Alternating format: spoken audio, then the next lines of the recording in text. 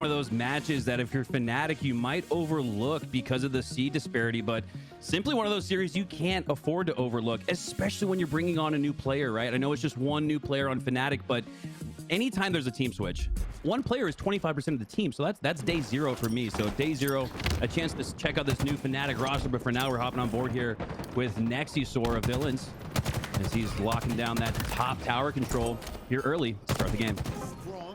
Early AB hold here coming out from FNATIC. Nexisor is on that C side, kind of locking it down. Might make a move here for the sniper, but gonna have to deal with Rami first instead. Rami gets the takedown. It's safe to say that Rami, if he so chooses, could win that sniper, but no, he's also taken down. So this battle at top mid continues on. AC hold now in the hands of Villians. The score line is, you know, pretty much neck and neck, but it's really about those power-ups, and you see them here in Kid Nasty's hands. He's got the OS, a little bit of it remaining, and the sniper to work with. Getting up close and personal though, and now has the tower control with the sniper if he chooses to use it instead, going in for those melee finishes. And don't look now, but it's a triple cap on the third seed FNATIC for Villians. This is a hot start, everything you could imagine. If you're the Villians, I saw overshield control, map control, everything seemingly in their hands to start this game, and that's simply magic. That's what you would expect from FNATIC, right? Yeah, honestly, you would have expected FNATIC to come out swinging, but you know what? Maybe they just need a second to get their, footing back under them, reset, new opposition, new map and mode, and get ready for the next play. So it's still early, but if you're on the side of Villians, you're happy, with that quick start. And right now, both zones are flipping B and C. C does come through. B is still being contested. It's left empty. Arctic's gonna make it there for the reset, but Ampium sets up that assist with the body shot from the sniper, going for another one now. Anja zero down at B pillars. The team fires enough to take him down. Instead of taking the tower position, Ampium is just camping out here like a bird in the nest and has great vantage point on all of these snipes. Yeah, I just love the way Ampium, almost like a quarterback in the NFL, going through his progressions. You saw him start over at Nest Tower, watched Big Door, then watched A Door, then realized Overshield was coming up and rotated to Tower to help support that grab as well. This is very good Halo we're seeing here from Ampium, but despite that, he goes down, but it's a full Overshield for the Villians. A good overshield pull here, but multiple players down on both sides. You're gonna see a brief pause and then picking that engagement. So I like this restraint from Nexisor, not rushing into the engagement, knowing that multiple teammates are on that respawn screen. But now with some backup, we see 3 players from Villians rotating over to B side, one falling back. They still want to protect C in the process, and now they're at risk of the triple cap as Arctic breaks through with a double kill. And now if FNATIC can rotate back to C, they're potentially getting that triple cap back on the board. It looks like Nexisor is the last line of defense. Yeah, a lot of crouching and camping right here, weapons and potential for a new map control as Arctic goes down just there, but popping off here early, not necessarily popping off, but let's say doing the best on FNATIC. Sure. And when you're a new player, Magic, that's sort of what you want to do, right? You want to prove that you deserve a spot on this roster. So Arctic, a great player, formerly of so many top partnered teams. Sure. Let's see if he finds his place here on FNATIC as he pushes over to Nestbridge. I like the AB hold here and the potential to just trap people back at C. I think you're right about Arctic. With a player that's being added to a roster, we don't have any doubts about them as an individual player, but looking to see how they fit into the overall team plays, exactly. Right? So the 7 and 5 on the scoreboard, great. You're starting out positive, that's what you want to see, but does it play into the overall team strategy of FNATIC? I think that it takes more than one game to determine that, but as far as this match is concerned, FNATIC do have that lead back after maybe a little bit of a slower start. They have the AB hold, but it's getting shut down by Nexisor's double kill. Now rotating back to A, we're gonna see all 3 zones flipping over. Yeah, this is the sort of scrappy Halo you expect to see from some of these lower seeded teams that are on the cusp of entering that upper echelon of pro-am / semi-pro. As 2 go down for Villians, 2 go down for FNATIC, and even numbers here, but low shields for everyone on Villians, but doing a great job there positioning and repositioning and reshielding at the same time, but it's the overshield in the hands of FNATIC as that'll earn them A again and another triple cap potentially.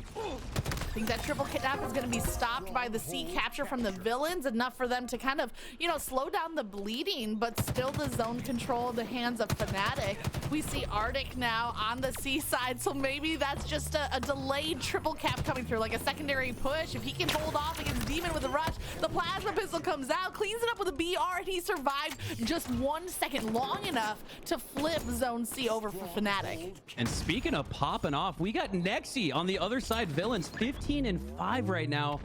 You'd like to see that turn into some objective efficiency, but certainly that amount of slays keeping the Villains in it here towards the midway part of this game. Would love to hop on board here with Nexi at some point and see just how he's popping off and how he's performing with that 15 and 6 stat line. Here he is pushing up the cuts. Spots potential players at A potential reflip there for the FNATIC as well, as they'll look to score some more points. And it looks to me like Magick, this Ness control has been very key. This seems to be like something that Villains are really prioritizing here, but they need to watch pillars as the flank comes in from Arctic. Yeah, I think I would have liked to see a little more patience there from Nexi, because he did have that good Ness position, but kind of got a little bit overly aggressive without having the help from teammates. Instead, gets taken down out in the open. You know, that's the risk when you're here at Ness, is you have that open mud area out in front of B. It's a hard push to make, especially if you don't have the team shooting to back you up. But Nexi with the 15 and 7, certainly leading the way for Villains. Well, Zero and Arctic both are sitting at 10 and now 11 on the side of FNATIC. Yeah, pillars, technically the low ground in a disadvantageous position, but it offers that potential for flanks. And if you look at live fire, Magick, it's kind of funny how the bottom mid area is almost like the highway system for this map, right? It's not top mid, it's not the high ground, it's the low ground. So sometimes the low ground, I guess, in Halo is actually the advantageous spot to be on, especially here on live fires. We see most of the action going down bottom mid right here as Arctic looks to flank dummy door. Septify getting some shots back river. Nest looking low, but it's 3 down for Villains here, so a chance to just regain map control, regain shield control. Septify doing just that, trying to stay alive as Arctic pushes up on B. Another triple cap potentially here for FNATIC. Villains did have that brief triple cap, which got them right back into this game, but FNATIC, they answered back so quickly with this AC hold, and now FNATIC trying to get their own triple cap on the board. The fight going down at C is going to be crucial. Kid Nasty trying to stay alive, the last hope for the Villains to withstand the triple cap, but instead taken down. The respawners there from Villains are going to come through on the A side, but still, Arctic over on the A side is getting a pick, shutting down, and just extending the length of those double points here for FNATIC. We're on board now with Rami rotating back, but there's 2 players in front of him, and he has to deal with both. Unbelievable. Did you see that there? A and C both simultaneously capped at the exact same time from Villains. Almost like strategically a chance to hedge your bets, right? You don't necessarily expect to get both A and C. You're doing that just so you can get one, but Villains here coming away with both and some more points here with the potential upset in game 1. Saw Kid Nasty attempt to use that highway system of the low ground tunnel, but instead ends up with a melee trade. That bottom tunnel is great for a quick rotation. You have cover, you're kind of breaking out of sight lines. You see players often, if their shield is down, utilize that cover to try to recharge and re-engage. So I like that description of the highway system. You don't usually camp out of the tunnel, but you can use it for a quick rotation. Right now, Jazero, though, is camping out on the OS, taken down just 1 second before the spawn. Now Demon going in for the pickup. You see FNATIC trying to answer back with shots across from the A side, but Demon secures that OS. Now he's going to be pushing in through A. He doesn't want to leave the point, he wants to keep capturing, but he knows that these players from FNATIC are over at the garage or even rotating to B side, which is where this fight is going to go down. Wow, and at the, let's call it the halfway mark, deadlocked here at 160-160, it's Villains who take a triple cap, and now I like the idea here. Give FNATIC B, that way you can control that nest spot like you have been, control A bags like you have been, and almost trap them at B, but instead, FNATIC getting C, and that is huge because that would have set up major spawn trap potential at B. Instead, it's FNATIC scoring and potentially looking at a triple cap of their own here as this one is back and forth. The fight back to C, and one thing I'm enjoying in this game is that the fight has moved in all different sections of the map. Right there, 2 go down for FNATIC as Villains come out with some key slays, but it's not going to be enough, at least not for the time being. Rami steals away the sniper. He's getting shot in the back, so he's utilizing again that tunnel position to be able to regenerate the shield, and now listening to team callouts, looking for the next play, tossing some grenades almost in a scouting style, but he has the sniper to work with if he needs it. Instead, instead chooses to use the BR at this mid-range. He lands the shots, he gets that takedown, but not for long as the kill is traded out. And this is huge for Jazero. He needs to stay alive here, not to regain control of A, but to regain control of that sniper rifle as we see that go into the back pocket. Now the main hands of Jazero as he looks to put in the work, pre-firing, pre-centering, spots a player at Nest, and he has two, and he has help at pillars here, so potential for FNATIC, but no! It's answered perfectly by Villians as they take down 3, spotting the 4th Steptify. He's sure to go down as well, and it's a team wipe for the Villians. They have B secured for sure, but watch to see if they rotate back to A, which is where 2 of the FNATIC players are spawning here on the scoreboard or window side. The drop wall comes through to try to provide some cover for the OS pickup. Arctic steals the overshield. He's got some great damage. He's dealing with a heat wave in his face, and the most he can do is burn some heat wave ammo and come out with an assist. I love that play there from Jazero, again pointing out why the kill death ratio does not matter, giving his life away, putting that drop shield down on the overshield so his teams could secure it. It's another one of those plays that doesn't show up in the stat sheet, and if anything, it shows up negatively in the stat sheet as Rami putting players down with the triple kill, remote detonation, starting that one off as he looks like he's on a remote controller there, just dominating the entire team. I mean, and if he can piggyback from a triple kill into a triple cap, even better, because this scoreline is tight. Both teams are past that 200 kill mark, 10 points, but it is increasing rapidly as the points are ticking. Now Villians start to get a little bit desperate for the C capture. They have a little bit of time, but maybe 1 or 2 pushes left before that time will run out. Only 20 seconds left, make it 19 for FNATIC to take this game 1 win. And in a best of 3, there's that much more emphasis and importance on this first match. Yeah, and when you're looking to make an upset like this, you really do need to win game 1. And when you look at just the control here for FNATIC, it's not enough to really say that these guys have this one in the bag. In fact, Villians now scoring once again. Let's see, this is crucial. Septify with a chance to cap it, but no, there is plenty of protection and defense there for the Villians on C as they're going to take down the player in cuts as well into potential triple cap. This could win the game right here. Tie game on the scoreboard, 231 all. The points are going for Villians. Now it's on FNATIC to make a push to either the B or the A side. I think that trap is going to come over onto A up here at Sandbags. A trade of kills come through, 239 to 231. B does get flipped over by FNATIC. Just seconds left to go. They're 3 seconds down, now 2, now 1. It's a tie scoreline. This overshield is absolutely going to be a difference maker at the end of this game. This could be the push and the regain of C that wins Villians the game, but they have to execute here perfectly. Have to do everything you can if you're Kid Nasty to not get that overshield damage baby down, as he's doing, I'd say, a moderately good job of that. Really just being a distraction here, as you see, getting repulsed to Nest Bridge, but Ampium taking C, just like we said with that overshield, but A getting flipped as well. There's a lot to take into account. If you're Villians, you have to play this really smart, and Magick, you mentioned the desperation. Bad teams, not necessarily bad teams, but lower seeded teams will sometimes desperate. Right here is the play where you have to make a decision and stick with it, as it looks like Arctic at A trying to protect that at all costs. C going in favor in FNATIC, and that will not do it.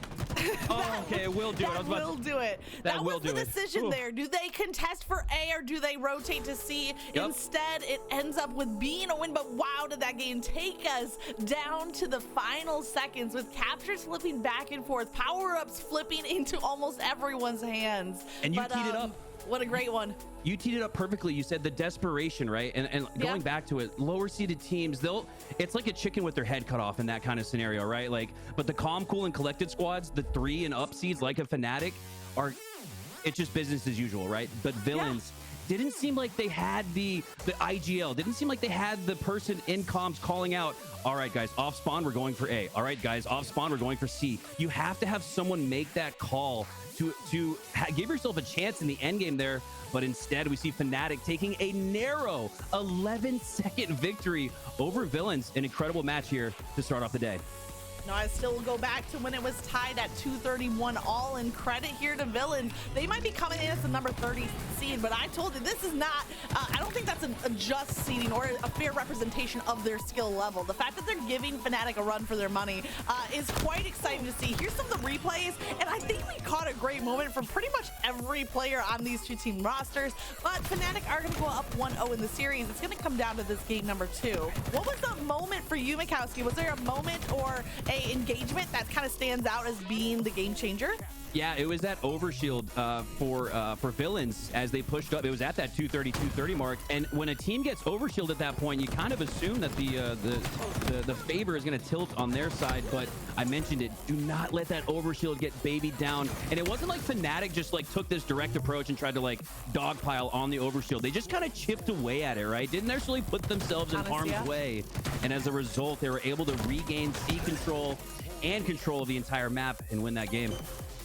That power-up we were seeing the engagement, it was Heatwave versus Overshield, and they both end up being dead at the end of it. Just shows, I think, a lot of balance between the power-ups here. But this was my favorite moment. I'm glad we're here right now because Rami with a triple kill, but leading off with a remote detonation. I mean, it had some flair, but it was also at an impactful point in the game to kind of lead FNATIC back in that game number one.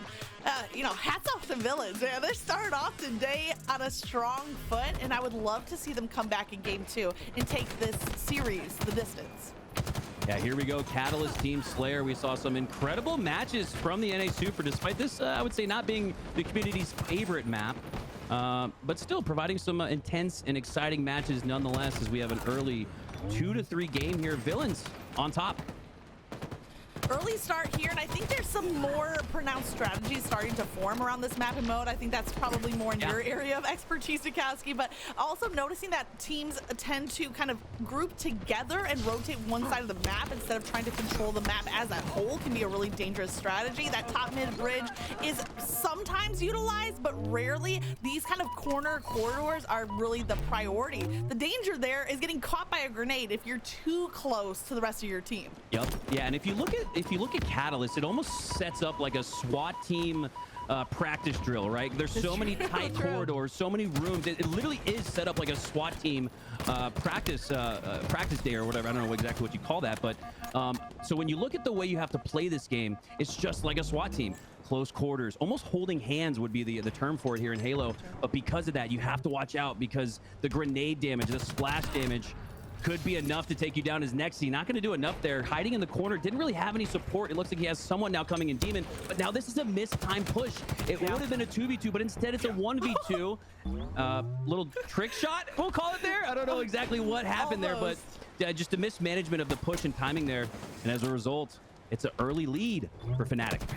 Unfortunate. Want to see what Arctic could create with that energy sword, but a little bit of a misstep, and Catalyst is going to make him pay for it. Not sure if he thought he had a grapple instead of a repulsor, or just kind of slipped off the side of that little platform. But it's always, you know, it's always one of the scenarios you have to keep in your mind. Sometimes your own worst enemy is the map topography itself. On board now with Rami. So net 3 and 3, 2 assists to speak of.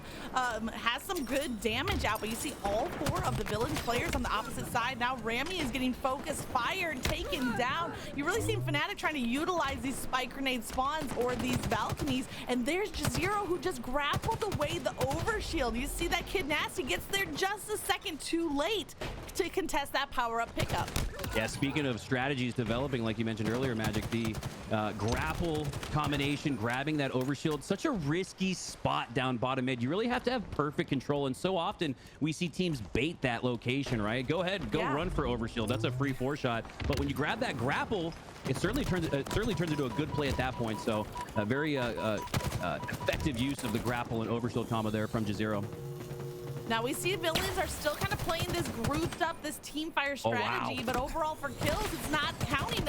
It's not helping them. FNATIC are leading the way on slays, 21-14, so not in danger zone just yet, but at a point where you might want to reconsider making some adjustments to the play style to combat what FNATIC is delivering. We see a good even spread of kills across the FNATIC lineup, but Zero with only the 1 death to speak of really is a standout. Now Arctic gets the 7th kill, and even more importantly, or equally important, preserves his life in the process.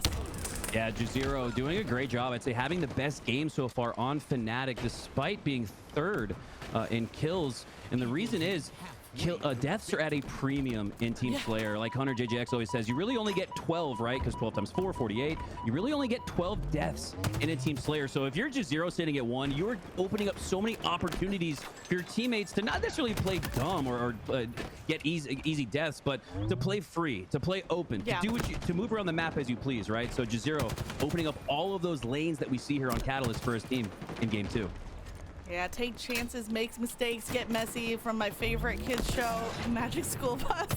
That's not where the name comes from, by the way. That's just a side note. And now we see Jazero again lining up with the grapple for the overshield grab. We saw almost a deja vu play, but this time you saw a little bit more preparation, a little more readiness on the side of Villians. They shut it down with just about a second to spare. I think Ampium's the player rotating over to potentially where that OS was dropped, but it looks like Septify has already They still got it. Sorry, I got the sides of the map flipped around, almost symmetrical, and then next he saw using the plasma pistol, great awareness to shut down, to eliminate that OS. Yeah, I love that from Villains, right? Jotting down in the back of your head what the other team's tendencies or strategies are in the moment, in the match, right? Those are what top players and top teams and top coaches do. So they had the plan. They knew the playbook for FNATIC there, but still unable to prevent Septify from getting the overshield. So if I'm Villains on this next overshield, maybe we're the ones to call for an IGL rotation towards that grapple hook. You know what I mean? Because I think they're going to need it if they want to come back in this game. It's still close enough though, right? It's still a 3-possession game. It's not gotten out of control at that 4-possession, 4-team wipe area. And as we've seen with G1 versus Cloud9, as long as you're within a team wipe, a 1-possession game until the very end, you're still in it. Micro adjustments can make all the difference in the mid game, and Ampium picking up 2 kills doesn't hurt either. I was looking at that goose egg and finally broke it. Credit to the Observer for being there for maybe a little bit of the start of a redemption story on the side of Ampium. You know, you pair that with the 10-11 kills on the side of FNATIC, definitely was hurting Villains to have one player, you know, a little bit behind on the kill count. Absolutely. Hate to say it. Absolutely. And it looks like right now, maybe Villains have kind of stopped that bleeding again. They're holding the scoreline to 11. I just feel like it's too little too late. They need to go 2 for 1 on every kill in the remainder of this game if they're going to get back into it. Yeah, a little bit of too little too late feeling, right, Magic? And I think if it was maybe 5 deaths ago, if I'm Ampium, I am not moving anywhere on this map without a teammate hand being held. But it's, like you said earlier, a little too late. But Ampium, a chance to get a double kill here as he takes down 2. Doing his best to kind of regain and just build back some confidence, right? I mean, building back confidence for a lower bracket run, I understand, but if you're going to get back into this game, you can't play for a trade. And I agree with you. Rotate with a teammate. You have to be able to have the self-awareness to recognize, hey, this isn't my game, but what can I do to minimize the damage I'm causing to my team? I mean, sometimes that's all you can do, and I respect it. Rami now with the sword in hand, making a quick rotation. Coming around on the flank play, might catch some players off guard. You see Demon there on the main ramp. If Rami can close out the distance instead, no, Demon delivers that closeout distance right into his waiting hands and the waiting energy sword as well. Jazero unfortunately taken down in that 1v1 and Septify dealing some damage. There's Ampium on the escape, but caught between a rock and a hard place because Rami is waiting on the other side. We're just 3 kills away from FNATIC taking the series. Yeah, and if you thought Sword was powerful on recharge, my goodness, on Catalyst, there's just so much bait and switch potential with those corridors. FNATIC doing a great job controlling the power weapon, and not only controlling it, but making the most use out of it. And you say this all the time, Magic. It's not enough to get a kill, or even like a triple kill looks good in the montage, but it doesn't result in a win, right? You have to make it. You have to take advantage of it and maybe pull an objective, as we see FNATIC get the easy 2-0 sweep on Villains, despite the game 1 that looked very mixy. Yeah, game 1 was a good showing from Villains, but in game 2, it was FNATIC all the way through.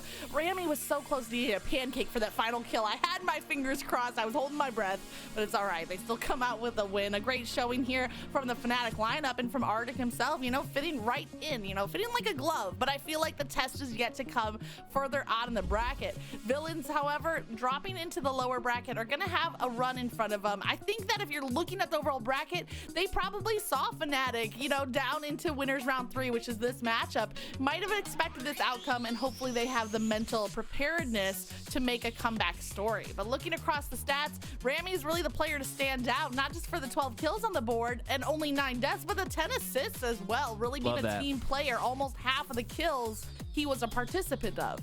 Yeah, I love that. And if you're FNATIC with that new player Arctic on the squad, it's all about building chemistry. It's all about building that trust and cohesion throughout the day. So really, honestly, despite the fact that it was the 3 versus the 30 seed, not a surprising game 1, right? Because these guys are still working out their strategies. Maybe they don't even have the you know, opening strats yet, right? That's all stuff that you kind of takes time. So FNATIC here taking the time today to get as much practice in as possible in this open series. And like I said, that's why I love when these partner teams or these top teams compete here today, because it is such good practice. absolutely a great matchup. And man, if I'm looking at the overall bracket, we know it's going to be a great day of competition. And I don't know, I don't feel let down at all by this series. In fact, for the first, live broadcast of today here on LVT Productions, I'm pretty happy with how that came out. Hopefully you guys are enjoying the show so far. Make sure to drop some love here as well. If you're not following, click the follow. If you have an Amazon Prime account, link it so that you can drop the Prime sub. All of that support here to the people that make the show possible. We're going to cut to a quick break. When we come back, we'll have another series matchup ready for you.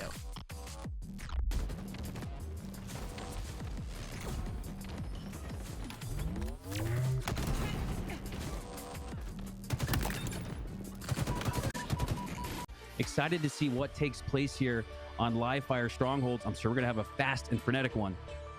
Yeah, that sniper was a little bit delayed on the pickup. I think we actually didn't see it grabbed until after the overshield spawned in on that previous matchup, if I'm not mistaken. So we'll see if the sniper sits there top and center. This nice little B-roll to watch it. It makes me want to rush right to the sniper and get it in my own hands. But I think that's the temptation. These teams, though, they've practiced. They know the strategy. They know who wants to go for that sniper and maybe who wants to help us in cover fire. But you got to be ready because OS, it spawns quicker than you might realize. Yeah, SQ opening strat, sending 2 down bottom mid, and the bait and switch back smack going down. I love that play from Status Quo. Good comms, good execution. As that sniper, it didn't take a couple hills or rotations to get into the hands of somebody, as Fantasy looks to take advantage of it early on. Grabs it right out the gates and trying to cover for the OS pickup. Doesn't connect on that, and then Bop is going to sneak away with the full overshield. Honestly, the fact that you get the overshield is one thing, but being able to get away into cover into that highway system with almost the full overshield to work with is even better. He tosses a grenade out. There's Fantasy. You saw the sniper glint coming through. Bop doesn't get hit with it. Instead, he does get the capture, and Fantasy, realizing there's an OS there, doubles back, looking for a little bit more range and distance. And all of Proton Gaming right now is back on this A side, leaving the B capture pretty much up for grabs here for Status Quo. Yeah, and this overshield seemingly very sticky for Bop, as he has still maintained control of that overshield. And Magick, when you look at there's nothing worse than when you earn overshield and then it just immediately gets melted, right? So a good early start here for Status Quo, not only getting that first overshield, but controlling it through the early part of this game. And as a result, we have a trip cap for Status Quo. Trip cap and a couple of kills on top of that to be able to hold it. Now you see Fantasy still has the sniper, good patience, gets the nice body shot for the cleanup, but now trying to milk his life using this pillar. Loving this pillar. This pillar is the bestie at the moment, and Fantasy still has 2 rounds of the sniper left to work with. Great, just safe, smart plays coming out. Only 1 kill, 1 assist, but that zone capture to stop that triple cap was crucial. So credit to Fantasy on the play. Yeah, and I love that play there from Fantasy. It's so crucial he stays alive because he has a power weapon, right? His death counts for more than 1. So you saw him using the pillar, calls Posey over to help him finish off the low shield opponent. That is perfect comms and execution here from Proton Gaming. Now this is what Proton need in order to answer back. They need this overshield. They need to utilize it well because they're at risk of another triple cap. It does look like they're going to trade A for C in this scenario, but Rob trying to decide which side to push ends up going for B. Nessity here at the back of B, but that overshield can give Rob the advantage. Now he's getting shot from both sides, cleans up the first assist, gets the capture coming through. BC now in the hands of Proton Gaming. Good use from Rob the Turtle. He used that overshield to provide some protection from the flank play, but he didn't overestimate it. He did drop down to cover when he needed to and preserve that life. Yeah, 2 really good overshields here early for both Status Quo and Proton Gaming. I think it should reflect in the scoreboard here, as this BC hold should lead to a little bit closer score than what we see right now. Kind of a shocking 40-point disparity between Status Quo and Proton because this game feels so close early on. It does feel close. I mean, it's a 40-point now increasing beyond that score line, but it does feel a lot of back and forth. And I think that's because of Status Quo winning that triple cap and then being able to hold it. The points just start to spiral out of control.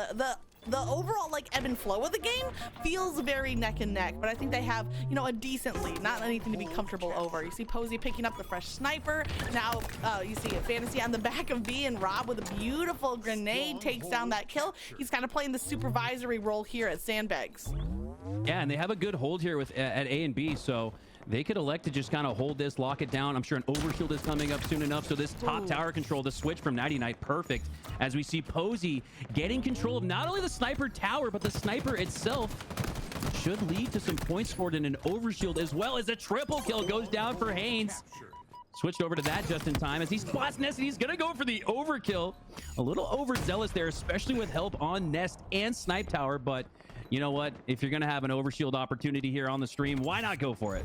Honestly, if you have the opportunity for an overkill, you go for it. If it's not the smartest choice, I think that's just the rule of a triple kill is, oh, that's great, but is there the overkill in sight? Posing now, sniper still in hand, 3 rounds, as well as a heat wave, gets a body shot, looking to connect, but there's 2 players from Status Quo behind the back of B. Switching over to that heat wave, he gets some good damage out, but a great recognition from Status Quo to double back and team shot. It's enough though. Rob the Turtle taking advantage of the situation, cleaning up both of those kills. Yeah, and look at this, a little bit of a lag, right? A little bit of delay in what we called earlier, but now the lead going into Proton Gaming's favor. And despite the fact that Status Quo has more slays, Proton just seemingly passing the eye test, playing more fairly efficient objective, if you will, as they nearly have the triple cap, but just barely lose A. And you know what? Another thing I noticed, Magic, that sniper rifle.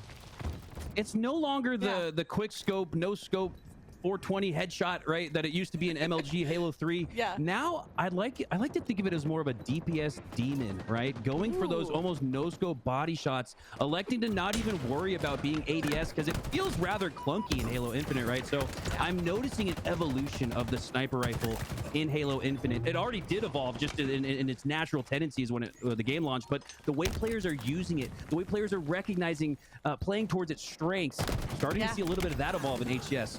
No, I love the smooth play with the sniper body shot transition over to the BR for the headshot cleanup. The one thing that I miss though is if you're not observing that player, you won't pick up on that sniper setup in the kill feed, right? It's going to show the BR is the kill, even though the sniper is the one doing the damage to set up the play. So sometimes you might miss some cool snipe plays just because the kill feed says BR, but we know that's the best utilization of the sniper, going for those quick body shots. Yeah, and you might, like, if you're the other team, if you're only seeing BRs in the feed, you might not know that the other team has that power weapon. And those are the kind of heady, heady moments that, and heady, like I said, things that go beyond the stat sheet that really matter in Halo: awareness, positioning, comms, right? And it all plays into this, like I said, the strategies that are developing, the meta that's forming as we approach Worlds here in just a couple months. And in Orlando, let's not forget, in just 1 month. So very exciting to see the game evolve, right? We're not staying stagnant. We're seeing so much. We're seeing the Disruptor get more usage on recharge, right? So all across us, the HCS gameplay is evolving, and you'll love to see it. Speaking of evolving, Status Quo need to find a way to evolve in this game because now that lead is 115 and climbing for Proton Gaming. They crossed that 200 mark, and what was a back and forth early game is starting to be a runaway unless Status Quo can come out with basically a miracle at this point. That deficit is a lot, but if there's one mode to make a comeback, it's got to be Stronghold. It's the best comeback potential of any mode that we have here in Halo Infinite. Haynes holding down on that B side, 3 go down for Status Quo. That's not the comeback you're looking for. They have 15 seconds left to work with, but Haynes has this zone on lockdown. Sniper in hand, making it very difficult for Status Quo to approach on the B side. Yeah, and this is unbelievable after the really hot start from Status Quo, nearly a minute lead early on. They nearly got 200 point clubbed here in this game, so gonna be curious to see if they can bounce back, but I don't think there's enough on the board. They're gonna have a chance here at A. Bop has to stay alive and protect Bags as he does just that, but Fantasy looking to take his revenge out. Rob the Turtle going down, but it's an AB hold for momentarily for Status Quo. Yeah, but all 4 go down for Status Quo, and now Proton Gaming, I think this is the nail in the coffin as they swap B over. Nobody from Status Quo on the respawn is going to be able to make it, even though they do desperate there foresee a solid game #1 win. Definitely not down to the wire as much as we saw in the previous series. In fact, you saw a lot fewer zones flipping back and forth and a lot more overall map control. Yeah, staggered push is one surefire way to lose a live fire team Slayer, but staggered push is almost even more detrimental on live fire strongholds, right? You might get, let's say, A or C, but it's not going to last for long. As a team, you have to, especially when down and seeing that point disparity just grow further and further, you have to pick a point, communicate that to your squad, and all push towards that. I saw way too many staggered pushes there for Status Quo, and as a result, they lost pretty handily in game 1. Game number one, definitely not the showing that, you know, they wanted to see coming out, but it is still a best of 3, so another chance to come back. We're replaying some of the highlights from this, and, you know, you gave credit to the Observer for switching over 99, the best in the business, grabbing that triple kill. Love to see it. LVT's the best. I love it. The slow motion just to really emphasize the piv there for that triple kill from Haynes.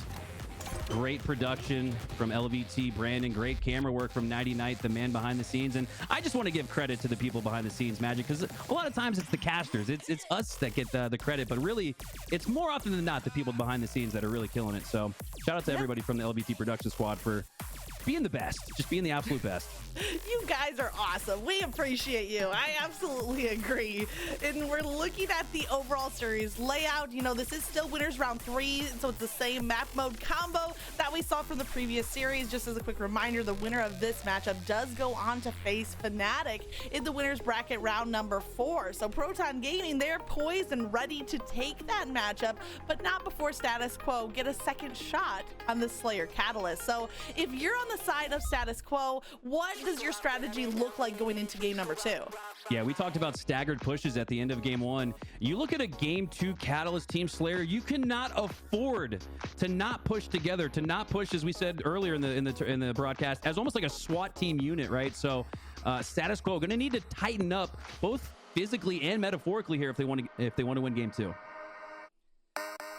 Not getting staggered and not getting split spawn. I mean, this map is large. It's this open expanse across the middle. So if you're spawning opposite from your team, you're in a world of pain, especially at this level where players are going to anticipate those spawns and take advantage. If they find a player solo, they're going to be in a tough spot. So we'll look to see how these rotations come through and if there's any adjustments that we can see mid-game. You like this shot? Look at the B-roll. Skewer lined up. It's pretty nice. I've never seen this before. This looks incredible.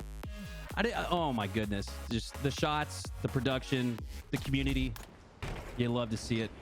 As we hop on board here with Rob the Turtle, Proton Gaming looking primed to take that next step, Magick, as they're primed to grab that overshield off the rip, and that's crazy to grab overshield off. It's not like it was a 31-23 overshield. That was a game starting overshield that seemingly went uncontested here. So Status Quo gonna need to wake up if they want to upset Proton Gaming here in game 2.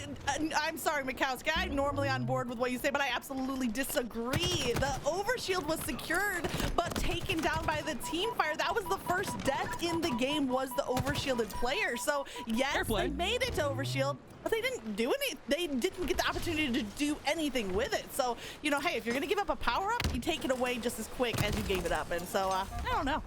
No, and you're right, and it's one of those moments where it's like, we'll give you this, but we're gonna get that, right? So yeah, maybe you're right. A little bit of, we'll give you overshield, but we're gonna melt that thing instantly. So interesting strategy here going out for both teams, electing to just, sometimes it's like giving up a flag cap, right? We'll give up the flag cap if we're gonna gain position and the best chance to gain that to score that next one. So a little bit of the intricacies and the micro meta playing out here early in this Slayer as Proton takes an early 7-4 lead.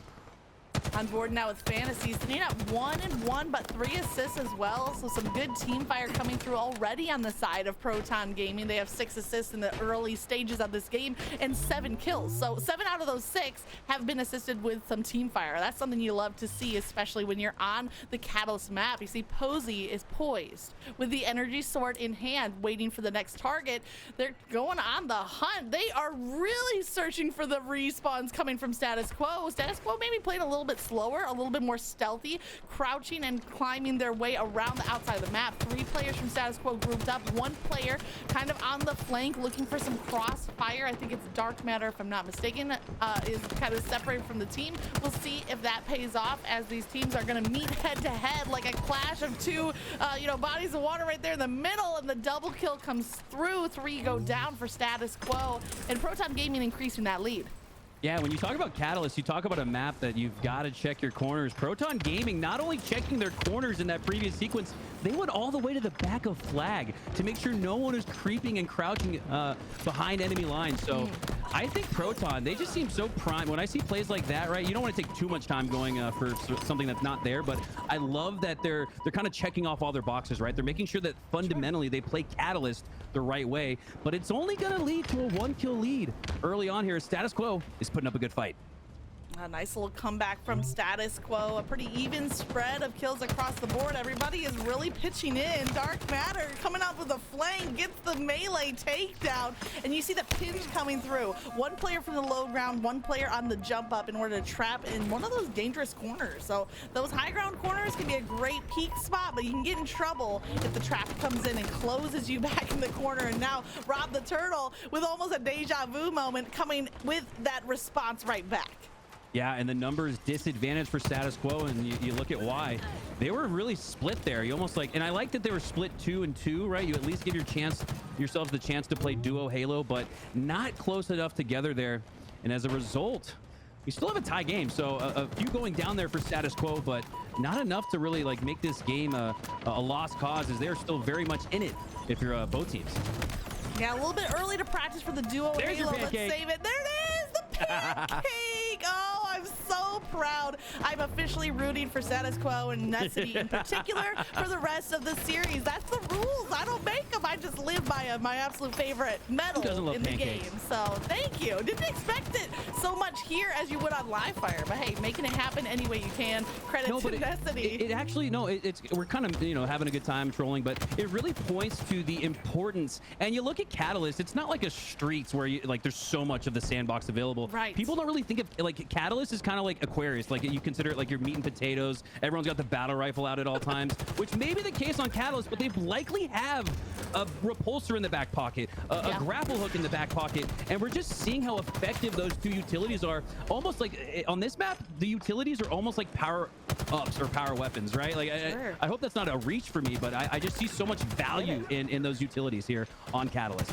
Yeah, it's almost safer to go into an engagement assuming your opponent has an equipment instead of being caught off guard when they use it against you. So that's kind of what we're seeing in Nessity. Catches the players off guard, gets a nice repulsor for the pancake medal. And with it, though, they're still down by 5. That lead from Proton Gaming has increased in the last few minutes as we reach the halfway point of this game. Rob the Turtle trapping players back at the flag spawn, gets an easy kill, turning it around, and just it's starting to spiral out of control for the side of Status Quo. Yeah, and you look at those fundamentals again. Proton checking not only all their corners, but every inch of the map. This time there was an opponent there in Dark Matter as he goes down. So we're seeing this map played really, really efficiently here from Proton Gaming. Things are going to slow down just for a moment here. Maybe the calm before the storm. We saw Posey with the energy sword early on in the game. Has made a good impact through the game. I'm not sure if it was credit to the sword itself, but in this case, the grenade finds him before he can find a target. And what was a 9-3, now still a respectable 9-4, but this are the 1v1s that we need to see more going to Status Quo if they're going to come back. Yeah, this one is turned into a stalemate, and despite not having a quote-unquote objective on the map, there it is. That overshield, quite literally the objective, as Posey earns himself the overshield, and he's combining it with the utility of the grapple hook. I love when players combine power-ups and power weapons, and you get to see why right here as Posey gets ninja'd instead. Oh my God, the caster's cursed Posey. I'm so sorry. I did not mean to jinx you. I think it was an energy sword kill at the end of the day, but what we were crediting to being a great grapple push with the overshield, it was. And then Posey, not knowing that he was rushing into an energy sword, comes out with the trade in that play. But yeah, the equipment combined with the power-ups is a beautiful thing to see. Want to see more of that creativity and keeping this pace. It's getting pretty quick. Haynes cleans up a perfect kill. Locks sights on Bop now, gets him with the headshot right before he can round the corner. He has a couple extra grenades here on the spawn to work with. No one in sight. Everyone from Status Quo is now on the opposite side, so taking that step to pick up the all-important repulsor. Is it too early to make predictions, Magic? Can I do this? Go for it. You do what you want. Proton Gaming is going to 2-0 FNATIC in about 30 to 45 minutes. This team looks like one of those teams that is primed, that is hungry. And when you look at FNATIC, they've not been able to find their footing, right? So there's a little bit of apprehensiveness in the Discord, in the comms, if you will, when you don't have that level of confidence in knowing simply who your fourth might be, right? So I see Proton Gaming taking the next step, led by Posey, with guys like Rob the Turtle and Haynes, who have been there before. Fantasy, a longtime Halo player. So I'm, like I said, a little early for a prediction, but I'm going to call it 2-0 Proton over FNATIC. All right, so we're kind of looking ahead to the next series, but even while you were doing that, Makowski, I'm sorry, the players don't live necessarily according to the caster's words. Instead, Status Quo are making a little bit of a comeback here. Now they're within 4. It's arm's reach. It's one team wipe away if they can rally the troops. There's 4 minutes on the clock, and I normally in a Slayer game don't point out the time, but this game on this map you have to. Possibly could go to time instead of to kills. Although, you know, if you're doing the math, we're still more likely to see 10 more slays coming out from Proton Gaming, but the game started off such a fast pace, and now it's starting to kind of mellow out a little bit. Yeah, no, and you're right. And when you look at Status Quo dwindling this lead down, you know how they did it. They did a great job slowing the game down. And when you have, like I said, that almost like objective in the overshield bottom mid, you can kind of slow it down and say, all right, guys, let's just wait for the next set of weapons. Let's wait for the next set of power-ups. And Status Quo doing a great job of slowing it down when you're behind. But Proton Gaming showing that they deserve an opportunity to take on the best in the HCS as they continue to build their lead here, up 6 with just 5 to go. Definitely not forgetting about that prediction you made. It's in the back of my mind, and we'll hold on to it for the next potential series. Fantasy gets the assist with some damage, doesn't connect on the melee, but hey, sets up the kill for the teammates. And now Proton Gaming are just 3 away. The trades come through. They're happy to take trades in this situation. Posey closes out with the melee finish, and it's all but over. It's not a matter of if, it's a matter of who is getting that final kill for Proton. Yeah, and at this point, you can play for trades, you can hold forward, you can grapple to the sky and try a potential 360 skewer shot, as this one looks all but wrapped up for Proton Gaming. But Status Quo, again, I like this, right? They're playing to the very end. They're playing all the way through the whistle, despite not having much of a very good chance to win here. They're still playing to win despite that. And I know that sounds kind of like, well, duh, but some teams don't do that. Sometimes some teams have an element of, all right, well, you know, let's just kind of just give this one up, right? It's almost like a cap, right? Over. Sure. Yeah, right, exactly. So I'm loving the fight I'm seeing here from Status Quo, and I'm sure part of that is because of the leadership that you have from a guy like Flamesword. That's the kind of guy, like if I'm playing for Flamesword, I want to prove him right. I want to prove that he made the right choice having me on this roster. But despite that, his team will go down 2-0 to Proton Gaming, who, like I said earlier, Magic, looks primed to take on some of the HCS's best here in today's Open Series. Definitely the pacing that we saw there from Proton Gaming. They looked very much in control of the game, regardless of what the scoreboard said. They seem to have everything working their way. They seem to have a plan in place, and then we're coming out to execute, especially if you're looking at a player like Posey coming out with the 19-9, the 12.0 KDA on the board. You know, shout out to Ness Co giving me the pancake.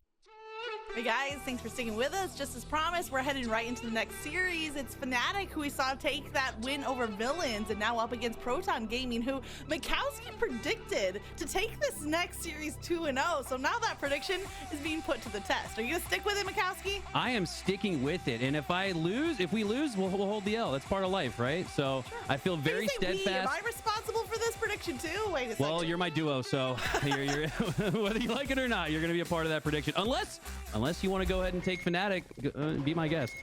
You know, I hate to say that I don't trust you, but I don't know. That's a hard. I think it's going to go to a game 3. I'm going to say FNATIC take it in game 3. Did you see that?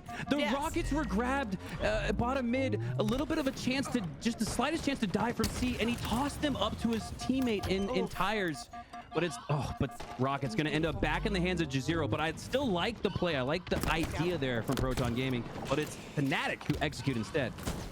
All right, so I'm picking FNATIC for the series just to be the contrarian. Not that I doubt your judgment or your gut instinct, but we'll see how it plays out. One of us will win and one of us will take that L at the end of the day. Rob the Turtle now starting with 2 kills on board, looking for a potential push to the hill. Instead, the crossfire. Looks like FNATIC are still back at that seaside, kind of just causing a nuisance and really narrowing down Proton Gaming's approach to the hill, forcing them up to the B side through the arcade, and Rob takes that opportunity and takes the stalker rifle as well. Sorry, I fumbled on what this weapon was. He gets the stalker rifle, he clears off the zone and try to get some time for himself.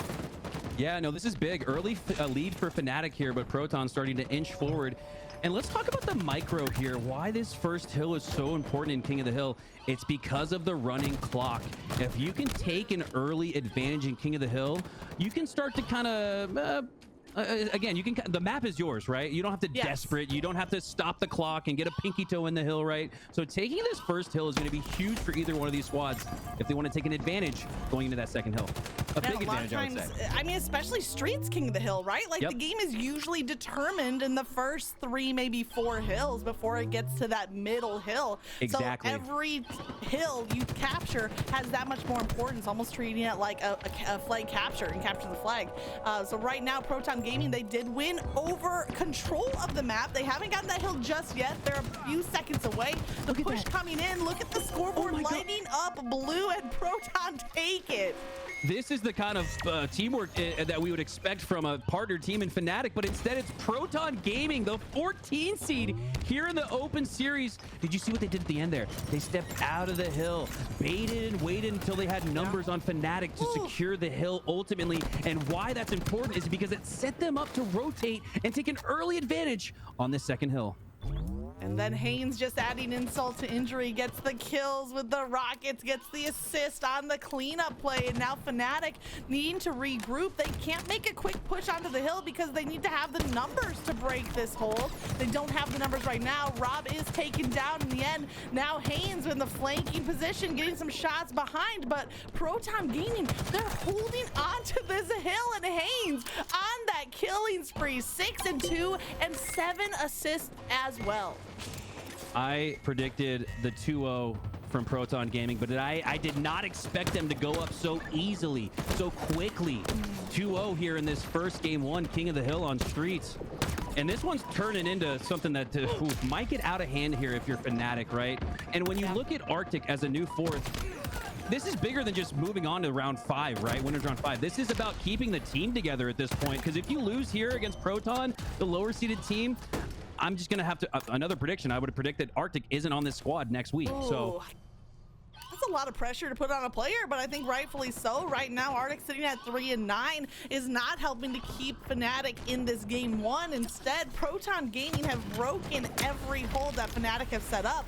Rob the Turtle being a big factor in that. He goes after the kill on B side. He's not happy with one. He's going for the double. Rami takes him down. All 4 for Proton Gaming are down. FNATIC need to get some significant time on the hill right now off of these respawns. And this is a good hill. This is like this is a chance for FNATIC, because this PD hill, it's almost like the A hill on Recharge, right? It's probably the most it's the easiest one to control and lock down, as we see. Right. So this is an opportunity here for FNATIC. They've got the Rockets, they've got hill control, but they don't have numbers. So they're gonna have to elect to just backpedal a little bit here. Take what the game gives them. You've got Rockets. You can let them just kind of fall into your reticule, if you will. Just zero, or instead rotating towards Cafe, senses the pressure, but wastes the rocket. But I don't mind that there, because it means that the other team can't have the rocket instead. At least used it, at least didn't hand it over, but definitely didn't get a kill from either of those rockets, unfortunately. That is tough.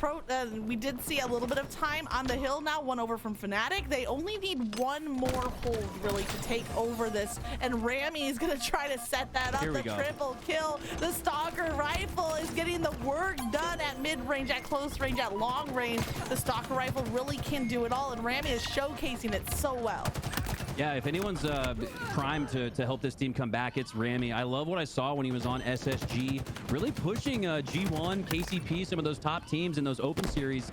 I believe taking 2nd place a couple times with SSG. So Rami, a great player, and a player I'm looking for here to help FNATIC come back.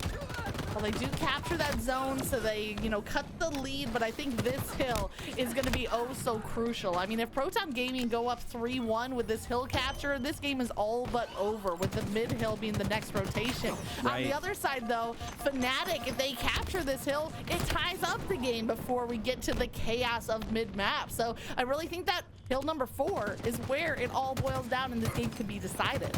Yeah, and you've set the stage so perfectly, Magick. In this hill, we're either looking at a 2+ advantage for Proton or a tie game, right? These are those swing hills. These are those swing rounds that you have to win if you're either team. The emphasis is on both squads here because of the disparity in the results afterwards with whatever happens next, as Haynes pops up the rockets, gets 2 with those rockets, pushes into Cafe.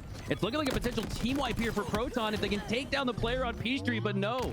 Rob the Turtle losing that piv here, but it's not going to lose control of the hill. So again, it's not enough to get hills. You have to take advantage of the kills you get to earn control of the map and earn control of these objectives. And simply put, Proton is just being more efficient here in game one. Yeah, Rob the Turtle didn't come out with a double kill, but he did enough damage there to Septify to force him to fall back to regen the shield. And so now you see FNATIC coming back off of the respawns with a resurgence. 3 go down now for Proton Gaming. You see a couple of kill leaders on either side. Jazero is sitting at the 12 and 10. And on the side of Proton Gaming, we have Posey with putting 14 up on the board, but now having to fall back, delay a little bit, preserve that life. And this hill is getting dangerously close to tying up the game. Yeah, and I love that from FNATIC. They had that kind of moment in the comms where it's like, all right, guys, are we going to do this, or are we about to get steamrolled by, you know, a non-partnered team? Let's be real. There are higher expectations for you as a partnered squad. So very nice job here from FNATIC, answering back, the mental resolve to come back despite the really hot start for Proton Gaming, as we have a 2-2 tie here in game one.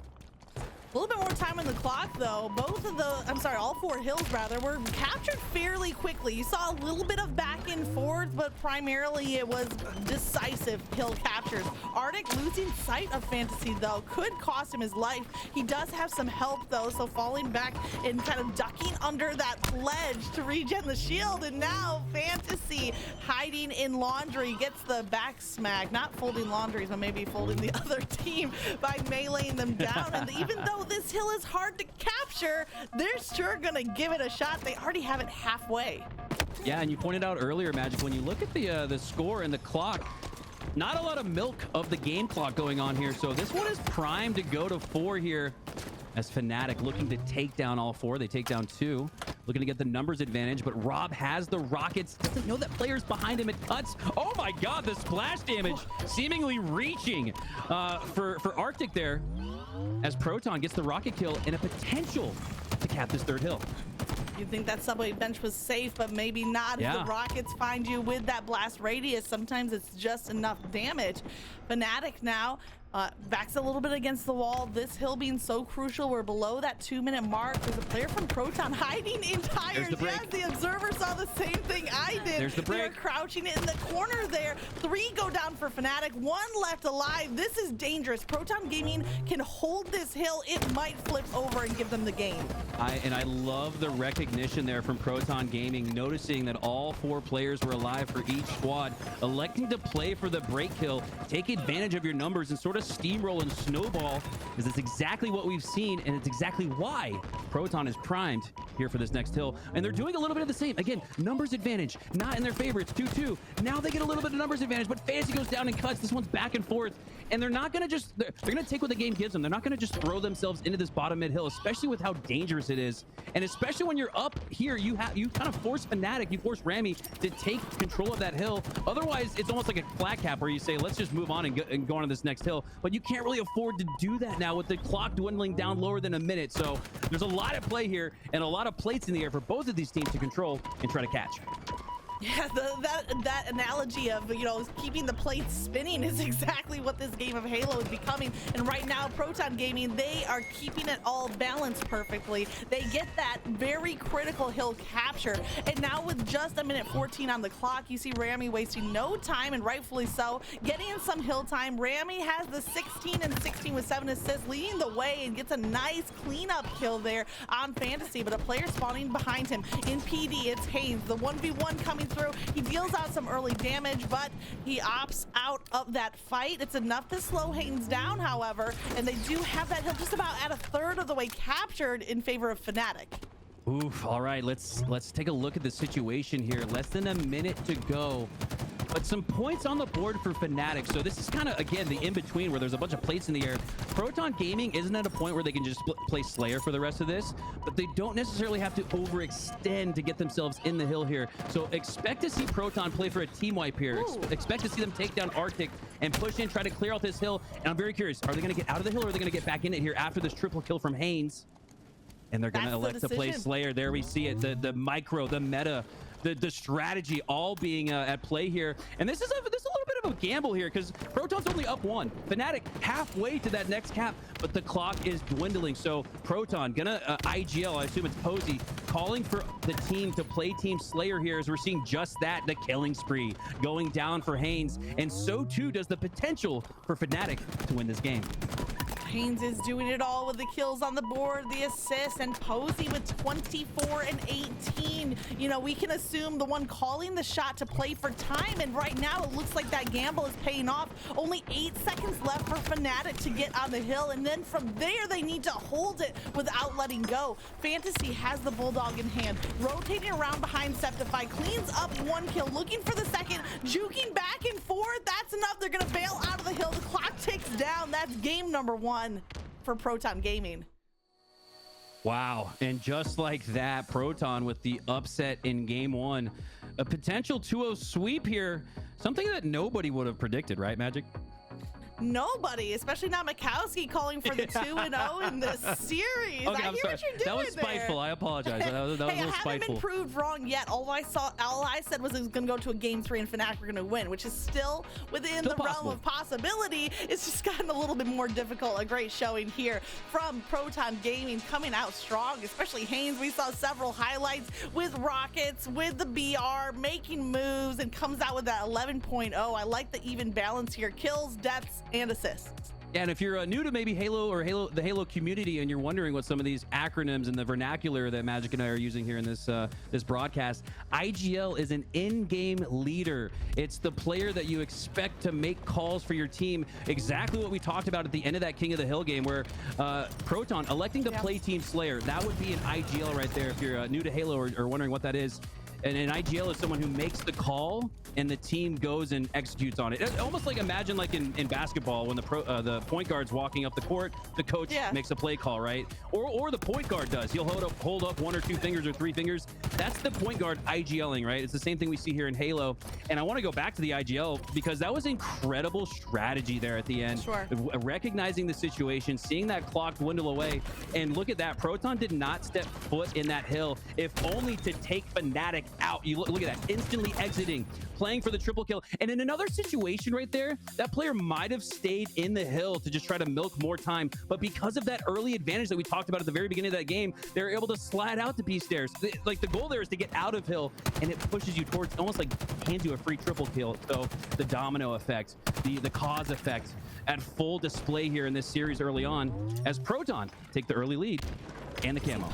Yeah, Posey, the one sneaking away with the camo. You read my mind right there. That's who I had my eye on. Posey sneaks away the camo. He pushes onto long haul. He gets the melee kill, but his position revealed. A couple of kills come down for FNATIC as they have the seaside spawn, and now Fantasy runs into the double team. So 4-3 on that first encounter with a slight lead going in the hands of FNATIC. They know that they got to come back in this game too. Like this is make it or your lower bracket, you know? And so every play could just make the difference, including shock rifle. If there's one player on Proton that needs the shock rifle or you want to see with the shock rifle, it's got to be Haynes coming out with that huge game number 1 and the previous series playing strong. If he can line up that headshot for a perfect kill, it's a sight to behold.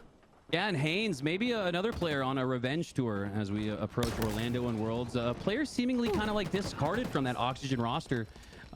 So very curious. I always love seeing how players perform when they have a bounce back opportunity.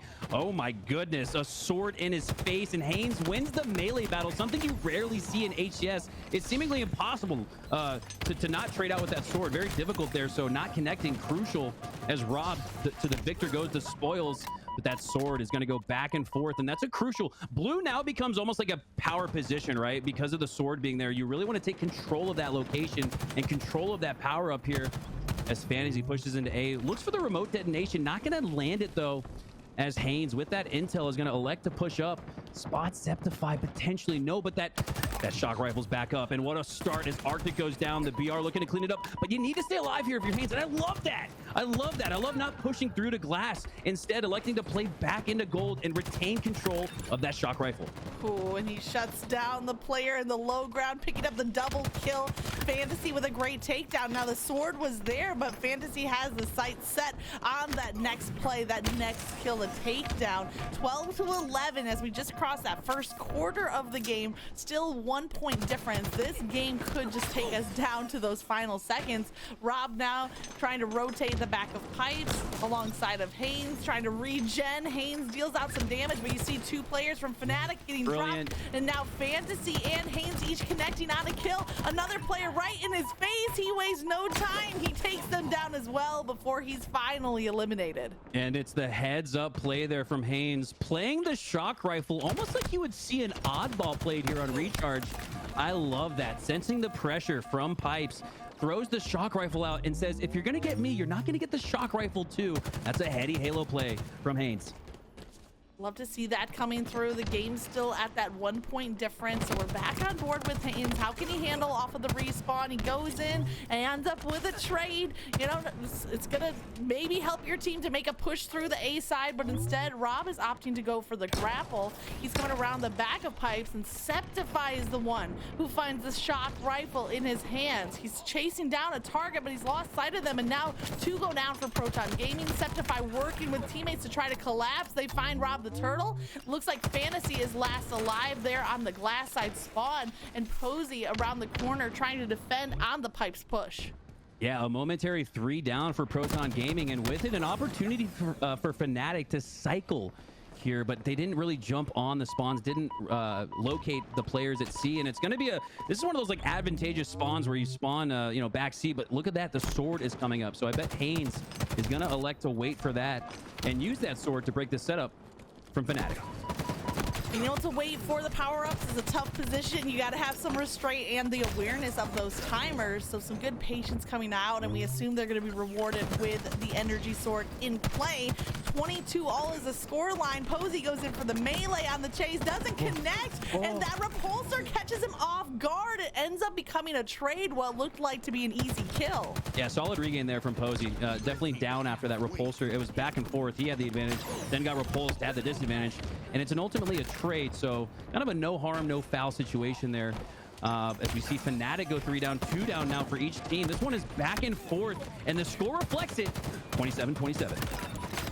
All tied, and Posey trying to take the advantage. I mean, you're even looking at the kills across the board. 6 to 9 is the kill range from all 8 players. There's the sword. Rob the Turtle has it, surviving with 1 HP and a dream, crouching down in the low tunnel in blue Pipes, looking for the next target. Might go after that repulsor as well, being aware of the equipment at his disposal, but the fight is going down in red Pipes. Posey is taken down. Haynes takes his place. He comes out with a trade. There are kills and slays happening on both corners of this map.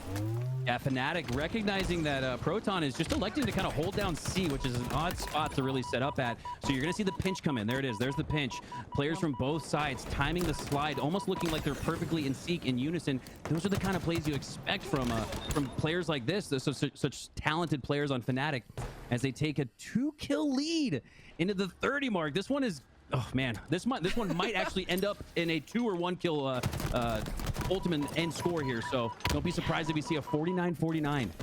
It's stacking up to give us just that. You saw Septify sneaking away that sticky grenade, that stick kill, leading the way with 12 and 7 on the board. Now we're with Rob the Turtle. He finds the 1v1, and Rob, I need to see his melee kill count at the end of this game, because that's at least the 3rd that we've seen on screen. I'm sure there's more. He's happy to take those melee fights. Fisticuffs for Rob the Turtle. Excuse me there. And it's the sorry, I just get so excited because it's the domino effect, everything, a cause and effect. The 3 down, it wasn't even about the 3+ you get on the point scoreboard. It's this camo you grab. It's the shock rifle paired with it, as we see Posey put it to good use with the perfect headshot. Knows that there are more players in long haul, and with this camo, you can kind of play 1v3 here as long as you play your positioning perfectly.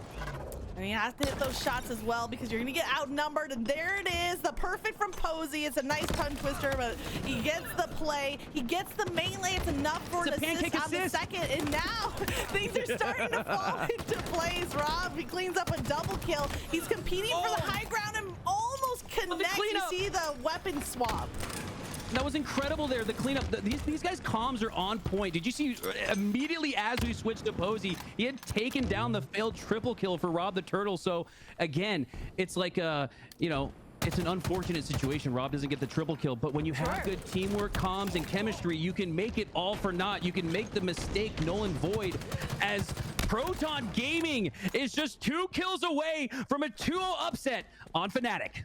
2 kills away, and they're trying to live up to Makowski's expectation. I agree with what you're saying about Rob. He didn't get the triple, but he's setting up his teammates for success, and in the end, it still comes out with that kill either way. This is it. This is the final little breath for FNATIC to have any kind of response. But if they go 1 down, that's a GG's. That's a game over. You know Proton Gaming is ready to collapse. They find a target onto Arctic. Meanwhile, Haynes gets a takedown, but it's only 1 point away.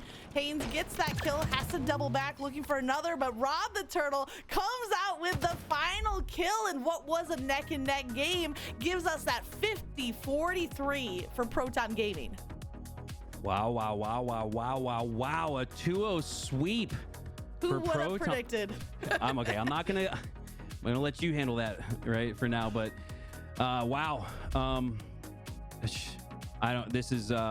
This is kind of shocking, honestly. But at the same time, let's just lay it all out there for everybody.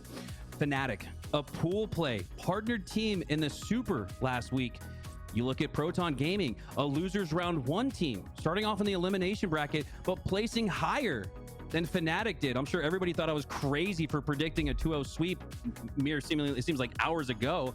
But when you look at the results and when you look at the ascension of teams like Proton and the kind of the muddied, footsteps of FNATIC not really able to find their footing, I'm not surprised at all that we saw a 2-0 sweep. In fact, we predicted it.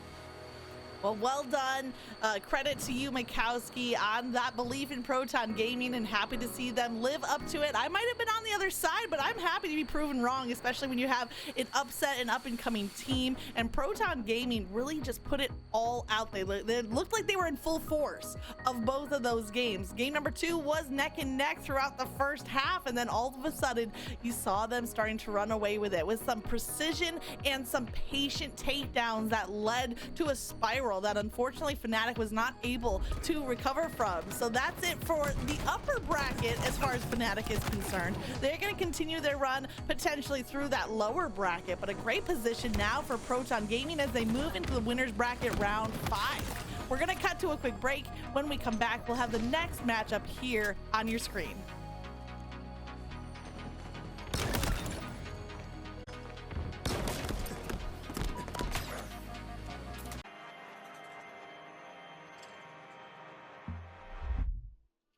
Hey, welcome everybody. This is the HCS Open Series coverage provided by LVT Productions. I'm Magick Moonshot, joined with the duo of all duos, Old Man Makowski. We're getting ready for this next series. You saw a quick preview of it on the screen, but Makowski, you in the mood for more bold predictions?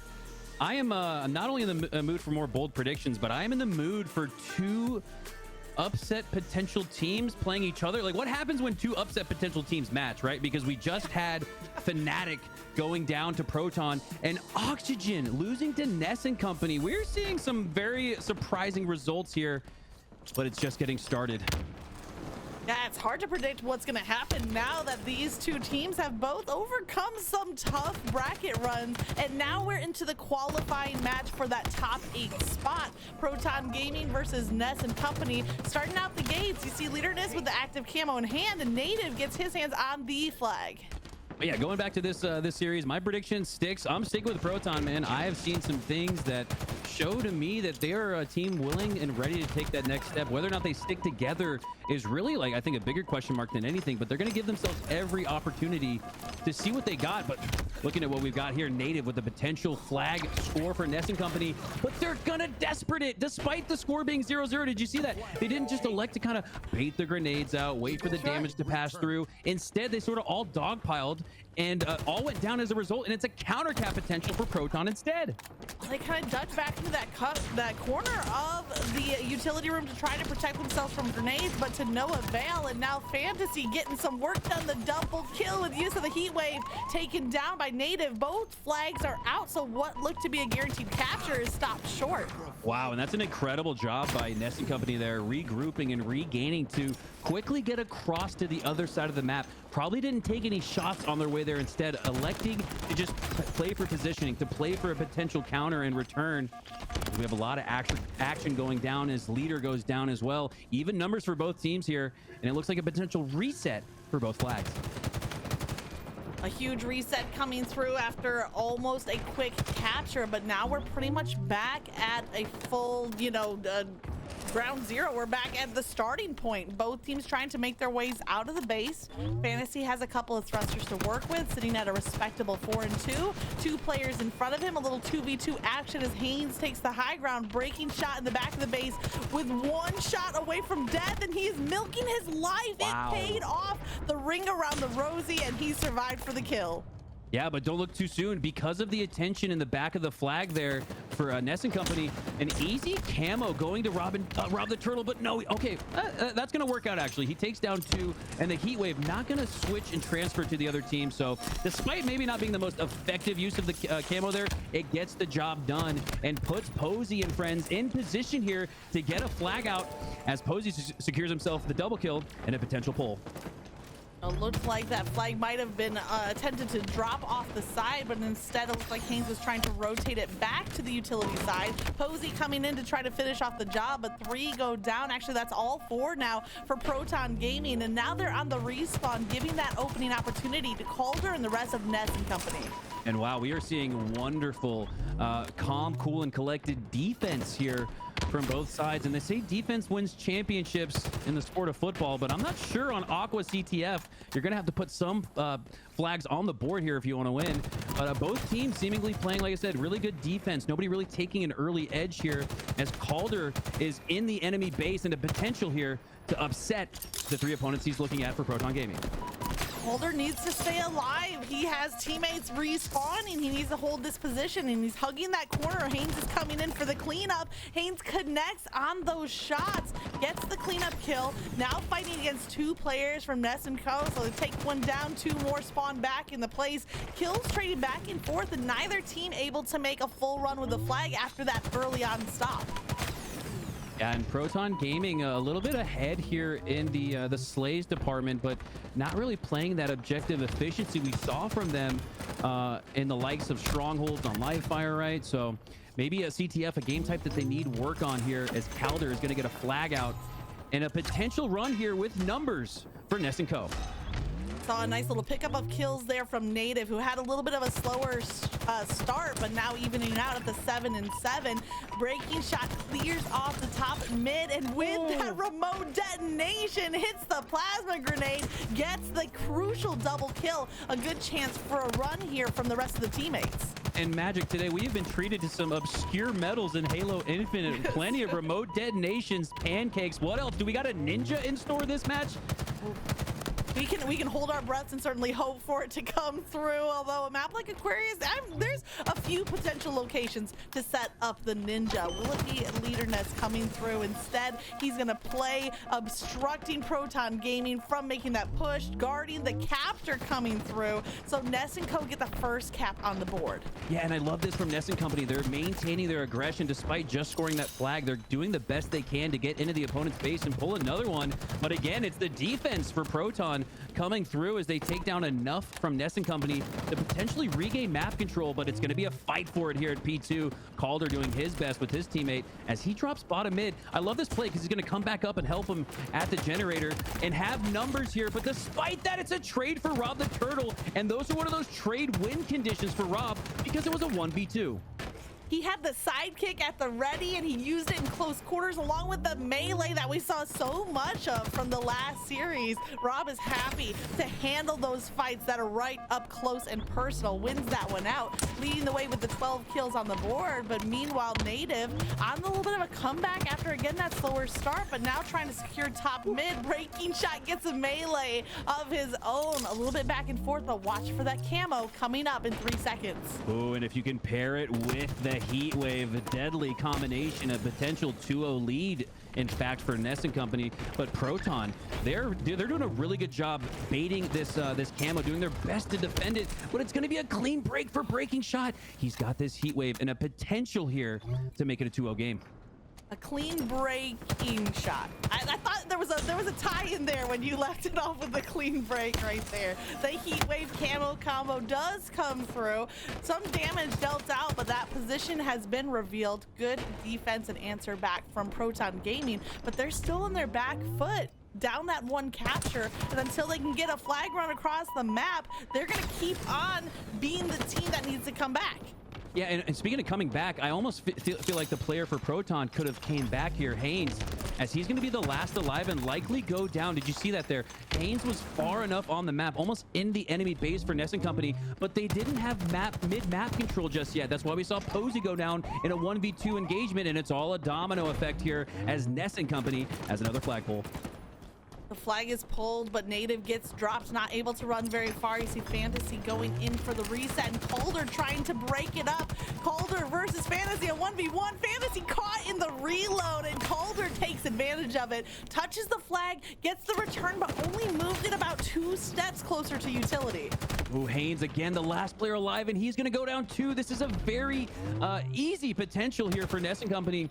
It's going to take Fantasy and friends getting across the map, but there's no hope for that as breaking shot pushes in with his teammate, and we might see a counter cap here, Magic, for the team that's about to score. But what's the flag doing? It hasn't progressed at all, despite 3 being dead for Proton Gaming. Breaking shot with another chance, a do-over, if you will. But it's the Dynamos for Haynes. Haynes seemingly always the last player alive. I'm not sure if he's baiting his teammates or just playing heady Halo. It's still yet to be decided here.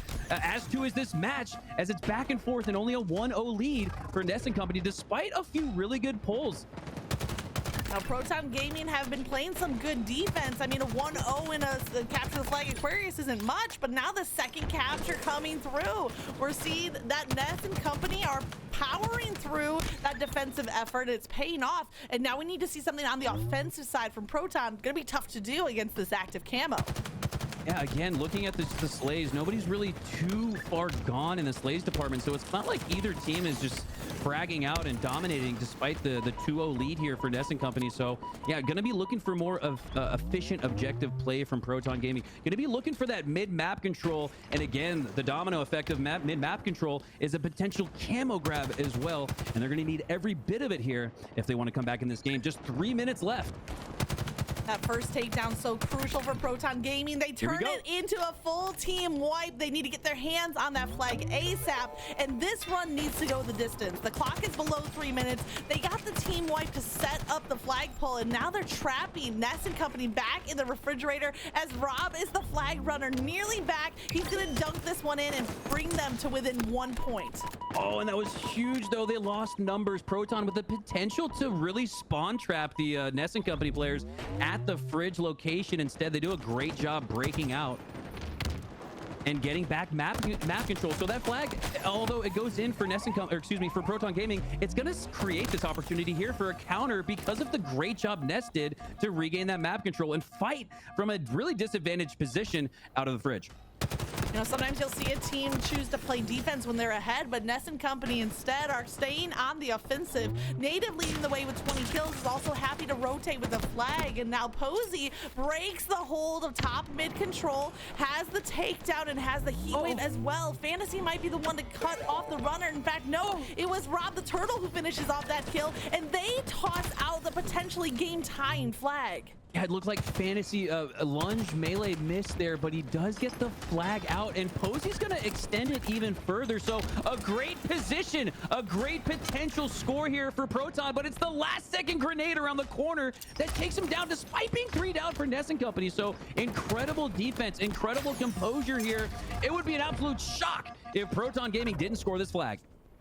And what a flag it is. It might just determine the result of this game, tying up the game with 1:30 left. And now Rob the Turtle takes that spot as kill leader with 21, also 13 assists, and has the camo to clean up the kill. That couple of bursts of damage with the use of the camo is enough for him to take down a nice 1v1. Rotates back. You see players from Proton Gaming helping just below, but Ness Co is closing in. A little trade out of kills. 2 players from Proton are still back on the defensive side, and they're winning out in the slays right here where it matters most. Yeah, and I love Rob the Turtle going back for those dynamo grenades. Almost a power weapon here on Aquarius CTF with the lack of sandbox options. as he's now snuck into the other base. One down though. This is it. This is just like what we talked about earlier with Haynes. A little bit too far pushed up, right? Without having that mid-map control, you don't have numbers either. So Haynes, again, last player alive in his base, but it's a flag out for Ness Company. But look at this. He's perfectly aligned to potentially stop this, but he has to stay alive here. Haynes making the decision there instead of gets a couple of rounds of damage off down the utility side and then goes back to engage with the top mid player. Top mid normally controls the map with these sight lines across Aquarius. The rotation from Haynes pays off. He gets the takedown, but there's two more players from Ness ready to pick up the mantle and pick up the flag to carry it on, but they can't do it unless they can break through Haynes' defensive effort. Now flags are both out for both sides. Yeah, this is nuts. Haynes seemingly learning from his mistakes earlier on. He was always the last one alive, but wasn't really able to cause much disruption. He goes down here, but causes enough of a delay for Proton to have a chance to return this flag. But look at this, still both flags out. No, flag return for Proton. Ness Company looking to score that flag, but it's going to be another pull for Proton. And they've already got it past bottom mid. I thought this was going to be an evade drop. Play Team Slayer try to get the return, but instead it's 2 down for Ness Company, and Proton has the flag in their base for a potential game-winning score. I don't know how Haynes found his way back to the flag, but it was absolutely in the nick of time. Now this flag is close to being reset. Both flags out in sudden death. If one can get reset, the other is ready to get dunked in for the capture. Breaking shot, being that flag runner, fumbles just for a second, but going for the reload. Watch that clock at the bottom of the screen as the slices of pie are getting eaten away. Breaking shot, very aware though, gets another touch to reset the timer, but re-engages against Fantasy. And that was a great job there by Breaking Shot. Obviously, he wasn't looking to run that flag fully with 2 down for his team. He was just looking to get it into a spot right there where it's very difficult to return if you're Proton Gaming here. So very heady plays here from Ness Company as they look to earn themselves the victory. And my gosh, we have quite the sudden death. Both flags out at each flag location, and it looks like Proton is pushing in. I can't tell. Who do we give the edge to here, Magick? This is so tight. Impossible. I mean, it cannot get more tied than this, but look at the sudden death timer. It's dwindling down, and just like that, I think we are going to be going into an overtime. And 3, it just went down for Ness Company. Okay, here's the mental game. If you're Proton Gaming, you have to say, it's okay, guys. I know we would have won this game, but we're just going to do exactly what we just did right there, getting the team wipe. Let's have a good start. Let's win this break and win this match. You don't want to get too caught up on the fact that, oh, we could have won it, right? You don't want to get that kind of dialogue in the comms, as it looks like Proton's done just that with a good start here, even numbers. And look at this, Haynes, seemingly inside the enemy base. He lives there. Ness Company finally picking up on it though as they take Haynes down, and it might have been an early pull there, and an important pull, excuse me, of the camo for Calder. Yeah, check the back of that base. There might be some embers from Haynes' campfire in the back of the Ness Company base still there, but he gets that initial pull, but now it's Calder running the flag, using the active camo. Not something you see, but it worked. It got the job done, and there's the turnaround. There's the victory, and Ness Company steal away the game in overtime, 3-2. Yeah, and that was my biggest worry, is that you just have this instant flip of fates. Almost the entire team going down in an easy return and win for Proton Gaming. Instead, fates flip, and Ness Company get the overtime clutch 3-2 victory. And if you could have heard the team comms there, interested to hear if there were some awes or some disappointed sighs on the side of Proton after that sudden death capture could have nearly gone through, but instead, when we go into overtime, Ness Co take home game 1 win, and you can just tell the intensity coming out from both of these teams. This is the qualifying round. This best of 3 will bring them forward into the top 8, and they're both playing like there's a lot on the line. You know, I love this, right? Because this match was predetermined, predestined to be FNATIC versus Oxygen, 2 of the more notable orgs here in this league. Instead, we have 2 teams without org representation fighting for the spot that should have gone to partnered in org teams, right? So you'd love to see that, right? If you're a fan of the Halo community, you love to see the guys come up out of the mud to take on the Goliaths and win as David. But now we have two Davids fighting each other, which really sets up an interesting narrative. Who is going to move on in this qualifying match? It's only a best of 3, so Ness Company with the early 1-0 lead, that's going to be crucial here as they look to take game 2 and potentially the series. Definitely a momentum boost coming out from game number 1 for Ness Company, but we turn our attention to live fire in this game number 2 as we head forward. Now, in a previous series, we did see the Slayer going to Proton 50-41 when they were in that status quo matchup. Slayer recharge, Proton 150-43 over FNATIC. We'll see if they can cross that point line. Really interested to see if Ness Company can get past that 40-point threshold of Slays.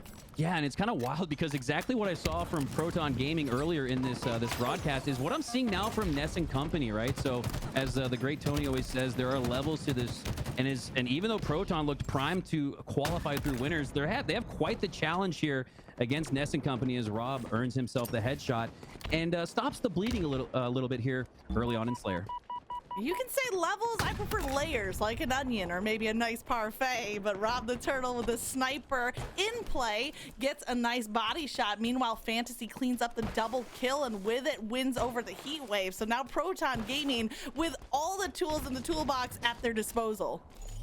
Yeah, and you look at this sniper at Sniper Tower. This is the perfect spot to have it. And I don't mind kind of slowing the pace down here and maybe even waiting until this next overshield comes up if you're Proton Gaming.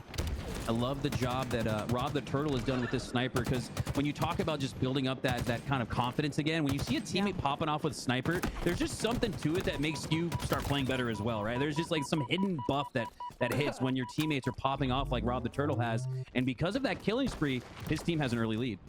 You know, we can do a full, thesis on the power of the sniper rifle and how it affects the morale of a team. It gets you fired up when you see the shots coming through. There's one nice body shot from Rob. I don't think it's going to be enough for him to come out with the assist, but now overshield 7 seconds away, and Rob has the perfect vantage point if he's going to give a watchful eagle's eye over that spawn. Oh, but that's huge though. Fantasy, the first pick, huge to take down Calder and tie the numbers back up at 3 here, as we have a crucial overshield potentially going into the hands of Ness Company. The missed sniper from Rob the Turtle. Haven't seen that much this game, but it's a crucial one as overshield is now in the hands of Leader Ness.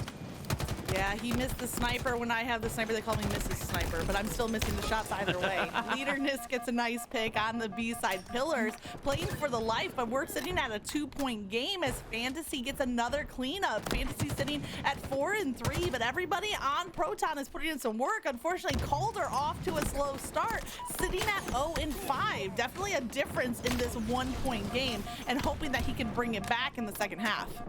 Yeah, a little bit of an overextension there again, I would argue, from Fantasy. He's got the right idea, right? He's trying to put pressure on the A base with his teammates, but that's the key word, with his teammates. You have Rob the Turtle with the heat wave there as well.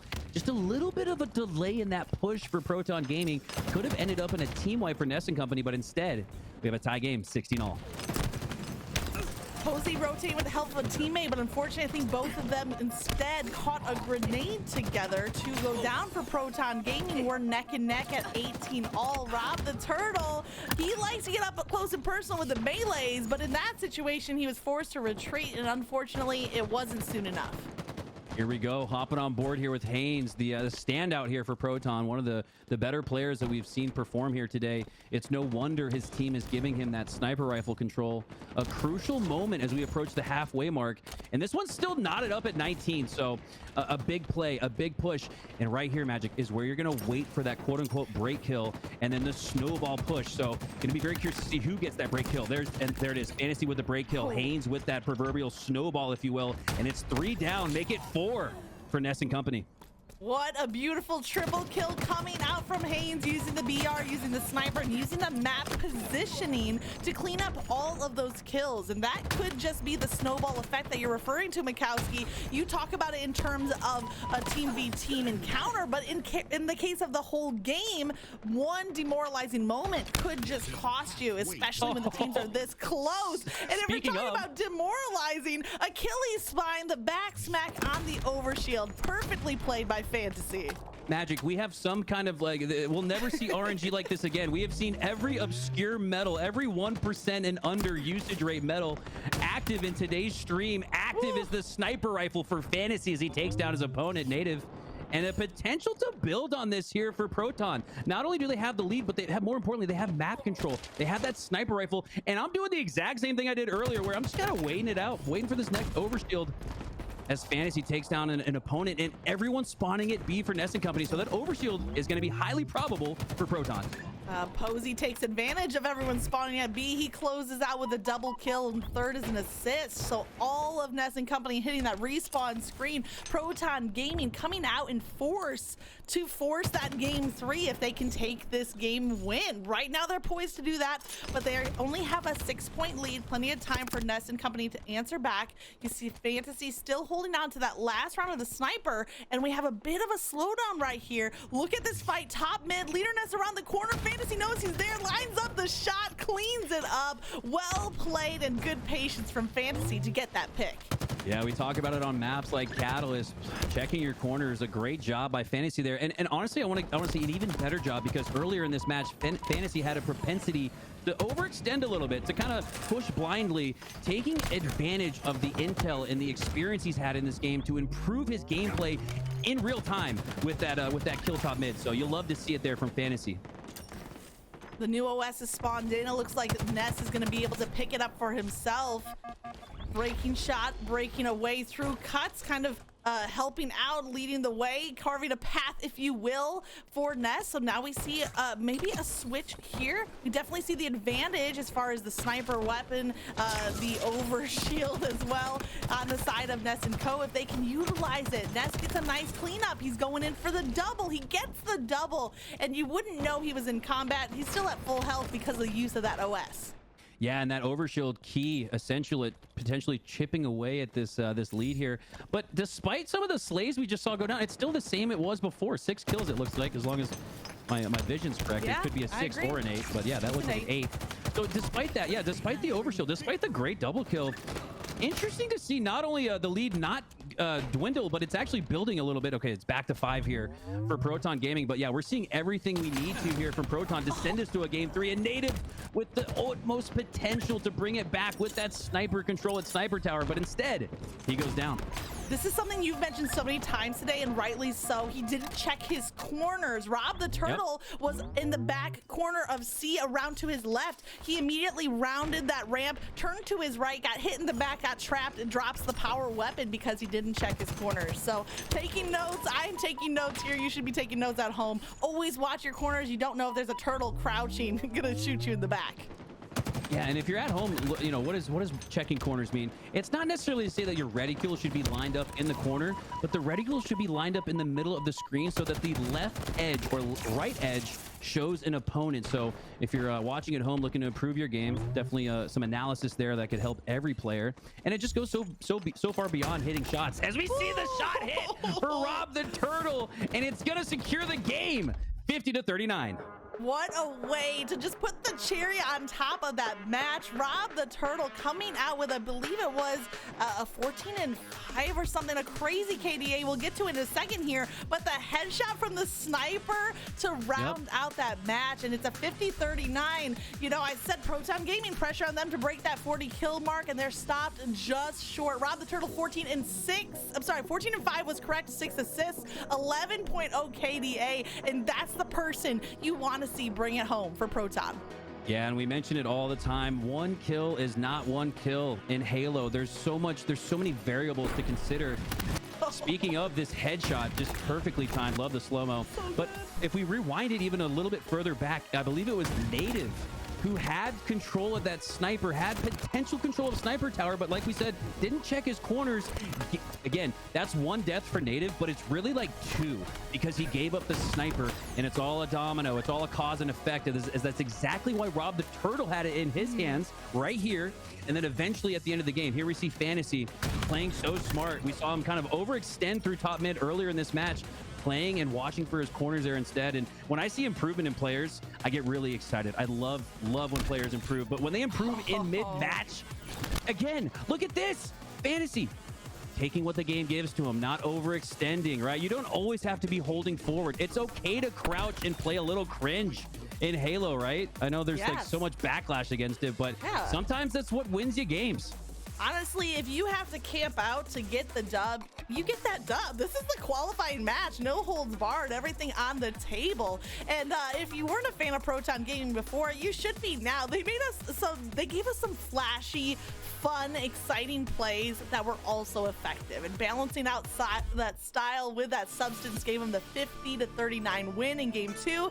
And this is it, Makowski. We've been hoping to get to the point. A game number 3 between two underdog teams after upsets, now matching off head-to-head. I wouldn't have it any other way. Yeah, and you just, I love it. The risk reward. Both teams here taking down major partner teams in FNATIC and Orgs and Oxygen, right? But one team is going to leave this match very salty and upset, despite the upset on some of these mega orgs, right? So it's all do or die. It's all on the line. A trip to Thursday through the winner's bracket on the line for either team that can clutch up here on Streets Oddball. It's going to be a true test of teamwork, right? These oddball games can last 20 minutes sometimes. So I hope both of these teams are buckled in for a potential marathon here. As a potential major shift in the HCS, as we see some of these teams, just like we saw with G1 kind of coming up out of the mud, there's more than enough room at the top, right? I'd love to see even more teams come from the mud and from like a top 32, right? We started off the year top 32. There's no reason why you can't be a top 32 team and improve and extend your seating and positioning here in the HCS. We're seeing that from both teams here. So that just, like I said, it amplifies the criticalness of the situation here. As Fantasy, we're going to jump on board with him, and a potential huge win for Proton Gaming if they're able to secure this game 3. I mean, game 3 is where it's all going to round out, and I absolutely agree. I literally have goosebumps because this is what you love Halo for. And, if you're part of the esports community, you love to see teams coming seemingly out of nowhere, knowing that they're putting in the time, the work to improve their game to build them up to this point. But one team carries through to Thursday, and one team will have to continue their run through the lower bracket, all depending on this oddball Streets early lead now in the hands of Proton. Yeah, huge to get that early lead. I love the drop ball right here. Oh, okay, picked it back up. I would have liked to see a drop ball and almost like a call out from the team, like let's play Slayer, right? Because we have pressure. So Posey there, not wise to grab it. And honestly, right there, not wise to grab the oddball there either for Ness Company. Breaking shot, he went down as a result. So Posey went down because of it. Breaking shot went down because of it, right? So there's a time and a place for everything, especially when it's oddball.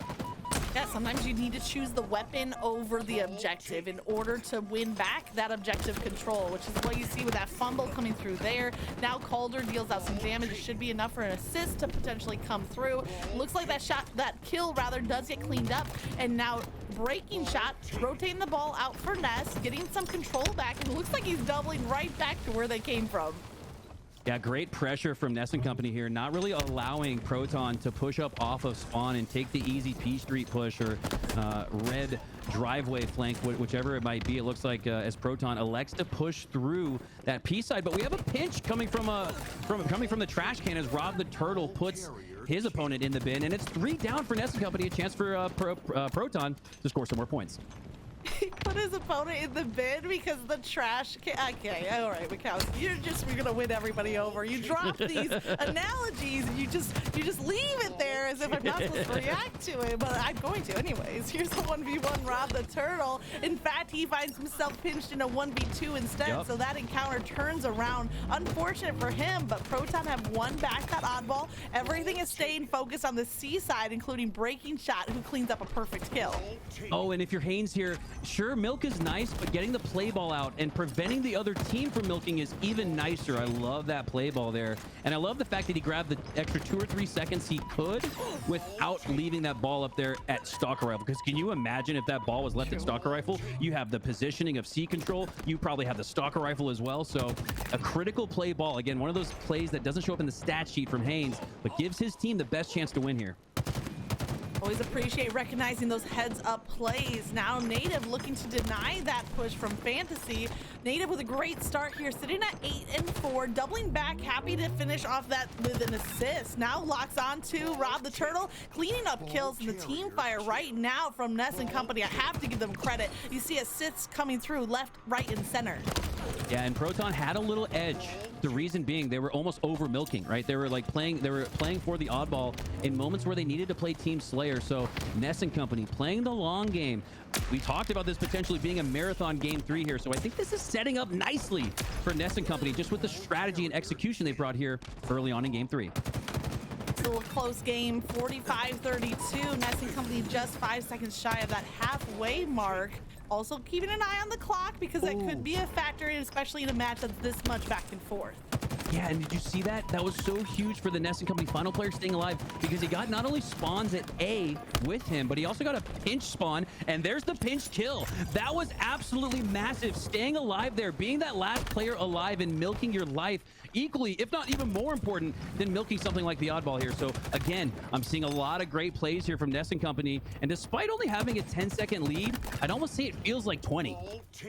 Yeah, sometimes the scoreboard doesn't reflect the momentum of the game as much as you would think or like it to be. And in fact, that 10-second lead is just being eaten into. Now Proton Gaming are about to steal back the lead. 2 players from Ness coming up from the Bulldog side from P Street, but they're going to be met with a rocket. And you do not. No connection. You do not. There is something about that pillar. HCS Halo needs to investigate. We saw Snipe down with the seemingly the Yes, cardboard rocket, right? The blank. I saw it just right. That there might be something going on. There might be something going on because that absolutely looked like splash damage. We saw splash damage on the benches right here, actually. Ramp, that reached all the way from the benches to the spike grenade. So we know that the rocket has that splash damage potential, but we're not seeing it hit there. Like maybe that's a conversation for another day. We don't want to get too down that rabbit hole. But as we get down that rabbit hole, Proton Gaming builds on that lead. They're now up 30 seconds, Magic. Wow, you were talking about Ness and company looking so strong. It was 45-35, but now 40 unanswered seconds won by Proton Gaming. However, the ball does shift back to the C side into the hands of Ness Co. Bodies dropping left and right. Proton Gaming go 3 down. Ness and company are going to be eating into, if not stealing back this lead. Yeah, and all it takes for these big swings is one little push that gives you your team numbers. You don't even necessarily need to earn the team wipe. You just need to get the numbers advantage as Ness and company go 2 down. And elect to play Slayer here. Oh, but the Posey wins that fight despite seemingly being at a disadvantage, and it's going to trickle to Rob the Turtle grabbing the rockets. I love that. I love the play. Some players would not shoot the to elect not to waste that rocket there, but Rob the Turtle, knowing that he could shoot down the barricade and then take down the player with that second rocket. I love that quick decision making from Rob the Turtle. I think this is going to be a round 1 unless a miracle happens from Ness & Co, but they're all hitting the respawn screen and they only have 10 seconds to work their way over to the ball. You see everyone on Proton playing that defense, but Haynes does opt to play some Team Slayer, so maybe a bit of a breakthrough right when they needed it. I thought it was a GG's for round number 1, but Ness & Co say they're not out of this just yet. They break the hold, stealing the oddball. Posey is now on the chase. He gets the takedown, ball's out in neutral territory, and those grenades are going to take him down. You got to milk your life here. If Native can milk his life, he can give his team a chance to regroup and get to him. So he's going to go down, but he milked his life long enough to where it wasn't an easy grab there bottom mid for Proton Gaming. So a great job there, despite not getting any kills. Again, it just goes, sometimes just staying alive, playing the positioning is so crucial here as ball goes back into favor of Ness and company, despite going 3 down right there. Incredible plays. Looking across the stats, Native and Breaking Shot leading the way for Ness and company, and on the side of Proton Gaming, Fantasy and Posey nearly matching those numbers. So all 4 players, 2 on each side, are really dealing out the damage for their respective teams. Leader Ness being one that's kind of struggling in the game, taken down there, sitting at 8-14, and not the way he wants to start round number 1. In fact, Proton Gaming, they take away that first round. Yeah, great patience there from Proton, despite the essentially swarm from Ness and company. Constant, consistent pressure, but an answer in every single situation. And Magic, we were talking about the proficiency of Proton's defense in capture the flag. They played really good defense here in oddball as well. So maybe it's like, maybe it goes beyond just the game mode, and this team is just set up to always play really good defense. Yeah, their defense is looking stellar. I mean, it ended up kind of coming back to bite them when they didn't get the captures they needed in that game number 1. They were focusing on defense defense and not able to play as much offensively. But when you're here in an oddball setup, they're really winning away chunks of time. And Ness Company now making that adjustment are getting some good time on the clock for themselves. Breaking shot, trying to stay alive. First player on the board to cross the 20 kill mark. He has Posey down to 1 shot, comes through with that assist. Yeah, look at this. The perfect start. You grabbed rockets, you took down all 4 from Proton Gaming, and that perfect start has resulted in a 40-second streak, and it's going to keep going, Magic. This is not going to stop here. If Native can win that piv or even just stay alive at trash, this could get up into the 60s for Ness Company, and a potential, if you win this one 100-0 or 110, that is a lot of momentum going into game 3, or excuse me, round 3. Yeah, round 3 of game 3. So you're right on both accounts in this one. But Proton Gaming, you know, we've been complimenting them on their defense, but what's been a question mark is the offense. And right now they need the offense. Haynes with the double kill on the Stalker rifle, lands that first shot that Makowski was a fan of, and then the second cleanup kill as well. Beautiful work from Haynes, and that's the break that Proton Gaming needed. Yeah, it's hard to make a shot look like a flick in Halo because of the sensitivity for most of these players, but Haynes flicking his reticule onto 2 players there, almost looking a little bit like Boo Boo Doo Boo on streets with that Stalker rifle. Little props for Haynes there. Good job, dude. GG's. As he's got his team potentially coming back despite the really hot start for Ness Company. This one is a game again with the little 15-second milk from Proton and the double kill from Haynes. But look at the oddball placement. It's out in neutral territory, and a fresh round of rockets are spawning up. Rob fighting both players in the back of A and in PD. I'm interested to see where those rockets end up. You see the blast from one of them. Breaking shot gets a double across the map. Not sure if there's another rocket left in play or where it ends up, but the chaos ensues, and then Rob, who was on that flank, does pick up a kill. Well, you just mentioned Magic. Not sure if there's another rocket in the tube. And you know what's even better than you asking that question is the other team. It's a reason why if you have rockets, it's okay. Maybe in Slayer, let it rip. Fire off those quote-unquote sniper rifle rockets. But here on things like King of the Hill or Oddball, when you have possession of it, you can pull players into the location you want them to be in. So when you have a rocket or you don't know that the rocket is in the hands of the other team, it kind of it makes that push a little bit more apprehensive. Instead of like an all pinch and push, we're all going to collectively sprint forward. If you don't know if rockets are in the hands of the other team, it might cause some disruption in that push here. So critical plays going down for both teams. And like I said, it just kind of goes to show sometimes just having rockets and giving the other team something to think about is enough to gain more control of this oddball. Yeah, using that rocket like it's the monster hiding under the bed. You don't know if it's really there, but the fear of it can be effective in and of itself without just actually firing it off and holding on to it and keeping them on their guard. Rob the Turtle now holding down the cafe side with the help of Haynes. Haynes has some great damage out. He cleans up the kill on Calder. I think that was 3 down, if I'm not mistaken, for Ness Company. Native finds himself in a tough spot. Spike grenades coming through. Fantasy's gonna find that kill, and here's Proton Gaming. They're not ready to take this to round number 3. They want a 2-0 and seal their spot in the top 8. Yeah, interesting setup there in PD for Proton Gaming. It's a good hold, but the problem is you don't really have many exits or opportunities to play that ball if Ness Company does break your setup. So you're going to have to rotate if you want to get a play ball, as we see Posey do just that. Great recognition of the situation there from Posey. Most players there, they sit and they just milk out those final 3 to 5 seconds of oddball. Instead, Posey electing to rotate instead. It's a pretty heady play there from the veteran.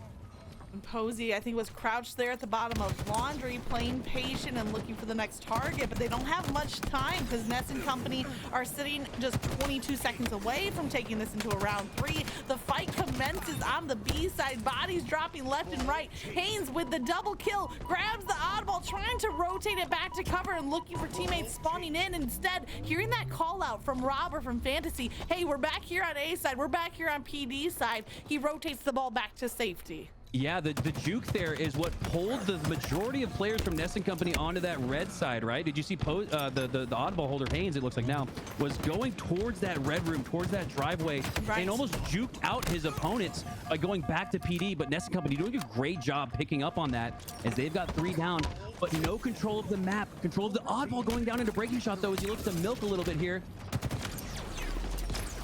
19 seconds between the two teams right now. Ness Company are holding onto a slim lead, and they're trying to rotate the ball back to some safety, but Fantasy is on the chase. Every player from Proton Gaming is at the 20+ kill mark, and with some shared objective time between the 4 of them as well.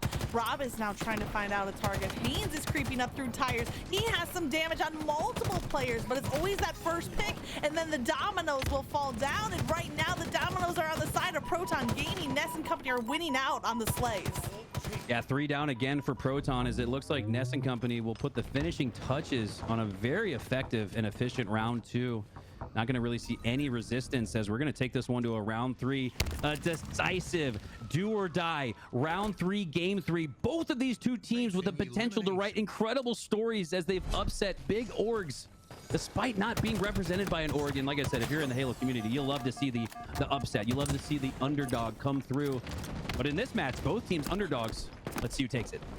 Well, at the end of that second round, the assist count on the side of Proton Gaming was sitting at 37, and Ness Company sitting at 49. So the team fire definitely in favor of Ness Company. And you saw that coming forth in that second round where they were able to steal back the victory. Wow. It's not always about the number of kills. Team shots are just as important. And did you see the juxtaposition of the sequence that just occurred? We have Rob the Turtle electing to grab the oddball instead of rockets, breaking shot, taking the rockets as a result of the decision from Rob the Turtle. And it looks to me like in that situation, you'd rather have rockets, because ultimately that's going to lead to oddball control here. So the process not being laid out in the appropriate steps, right? Taking steps 1, 2, and then skipping to 4 is why we saw Ness Company ultimately regain control of that oddball. What a great breakdown of events early on in this round 3 coming from Makowski. Both Native and Breaking Shot have the 30 kill mark cross on the scoreboard. Leader is trying to get there as well, but is taken down on that A side push. And now Proton Gaming are going to get the lead on the oddball time. Posey dropping down for the melee finish.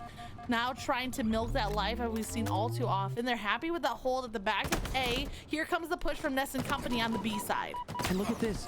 I love it. Again, it's like it's improving in the middle of a match. Proton Gaming improving with their setup of the oddball. Not a big fan of PD unless you really feel like you can lock it down for maybe, especially those like final 10 to 20 seconds on an oddball. But we're early round here, right? So I love the recognition of that from Proton Gaming. Having that ball out on the A side and electing to play that positioning, as well as Posey goes down in PD. And this is going to be a problem if they can't take down this final player for Ness Company, as he potentially gets the Ninja. I thought we were going to see another obscure medal as Haynes goes down, and a chance for Breaking Shot to break through and break the setup of Proton Gaming. Almost a Ninja coming through. I had a moment where I saw it coming together as well. Breaking Shot now has the Bulldog at the top of the tower. Rockets are up. Rob's going for the Rockets. I think a trade is going to be the best they can do. It's a great trade. Proton Gaming, they are poised to pick up the Rocket and the oddball. So it's not a matter of that decision, one or the other, if they can steal both. Yeah, almost like a microcosm of what we just broke down, right? Grab the rockets first, then the oddball. Yes.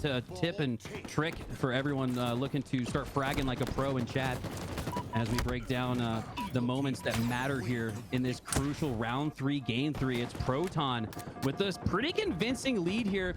And I like this C setup because you have, the opportunity to play ball out both sides. You can throw it out spikes, you can throw it out driveway. So plenty of potential here to gain some time and control of the map, even if Ness Company break through here and get 3 dead. One go down for either side, so not a full break, but definitely a window of opportunity on this break. Posey comes around with the Bulldog at the ready, and thank goodness for that close range weapon. He needed it to win that fight on Breaking Shot. Does a little bit of early damage, but very aware of the health situation as well. Grenades are coming in, so smart disengage coming out, and unfortunately there, Haynes taken down on that push. Yeah, Posey doing everything he can here with this shotgun to take it into C, right? Take advantage of your positioning. Take advantage of the close quarter scenarios you could find yourself in here. Gonna be very curious to see if Posey is able to succeed in getting into C. But look at this, just as I say that, a rotation towards A instead. The rotation instead of for the C side is still set up for the A side, and it looks like Posey's still holding Bulldog in hand at the ready. Now engages with the help of a teammate. Does enough damage to get an assist, but 3 are down now for Proton. Ness and company found the break that they needed. Breaking shot with the leading slays across the board. Also, 62 seconds of objective time as Rockets gets dropped in mid-map. Yeah, that bottom mid, and now the power positioning, if you will, because of the Rockets being there, as Breaking Shot grabs them. What is it about this Cafe side? Do not take Rockets Cafe. Seemingly, like, I have not seen a single player connect on the Cafe side of Rockets, as we still have one in the tube. A potential to swing this game here, but don't look now. Proton less than 20 seconds away, and this is exactly what I'm talking about right here. Yeah. They don't know where to push. Oh, do I go bottom mid or do I wrap back to shotgun? I don't know what to do, but it's the hands. As Haynes goes down, he drops the rocket control too. So did the best he could there to just give the other team something to think about, but the execution coming through for Ness and company instead, and as a result, they've got control of the ball at A. Yeah, Breaking Shot confronting the boogeyman hiding underneath his bed. He knew the rocket was there, and he just took it head on, gets the kill, steals over the rockets, and grabs the secure oddball with the teammate.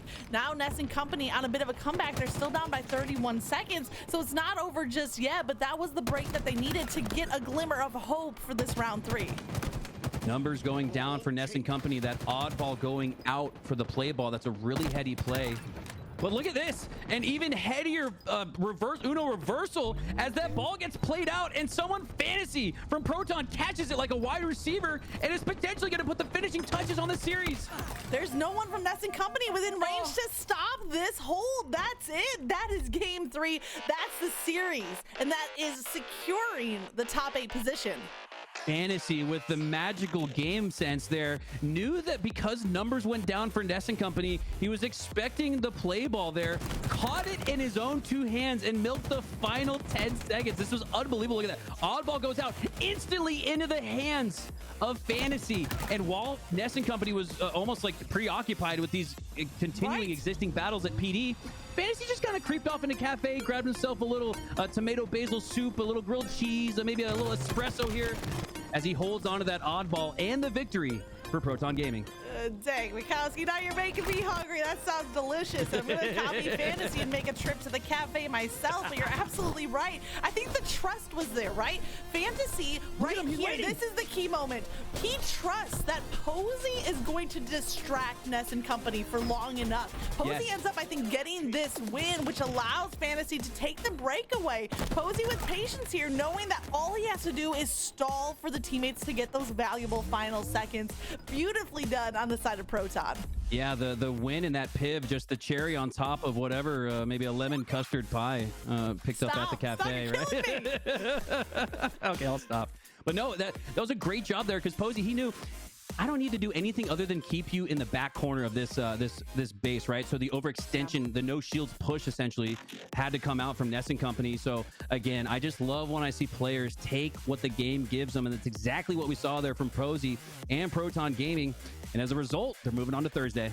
I like you calling him Prosy. Is that because he deserves to be a pro, or is it because he's on Proton Gaming? Either way, those are 4 names that you're not going to soon forget on the side of Proton Gaming. Rob the Turtle, Posey, Fantasy, and Haynes are going to be coming back on Thursday as they secure that top 8 spot. Ness and company, they have one more life left to live as they drop into the lower bracket. We're going to cut to a quick break. When we come back, we'll continue finding out who the rest of those 8 teams are going to be to steal their spot for Thursday.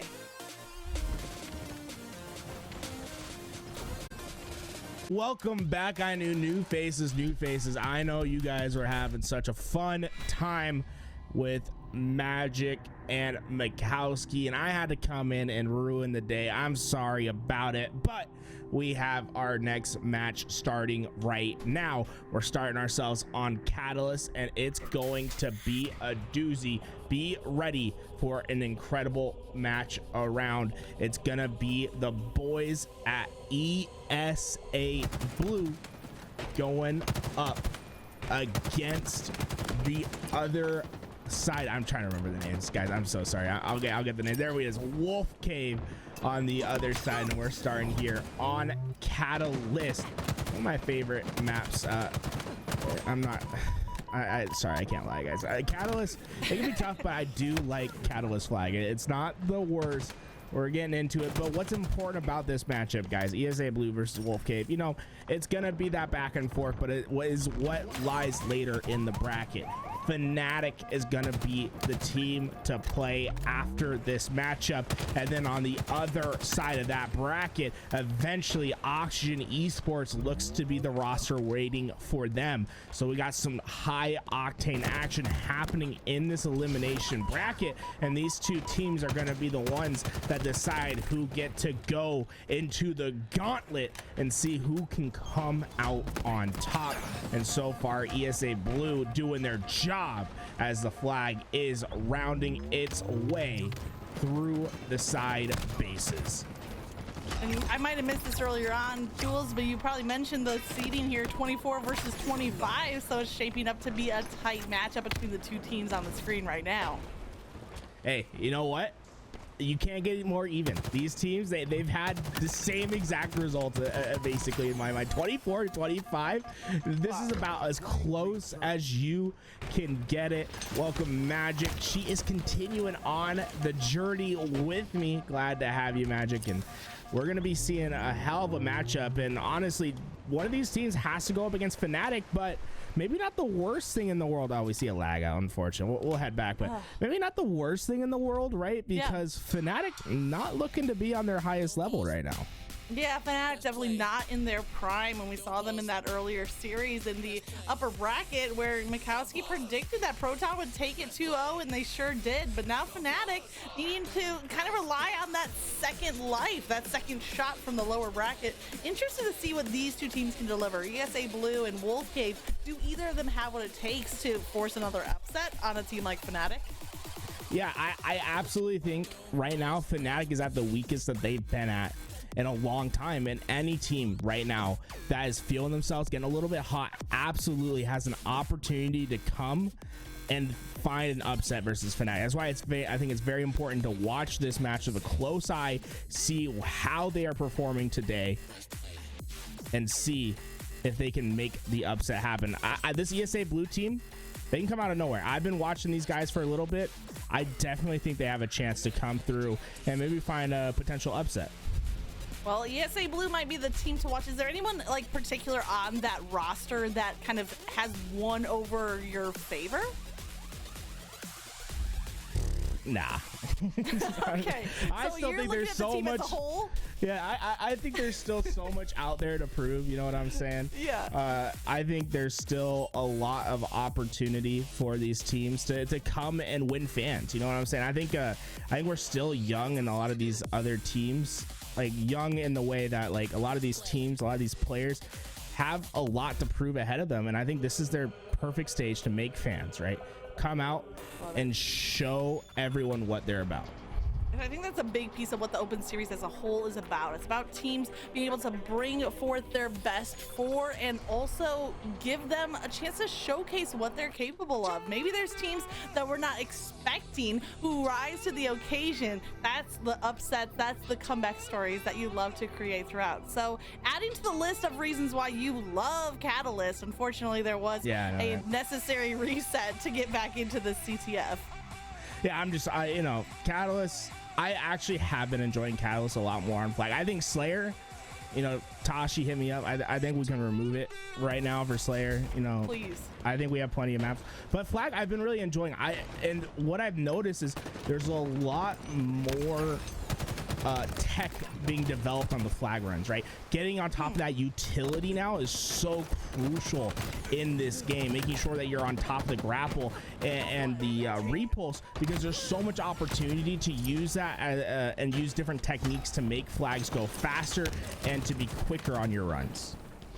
Well, Bepix here with the overshield used it as much as he could, and then rounding the corner somehow comes out with a double kill. I thought it was gonna be one takedown and then the trade out, but instead helping to protect the runner. The flag is moving across by Fury 4s now, almost back for the first capture. Yeah, I mean, look at that. How fast can you come out and strike?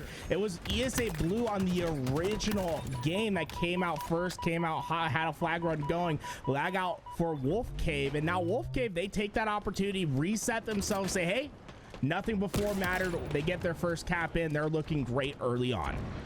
Honestly, a quick capture too. It was just around the 1 minute mark of the game. They didn't waste any time off of spawn to break into the base, grab the flag, and run it all the way back. That's something you'd more likely see on an Aquarius. So for Catalyst, I feel like it's doubly impressive the speed at which the first capture comes through. And now the pressure is coming on. Cade gets a nice grenade takedown before he is eliminated. That shows you how important that that skewer can be. Just having that one kill capability can shut down pushes left and right, can open up opportunities. And so far, Bepex has been incredible. 9-2 to start this game, and largely due to the fact that he's been controlling those power weapons, showing how impactful they can be on the game, and why this Wolfcave squad is up 1-0. Talking about the power weapons, there's the skewer still in the hands of Cade. 1 round left to work with. Pops a quick reload, and now contesting at the top bridge. Instead, being able to double back, that flag is reset without needing to peek after it. There's a player just below him, though, a weakened player. Bepix, he finds him with the melee. So 1 round and the skewer are going to drop. And keeping those headphones up, right? The only indication he had of that player being there was the sound, using that to the best of their advantage. And so far what we're seeing is a lot of clashing in the mid map, right? A lot of just trying to get that map position, and it's going to be down to who can find the first 3-4 down, and then use that to get better positioning on the map, start setting themselves up to close down lanes and to get the flag runs to go. Closing down the lanes is so crucial, and I think that the lanes are really what has evolved in the gameplay style here on Catalyst. You don't see top bridge used often, although we did see 1 attempt at a flag run there earlier. Sometimes for a last second desperation you'll see it utilized, but primarily it's those lanes on the outer ring of the map that are going to be the main routes that teams are going to be using. Bepix finds a target, but unfortunately only the assist comes through. 2 go down on either team, and then a trade as well. So the last remaining players are going to be the ones to move the objective forward, and Wolfmane is taking as much time if he can get around the corner, get to cover, but no, he's not able to do so. And Ty, just a one-man army on that touchback. He gets 3 kills by himself to stop this flag short as the rest of his team starts to swarm. The return comes in, but it all starts by having that skewer rifle up. Ty gets the first pick, immediately finds the second on the cross, and pushes into that back base and well positions himself for a 3rd kill to basically single-handedly stop that flag and let his team have some breathing room to get back into that action. Breathing room is sometimes all you need to be able to make the play on the comeback, but that score line has stagnated. That 1-0, that early capture from Wolfcave is keeping them as the team in the lead. An unfortunate miss on the melee. 2 go down to ESA Blue, and more momentum on the side of Wolfcave. Backpicks leading the way with 13. Fury Force has the 10, and now Pac Mandela is getting swarmed by this incoming attack.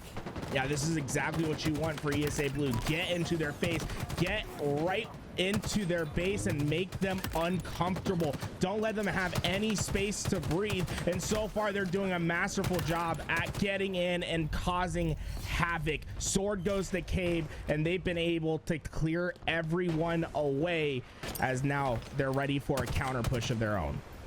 Credit to Cade being the power weapon holder, but if I say the word credit, oh no, steps off the side of the map. Absolutely unfortunate, and down goes the energy sword. The rest of ESA Blue are left to try to scrape together the rest of this game.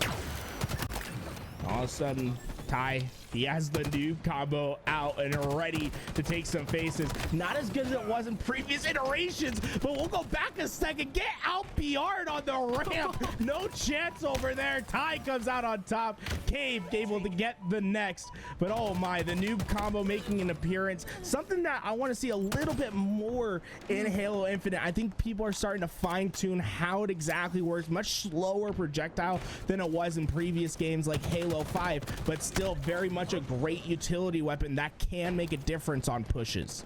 Yeah, don't underestimate the power of the plasma pistol getting put to work.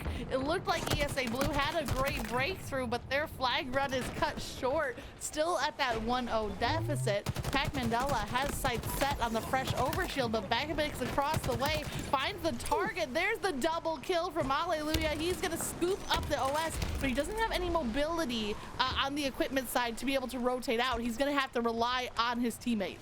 And ESA Blue really showed the power of the pinch right there, right? Cabe and Alleluia opposite sides of the map, but able to basically create a sandwich between their opponents, and it leads to 2 easy kills for Alleluia and an overshield, which is now translating into a push where ESA Blue could be finding their first flag cap on board. Yeah, Pat, you saw that little use of the repulsor there. I think it was the hands of Cabe, using the repulsor to create a little bit of a speed boost, just trying to clear that open space to run back with the flag. Still has the flag in hand, but it's going to come down to these slays to see if they can capture it. A great defensive effort from Alleluia. We saw the double kill earlier. We see another, and combine those together, it gets them the flag run they needed. Alleluia waiting for the push and having to back down for now, but you can see the pressure that's being applied by this Wolfcave roster, able to get those kills, but not necessarily able to get the position on the map that they want. ESA Blue still trying to find their best route to make some damage.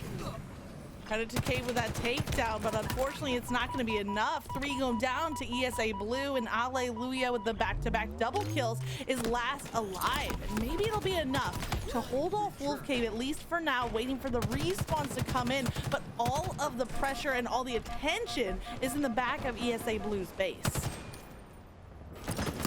We're starting to see how ESA Blue's trying to approach this push, but you can see them doing like these 3-1 splits, right? How they're sending 3 players into one lane, and then they have a roamer who either takes the middle or opposite route. Now, I think this is the best way to play Catalyst, but you have to be able to get trades no matter what. If you go 1 down and let a player stay alive, that's where the weakness of the 3-1 setup folds, and that's where Wolfcave can take advantage. And already we're seeing a pull being made by Wolfcave, but Cabe being that first line of defense. Those grenades can do some damage back in the corner, and Cabe does get 1 takedown, not able to connect on the double kill. Hopefully a teammate can come through from ESA Blue and clean up the rest of those players. And here it is again. You talked about that split rotation from ESA Blue when they were pinching from both sides of the map, and Pac Mandela does it again. A quick rotation through the back of the base to get that flag reset. So powerful to be able to have that sort of positioning, but Pac Mandela is here to play the last line. He's making sure that flag gets home, but you can see the push from Wolfcave is strong, and a double kill, a flag pulled out, and suddenly from the goal line the flag is returned, and now a counter on its way. Absolutely huge play. I think it was Bepix there that came out with the double kill and also grabbed the flag out to be able to provide Wolfcave with enough time. And now you see them rotating the flag back. That counter capture is on its way, but ESA Blue are not going to give it up without this fight. Now, all of them swarming, knowing that they have to push together. The BR is trained, able to stop the flag carry right away, but it's Fury Force, last alive, but he has the gun that talks to Skewer to try to make the stop, but he misses the shot wide right, and suddenly ESA Blue, from desperation, have a counter cap on its way. What a deja vu experience. Like, we saw the almost identical play in one base, and now it's flipped back over, but all 4 from Wolfcave go down. Cabe is looking for those respawners. He sets his sights on 1, but off of that unfortunate need to reload, gets taken down. This flag is halfway across the map. But Cabe did his job, right? He goes over to the wings, gets that outside lane blocked, immediately turns around and tries to get damage right off spawn. And what that allowed was his teammates to expand out, get themselves set up for the overshield, use that to rally this flag further and further. And now they're just a stone's throw away, but they have to take down Fury Force. The flag is set up, but Fury stays alive. The return's coming. Pac can't get it done. The return is in, and Wolfcave survive. With just over a minute left on the clock, we hit that Master Chief 117, and the score is deadlocked 1-1. Both teams just steps away from what would be the game-winning capture, but stopped short. Everything is coming down to those final few steps to dunk in the flags. It's been the story of the flag run. Who can do it better? We've seen, what, 4 or 5 different pulls that have gone across the map in the last 3 minutes, but our score still tied 1-1. None of them have been successful, and finally it's a standoff that's gonna tell who wins this game. And so far the kills are even. 2 and 2 go down. It's gonna come down to some critical kills, and it's Fury Force who comes out on top of his. Cave looking for the cleanup, just able to get there, but the slays are coming through. Alu is swarming to get to that flag. He needs to get the touch and get it back to safety. He is able to do so, and suddenly we're gonna see the game slow down once again as all lives are up. We saw a crazy sudden death. Aquarius captured the flag earlier, and now we have the potential for another sudden death as both flags are out of the base. The clock ticks down to 0. Here comes that sudden death timer. Remember, sudden death isn't forever. If there's not any play made, I think it's like a 2 to 3 minute timer, the game will end and tie anyway. So you still have to be playing at a fast level. You need to be making a play happen, and here comes the push by Wolfcave. They have the overshield, but it's immediately nullified. 2 players ready for it. The sword player falls, and now Wolfmane's by himself, and he needs to hide this flag. A smart little, he's moving away from the capture, but he has to move to a hiding spot while his teammates are hitting that black screen, stalling enough for them to respawn, and he pulls it off, which was an impressive feat in and of itself on the part of Wolfmane. But is it going to be enough? Both flags are still out. Alleluia has made some impressive plays through the game, but this could be it. One double kill could just be the shifting factor if he can pull it off, but no, it's Mandela who comes out with the double.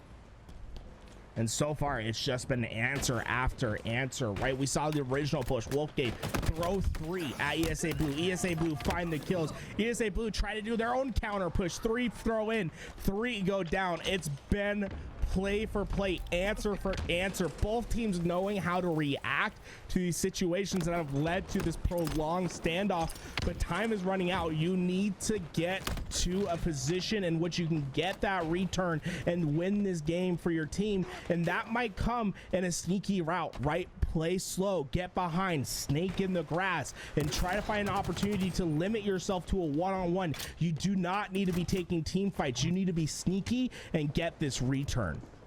On the side of ESA Blue, you saw the flag carrier, Mandela, drop the flag for a moment and go out to fight. Meanwhile, Wolfcave with an opposite kind of objective here. Wolfmane is locking down this flag, and until ESA Blue can take him down, they're not going to be able to get the reset. You see that pie chart at the bottom with the sudden death timer. It's staying full for a second there. It got to about halfway down, and then the touches come through. But it looks like ESA Blue, their flag is at risk of getting reset. The reset is coming through. I don't know if they got the final touch. Ty is making a run. I think it just got pulled at the very last second. So we have both these flags still out, and the overshield, this is the biggest overshield of the game, but you can see all the players from ESA Blue ready to take the fight. He's getting the damage in. He's going for the quick return. Is anyone there? Yes, they all swarm at once. They're able to get the kill, and now the counter is on its way, but it's Bepix who gets the first kill, and now he needs to play defense, not able to keep the 2 at bay, and now the push from ESA Blue is knocking on the door. Watching that return timer ticking down for one of the flags. It's the Wolfcave flag. It's down into the final seconds, but the touch comes through. Somebody quick look up what's the longest sudden death game that is in the history of Halo Infinite, because we might be competing for that medal. Everybody in the game is playing tooth and nail to get one capture. They don't want to go to overtime. Look at this play. He's swinging outside. Remember, it's the snake in the grass. It's the unorthodox play that can make all the difference. He's swinging behind the flag. Is Wolfmane unaware? He misses the grapple. Mandela goes off the map, and Wolfmane knows that his flank is secured, and suddenly a blunder could give away this game. One missed grapple could be the difference. If now Wolfcave can take advantage of Pac Mandela hitting that black screen, they still need to find and reset the flag capture. Pac Mandela off of the respawn gets another touch on the flag, so that window of opportunity has slammed shut, and we're back to a standoff. Sword is up, overshield as well, and you can see the overshield falls off the map. Ty knows Fury Force is the last one alive, and ESA Blue has an opportunity here to get some damage in the back of the base, but all the spawners are going to be on top of that flag. It's about the opening pick here, and you can see Ty, the first one to go down. It's going to stifle this push for now, as ESA Blue needs to figure out how they're going to reapproach. And you know what? It might be a time to play for the overtime. We're in sudden death. It might be time just to leave your flag at home, send 4 over, and try to get the return. This game, the longer it goes on, the shakier these teams seem to be getting. Yeah, the sports equivalent is, you know, pulling out your goalie in hockey to go full offensive, and maybe that's the play that needs to happen to get us out of this weird sudden death limbo. It sure is fun to watch. And Cave now being the one to hold the flag on the side of ESA Blue. He's rotating away as the push comes in from Wolfcave. Here comes Fury Force, and Cave is all the way back at mid of the map. Fury with the jump up gets the takedown. They have the sword. They're on the return, seconds away from getting it, and both returns are about to come through. Hey, you know, it's the edge of duality between these teams, right? It's like everything that happens between them is completely answered back. One team gets the return, the other one's there to answer right back, and that was like, what, 5-6 minutes of overtime, as we're going to be trying to get into this overtime, and it looks like we might, there we go, we're back in.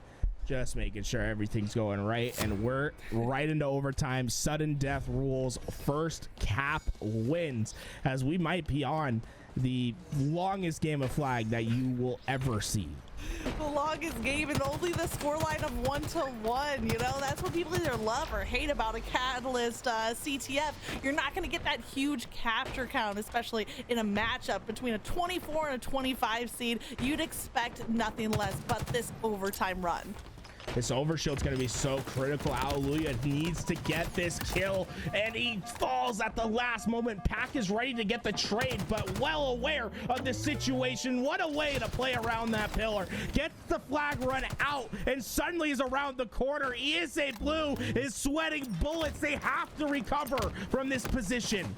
They do drop the flag for a brief minute. It might give ESA Blue, who's on the respawn screen, time to collapse, but Wolfmane shuts it down with the plasma. Double kill, perfectly placed, and now the run coming through. You want to see this come through for Wolfmane. He was locking down the flag in that sudden death, and he's going to be the one to deliver the game-winning capture.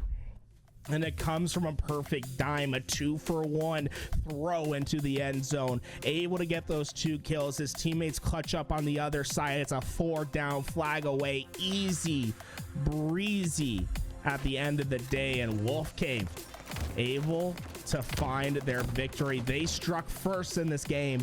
ESA Blue made it dicey, but it was this stick that made all the difference.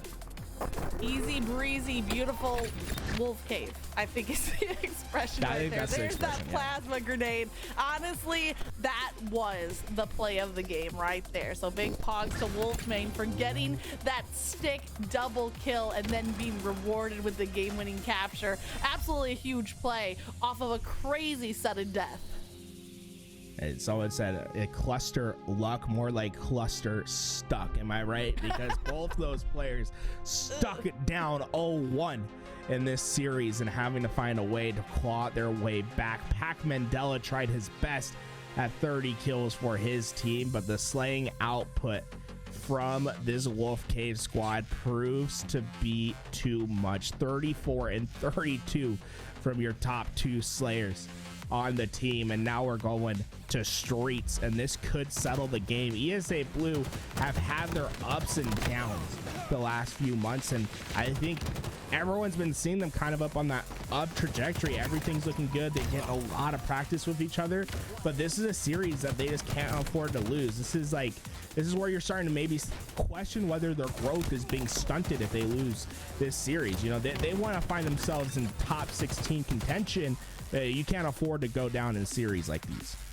Yeah, this is a good proving grounds for them, and now they're in a tough spot after getting dropped in that first game. There was so much excitement in this game. I don't even mind that it was kind of a lower on the capture mark, because some of these plays, this one in particular, we saw Bepix come out as the kill leader, but that play with the double kill, I believe, and then the flag pull to prevent a capture, absolutely focusing on that objective play as well. Yeah, I mean, we just saw so much for either team, and what was really impressive is how well these teams reacted to plays, right? Because we saw so many times where it was a last line of defense and they perfectly execute, get 3 kills, keep the flag alive, and it happened over and over again. I'd say the last 8 minutes of the game was really like who had the better response. We'll forget about this one, Pack. Oh, this is heartbreaking. We thought he was gonna swing in, maybe get that kill. I don't know how he went wrong right there, but we'll forgive you. Oh, unfortunate. You love to see the aggressive play coming through and the gamble, but sometimes you gamble and you lose. And unfortunately, Pac Mandela not able to connect with the grapple to make the sneaky play that you were calling for, Toolez. You said that's the flank play for them to get up behind the line of defense, but unfortunately falls short, and they can't repeat that in game number 2 if they have a shot at the top 8. Yeah, making that flank play was how you were going to win in that sudden death, right? What we saw was eventually we saw both flags get returned, and that's how I thought it was going to end with how these teams were playing. But if you were able to get behind those enemy lines with no one knowing, make the secured play for your team, that's how you were going to win that game. And now ESA Blue, it's up to them to respond in this game to Slayer. That we are playing best of 3s, so there is no game 3 for them to depend on. It's tournament life here on Streets. No wiggle room for ESA Blue. It's do or die in this game number 2, and I did not mean for that to rhyme, so it just happened. A little bit of a 3-3 lead as both teams evening out kill for kill, but Rockets are in the hands of Wolfcave. One goes out of the chamber, the second one finds it, Mark, gets the connection, and a stalker rifle as well to utilize. Yeah, Scud's able to get that rocket out, gets the easy pick, and what's more important is he gets the stalker rifle. Stalker rifle a little bit more powerful now, got a buff in the last week. That makes it so the headshots are a little bit easier to hit on it. I haven't really been able to see some scrims where it's made a huge difference yet, but you have to imagine these top level players being able to use that precision rifle a little bit better is going to make some ripples in the competitive scene. Yeah, the smallest tweaking can make all the difference. So definitely seen more people prioritizing the pickup of that stalker rifle, something you love to see. Wolfman unfortunately gets doesn't connect on the melee. It feels like robbed from that kill. Yeah, definitely robbed, and then unfortunately the player that he tries to kill, right, has the one gun that counters you perfectly. The shotgun whips around and gets the kill, but Ty able to get this stalker rifle, and I think that's the gun I really want to highlight this series is this stalker rifle. Whatever team can put this thing to better use is going to have the win. In my opinion, it all comes down to the utility weapons. It's the stalker rifle, it's the shotgun. The rockets are great, you use them to find breaks, but you use the stalker and shotgun to control games, and that's what we see from Ty. Able to get the easy picks, gets that rocket around the corner, and now everything looking green for ESA Blue. Now, I thought that Ty was giving some kind of cover fire for a teammate to grab rockets, but no, he gets the pick and he wants the rockets. Why not have both of them in his hands to utilize? Gets one pick with the first one, and second one cleans up a kill. A nice killing spree here. Yeah, Ty's been making high impact plays, right? He opens up using that stalker rifle to get the rockets for his team, then uses those same rockets to get 3 kills, 2 coming in the form of the rocket kill, 1 coming from an assist with that splash damage, and he's already back in the fight, showing how much of a momentum shift these weapons can provide. Ty has basically single-handedly built this lead for ESA Blue. Some of the things that the scoreboard's not going to show is the impact of those plays and the control of the power weapons, but the 3-point lead in the hands of ESA Blue, they had just about double that lead, and then 3 of them go down. Cade being last alive really makes the most out of it, getting a nice takedown, and now Wolfcave are looking to build something over here on the subway B side, while ESA Blue is spawning at Cafe.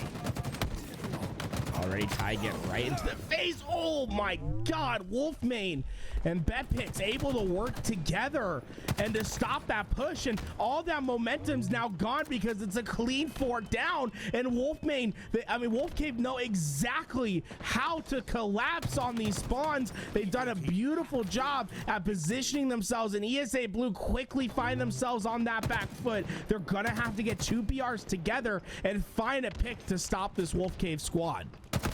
Only 1 point between Wolfcave tying up this game, and they get that pick. It's 25-all as we hit that halfway mark in the slaying department. Pac Mandela came out so huge in game number 1 and looking to repeat that here, but gets taken down by the team fire coming out from Wolfcave. Ty is Reverb did get away with these rockets. So ESA Blue maybe having a last bastion of hope with these rockets, but they both hit the floor. No kills, 1 an assist. They know where Scuds is at.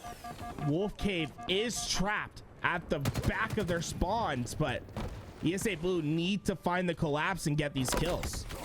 Looks like the collapse is going to come down over by PD side, but it looks like as that is coming through, Wolfcave maybe have the awareness kind of rotate out to B instead of getting trapped back in PD, but Pac Mandela reverses back around and he catches Wolfmane's melee. Unfortunately, Wolfmane not having the great start to the game, 3 and 7, but does have 7 assists as well. Epix being the slay leader in the last game is trying to bring it right back for Wolfcave. And what's really impressed me about Wolfcave thus far is their counterbalance, right? So often there's a weight to the map of how teams are rotating, and if you can find the way to counterbalance, to rotate opposite side of map and to keep them running, that's how you find players out of position, and that's where Wolfcave have found their kills. It hasn't necessarily been about controlling rockets, controlling shotgun for this team. It's been about finding ESA Blue in bad positions and taking advantage of that, and so far they've been masterful at finding those kills, and if they want to get this win, they need to add utility control on top of that. That's how they can grow a lead instead of keeping this one even. Well, 15 seconds for them to prove their ability to control the utility and those power weapons. The Rockets are getting ready to spawn, so this next round of slays might just win over the control of the Spanker as well. Wolfmane grabs the Bulldog, great shotgun to use and looking for a close range fight, but Cade is there on the Heaven side, now jumping down toward Tires. A second target is at the bottom of A tower, and Wolfmane's having a hard time singling out one fight. He does find it before being taken down, but I didn't see where those rockets ended up. It looks like they might have already been burned by Fury Force. Yeah, Fury Force was able to get those rockets. He found 1 kill with them. But what's more important than that is that ESA Blue has finally been denied power weapons. So far, Ty has been controlling all the utility on the map. Now Rockets fell over to Wolfcave. Shotguns in their possession as well. This is their opportunity to run away with this game, and we're going to have to see how ESA Blue adapts to this adversity. This is something they haven't felt in this game yet.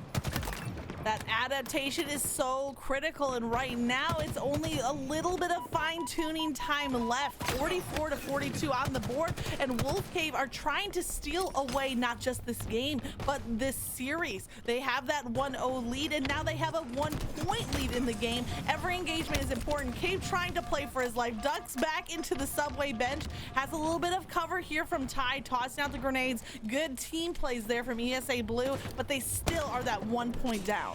That was an incredible job by Cave to stay alive, basically looking like Ethan Hunt, running away from every explosion, and is somehow able to live and keeps this game close and keeps possession on the map, and turns every kill he gets right here is one that was not deserved by ESA Blue. This is all earned by Cave, and he's so far able to get 1, able to get that shotgun, and now is leading the charge for his team to take that decisive lead. Oh, the player I think is right around the corner behind back of A tower. I think that Cade might have missed him. I'm not sure if that player's still alive. It looks like they did find him out. No, there he is. It's Wolfmane. He finds him at the back of A. The Bulldog does the work, and then the BR to pick up the double kill. Right now, ESA Blue are 2 points away, and Cade is trying to seal this victory. Yeah, Cade, remember, it all came back to that single life where he survived the onslaught of nades, used his forward position to find the kill, get that shotgun, and get right into the face of Wolfcave. From there, he finds multiple kills and spirals the game in his team's possession. They are able to win game 2 and force us to a decisive game 3. Now, Garrett, is that the clutch factor that you wanted to see from ESA Blue? You said that this game was kind of going to decide if they were, you know, falling down out of that rise to power. Has your hope been restored in this ESA Blue lineup? I still need to see more. To me, that's them surviving a game. They had most of the utility throughout that game. Rockets consistently in the hands of Ty, but they weren't really able to put up a decisive win. At the end of the day, it comes down from a clutch play from Cave to stay alive and to find advantage at the very last moments. I want to see them come out and get a decisive win. And so far, Wolfcave have been able to go blow for blow, and now Live Fire, King of the Hill, will be what determines who continues on and faces FNATIC. ESA Blue still with something left to prove in this series, and up against a team like Wolfcave, you're looking at the score lines from game 1 and game 2. Both of them were tight. The sudden death and the capture of the flag leading to overtime, and then in this final game, just a 4-point victory at the end of the day for ESA Blue. So it's hard to pick a team from these two to take game number 3, but Live Fire, King of the Hill is where it's going to be decided. Yeah, you know, once again, utility is going to play a very important role in this game, and it just comes in a different form. Now it's going to be the heat wave and the sniper that you're going to be playing around, and those are more precision based weapons. You know, I feel like the shotgun, the rockets, we're talking about pretty free kills where you just have to have good positioning. When it comes down to the sniper rifle, it's going to be position plus execution, and whatever team can execute the best will win this game. It's about not only getting the advantage, but being able to push the advantage. Getting the sniper, getting the heat wave, that's a great first step, but if you can't find the critical kills, then you're not going to find success. The critical kills are going to come down to the deciding factor in the game number 3. Of course, it's an objective mode, so if we're looking at game number 1, maybe you stay a little bit of the advantage in Wolfcave's favor to win another objective mode. But game number 2, now you think the momentum is for ESA Blue. So please, you know, don't make me pick a team to take this win in game 3. It's going to come down to who can utilize that all-important utility that you're mentioning, Tools. We got the sniper and heat wave, and as well as a handful of equipment pieces that can be put to work to secure the hills. Yeah, I mean, the drop shield and the repulse always so important, especially the repulse on King of the Hill. Not only does it have the use of keeping grenades away from you as you're capturing that hill, but it can also lead to quick bounces, getting players out of hill, throwing them out into open spaces, and being able to execute on a team shot. The team plays are going to be crucial in this game number 3. ESA Blue, the number 24, and Wolfcave, the number 25, matching up here in the lower bracket and trying to secure their spot in the top 8. There's the repulsor coming through, but little to no impact. Maybe bounced the player off of that door frame and didn't get them off of the map. Hey, Fury Force finds a way to stay alive and gets the trade. That's what you love to see, making things a little bit more mixy, not letting anything go for free. But now the fight is for the overshield, and it's the Wolfmane and Bipex working together in order to secure that overshield. And now it's their turn to try to take a stab at this hill, and their position's incredible. They're able to hunt down the straggler, and the spawn's happening towards mud, but a sniper well positioned to counter. And Bepix knows that there's a player in Ness. It's Cabe, and now being doubled up. Pac Mandela as well. Gets the nice headshot on one, and then a body shot to get the assist on the second. That should give the hill number one over to Wolfcave. Sorry, not the hill itself, but the lead on the hill, rather. They have the hill halfway captured. Bepix still has 5 rounds left to utilize from that sniper. And what I'd love to see from Bepic's life right here, it's not necessarily these incredible sniper shots that he's hitting, but it's the awareness to know where to look, right? They get that clean wipe. He immediately turns his reticle towards A, even though he's at big door, because his teammates are giving him information about where they spawn and where the next one is likely to be. He's well positioned. Although he doesn't execute on those kills, he slows them down, keeps that hill in his team's favor, and they're already finding themselves in a decent position to try to get the second. But it's Alleluia who finally takes him down. Sniper switches hands. 2 shots to work with as Hill starts to head to ESA Blue. Look at how much time, though, Tools. We have the hill number 2, and now we see a little bit of time being won over, and that sniper being a huge factor. It could be a player in determining the win on this OS. Not able to connect from Cave, and now he's gonna have to deal with Wolfmane. Knowing where he is, has the overshield, dodges the plasma pistol, and Wolfmane closes out on that kill. Wolfmane knew the responsibility, right? He had overshield. A lot of times players get overshield, they get a little overzealous. Oh my God, what a perfect play from the guys from ESA Blue. Wolfmane kept it low key, was able to find the first kill on the noob combo player, but it's the teamwork from ESA Blue to prioritize their shots and overshield together that get the trade. But the spawns went in favor of Wolfcave, and ESA Blue have to find an early pick in order to break this setup. A great counter coming out from Wolfcave, and now they're trying to hold on. This hill number 2 is pretty much neck and neck. Both teams have gotten their foot onto it, but bodies are falling. Pac Mandela last alive on the side of ESA Blue. He gets the double kill. He's going to be able to crouch, stay alive. It's not going to be enough to win the whole hill, but now he has stalled long enough for his teammates to be able to come back and support off of respawn, but Scuds breaking through with the double kill. Is it enough? And so often the difference in these hills is the player that is the last to make their move, the player who's patient, right? And so far what we've seen, whenever a team gets control of this hill, it's because there's a player waiting for someone to get a little bit too desperate, to push a little bit too fast, and they are the ones that take advantage. Alleluia playing a very patient game at this back tower, lets his teammates get into position, and now he's finding pick after pick, and this hill looks to be solidified for ESA Blue as we're going to be tied up moving to hill 3.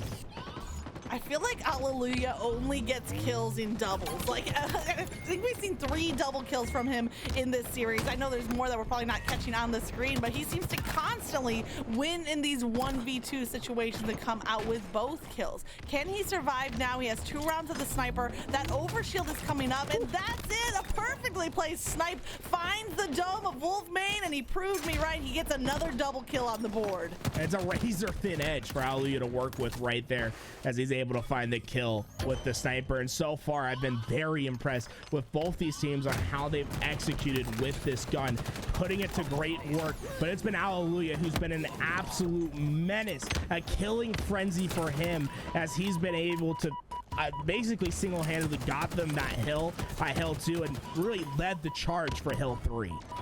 Absolutely right. 15-8 is his score line, and even off of the respawn, he is coming right back into the action. Heat wave at the ready. Fight going down. Garage jumps a little bit too high and not able to connect with the heat wave round. So he is taken down, at least for now, after being the one leading that charge for ESA Blue. And even though Wolfcave are getting these kills and staying forward, they're not really getting pressure into hill. These players from ESA Blue still ready and in position to fight for this hill. Wolfcave, I mean, on the stat sheet, it looks like they're keeping up with the kills on this rotation, but when it comes to scoring time, woefully behind. Oh man, woefully behind on this hill number 3. This is a swing hill right now. We're tied 1-1, but this is gonna give a pretty significant advantage to the team that can win over this objective. And there it is. Let's go, Cabe, coming out with the pancake medal. Things you love to see right there. Might be 5-11 on the scoreboard, but gets the medal that means the most. Unfortunately, we did have a lag out And I imagine we're going to be resetting this thing. It was tied 1-1. I think they might say, hey, like, we're going to take the 2-1 lead. We'll have to decide what they just what the admins decide. I don't think they ended it until after they got the second hill, because they thought that they were in a great position to get that hill. At the end of the day, I don't know what the exact ruling is going to be. Either we're going to get a full reset or it's going to be a 1 hill advantage for the boys at ESA Blue. Nice little pancake. It came after the lag out, unfortunately, but hey, so it counts far, in my heart, even if it doesn't count in the game. I respect it. Look Look at at the this. same time, or did it cause the lag out? I don't want to start that. Was that the player that lagged out? I don't know. It was the kill was on Bebix. No, it wasn't. Okay, sure. We're good. Sigh of relief. We're not gonna start blaming Pancake Metals for lag outs, but it was beautifully timed. Whether it counts for the game or not, it sure gave us a nice replay moment. Yeah, we'll get the admin's decision, and then from there, we will restart this game. So far, I mean, we've seen so many. Oh, let's see. Need 1 second. We weren't playing for the last 15 seconds of the hill. He fell off map.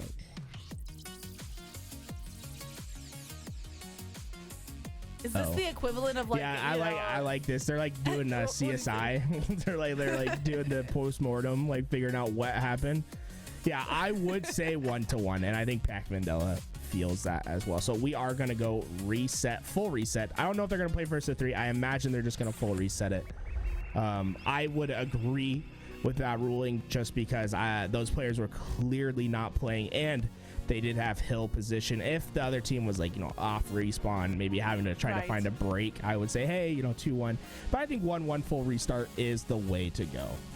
I mean, that's a hard thing. This happens in Capture the Flag as well, with a score line being X to X and a flag, you know, halfway back. Do you count it as a capture? Do you not? And I think that for the most part, the same rules will apply. What the score says on the scoreboard is what you restart at. Again, we're not the ones making the decision. We're kind of hypothesizing from what we've seen, but expecting to come back with that 1-1 from these two teams. And neck and neck score line is exactly what you'd expect from this series. Yeah, I mean, this is extremely close. I think we've both seen both these teams have their moments in the sun. And we do have confirmation that everyone is in the lobby. We should be doing a full reset, or it's going to be first to 3. Either way, both these teams are going to have equal advantage going into this reset. Now, you got to remember, Wolfcave 1 hill 1, ESA Blue 1 hill 2. We'll have to see how these teams adapt their starting strategies to try to counter what the other team did before. Yeah, that early hill going over was a lot of fun to watch from Wolfcave as they were able to lock it down, and now the word is that it's going to be a full restart. So again, tied neck and neck, but we're going to start back at the 0-0 score line. I want to see though if Alleluia can replicate what happened in that game that led to the second capture, which was that killing frenzy. You know, all the double kills kind of just falling into his lap. Not that he didn't work for him, but the killing frenzy really did tie up that game, and luckily so now they come back on equal footing. Equal footing. Sniper, the sniper was so impactful in the last game. I think you have to be putting more resources into it on this reset. I just feel like that has to be the play for these teams. See who can get that gun, get it away, and get the kills for their team. Yeah, honestly, the sniper was the biggest factor. You know, you can talk about the overshield or even like the heat wave or some of the equipment, but it was, you know, almost a sniper montage. Throw the pancake in there just for fun. But mostly the highlight plays were due to this control of that sniper. So we'll see which teams really dedicate those resources to win it over. Ali able to find the opening pick. Sniper does go into the hands of Wolfcave though, as they were able to win the fight through top mid. And although initial time went to ESA Blue, it's the sniper that makes all the difference. They're able to push through, and now you're going to start to see pressure mounting towards Overshield. And is this a deja vu? Am I imagining? Wasn't it Bepix who had the sniper in the back of B to win over that first capture on the first round of this? Are we seeing the same thing back again? I believe I'm remembering correctly that it was Bepix, but you know, who knows if my memory is correct. Getting some nice body shots, but this time ESA Blue, they answer back. They don't want to see first hill go without a fight. They collapse on that sniper. Yeah, and ESA Blue, like you said, a history does sort of repeat itself. Makowski's able to get the sniper once again, but how ESA Blue played into that sniper was completely different than the first time. They sent 2 players back towards A to flank into Big Door instead of trying to go head-to-head at Ness, where Makowski was able to find all those opening kills before, and that's led to opening time for ESA Blue and sniper back into the hands of Cave. Cave has 3 rounds left to work with, and unfortunately, not sure what's going on here, but we're ending the match. How'd you like the Mads, huh? How'd you like the Mads? And how do you like a game 3? We're back into it. King of the Hill is back. Sniper at top mid for everyone to get their pickings towards, and it's a little bit more of the same. Makowski's back with the snipe once again, and this time Wolfcave win the opening fight. All of the players from ESA Blue fall, and Overshield now in contention, and Scuds looking to find the correct angle to take down anyone who pushes his way. What are you talking about? Makowski didn't even get a hand on that sniper. Oh, no, it's Scuds. Yeah, the whole time. But either way, Wolfcave come out with a sniper, but the Overshield, I think, gets snuck away. The fight gonna go back to B side. Mandela trying to steal it. You see Wolfmane rotate around the back, but the collapse is coming in. ESA Blue have the numbers coming from Ness side. This is where Scuds and the sniper can make the play. What a headshot! Hey, you gotta love the style points, right? Get them on the way down, make it look pretty, and already the tower spawns coming. I don't think Scuds was expecting that right away, and he's gonna have to go all the way back. And now with both power weapons, he's gonna be the power user on this map. He needs to find the kills, and he's well positioned to get the next couple picks. Here come 3 players from the side of ESA Blue, all on the same route, looking to just team shoot the targets. Cave finds the kill, and now rotating through garage also finds Cave. There's the power weapons coming into play, lines up the shot with the heat wave, connects and gets the kill, and the capture comes over for Wolfcave. So it's similar to what we saw before. They get that first zone. We'll see what happens in zone number 2. Scuds knows there's a player waiting behind somewhere, and eventually he's gonna fall, and that might be a bigger fight than most realize, because the heat wave now gonna switch hands into ESA Blue, and they could use that to really find easy kills and to let this hill swing in their direction. But the attention going back to the OS, the kills coming through. Alleluia gets a couple, gets a key takedown there at Cuts. Ty has the OS, and I don't think that Wolfmane's gonna be able to stop it. It looks like OS in the side of ESA Blue as they get more kills up on the board and more time on the second hill. Yeah, this is a great position for ESA Blue, right? You have everything going right for you. Overshield in your hands, hill in your possession, and suddenly you have to win the fights. But Wolfcave, they find value, and that's what they've been best at. Remember in game 2, it wasn't them getting power weapons that kept that game close. It was them finding important kills in important positions, and they've just been able to really keep this thing mixy and dicey with ESA Blue, and really ESA Blue just wanting to get comfortable, but Wolfcave consistently putting pressure towards them. You see this second hill is a past halfway for ESA Blue, but you're absolutely right. Wolfcave are not making it easy. They're playing scrappy. They're getting those kills. They might not have the power-ups in their control, but that doesn't mean they're not going to put up a fight. Still a little bit of time left for the second hill capture to come over, but they stop to play a little bit of Slayer in the meantime. Cave is getting pushed from 2 sides. The pinch comes through from Wolfcave. They take him down. And Wolfcave know the only second on this hill that matters is the last second. They try to get themselves positioned correctly, but Mandela shuts it down short. That heat wave makes the difference, and that should mean hill 2 going over to ESA Blue. Wolfcave tried their best to get the kills and to get them out, but they could never quite get the map control necessary to get into that hill and start racking time. ESA Blue did a better job at dictating the spawns and led to hill 2 going in their favor. Mandela only has the 4 kills, but does have 6 assists. Unfortunately, the heat wave is not going to be enough for him to win out that fight, and now the attention on OS yet again. It looks like Scuds takes it. Hallelujah, I think he hit that body shot with a snipe, but it's not enough. Scuds grabs the OS, immediately pops it. Now making that push alongside teammate to clear out sandbags. I think it was 3, if not 4, went down on the side of ESA Blue. Look at the time on the clock that Wolfcave are winning on this 3rd hill. Yeah, and so far, I mean, that's been the story for both these teams. Whoever gets set up first seems to just run away with the hill. ESA Blue not able to get into position to challenge that third hill, and the second point on board for Wolfcave, and now it's going to be the fight for position once again. And so far, that's been a very telling feature of this game. Whoever wins the fight for position has come away with the hill 100% of the time, and it looks like ESA Blue won the initial fight, and they look to be getting more and more comfortable. A nice double kill there from Ty. You see Alleluia swooping back to the seaside hold. This hill is out in the open. There's no room for cover. There's no place to hide.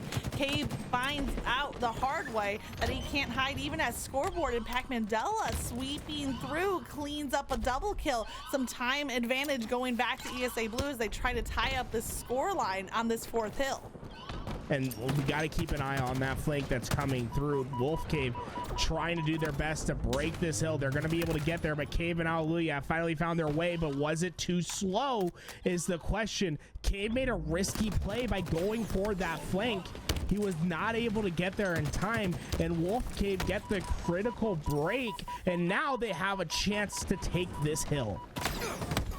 They're gonna need to take that chance and secure the hill. This hill is pretty much tied neck and neck. Both teams fighting tooth and nail to secure it, but 3 go down for Wolfcave. Ty gets the heat wave in hand. Ty sitting at 12 and 9, leading the way across the board for Slays, actually dead tied with Bepix until that death comes through. It just shows you how important team coordination is, right? ESA Blue able to get that break because they got their BRs on the same target. And that's something that, you know, some of these teams that aren't finding that top level success struggle with is, you know, there's a lot of individual talent there, but you have to be able to work as a team. And that's why a team like ESA Blue, who's been teaming with each other for quite a time now, that's where you want to see them take advantage as Ty. Oh my, dude, how did Ty survive right there? I thought players are coming left and right. I saw a backsmack coming through and it just never happened. Must have had enough help from teammates to be able to pick off the kills as they were closing in. He still has control of those power weapons, and even more important with this tower position because of the sight line across that mid hill. The hill still up for grabs, and well, this sniper is going to do a great job at stopping pushes, and it's going to be up to Wolfcave to decide how they push into this hill. That's going to be the most important part. They know there's a sniper trained at top tower, and the push is coming. Scuds is trying to get the kill, but it's the heat wave that makes all the difference. You give all the utility to Ty, and he's putting it to work in order for them to secure this swing hill. The double assist comes through for Ty as teammates clean up both of those kills, but 4 went down for Wolfcave, and now off of the respawns, they're almost finding themselves at another full team wipe, Scuds being the last one alive. But ESA Blue, no one on the hill at the time being, so Scuds re-engages just to find Ty waiting with what was left of that heat wave. They're gonna have to drop down with the sniper for now. Heat wave on that respawn. Both teams should be aware of that, but ESA Blue, it's one last push for them to survive.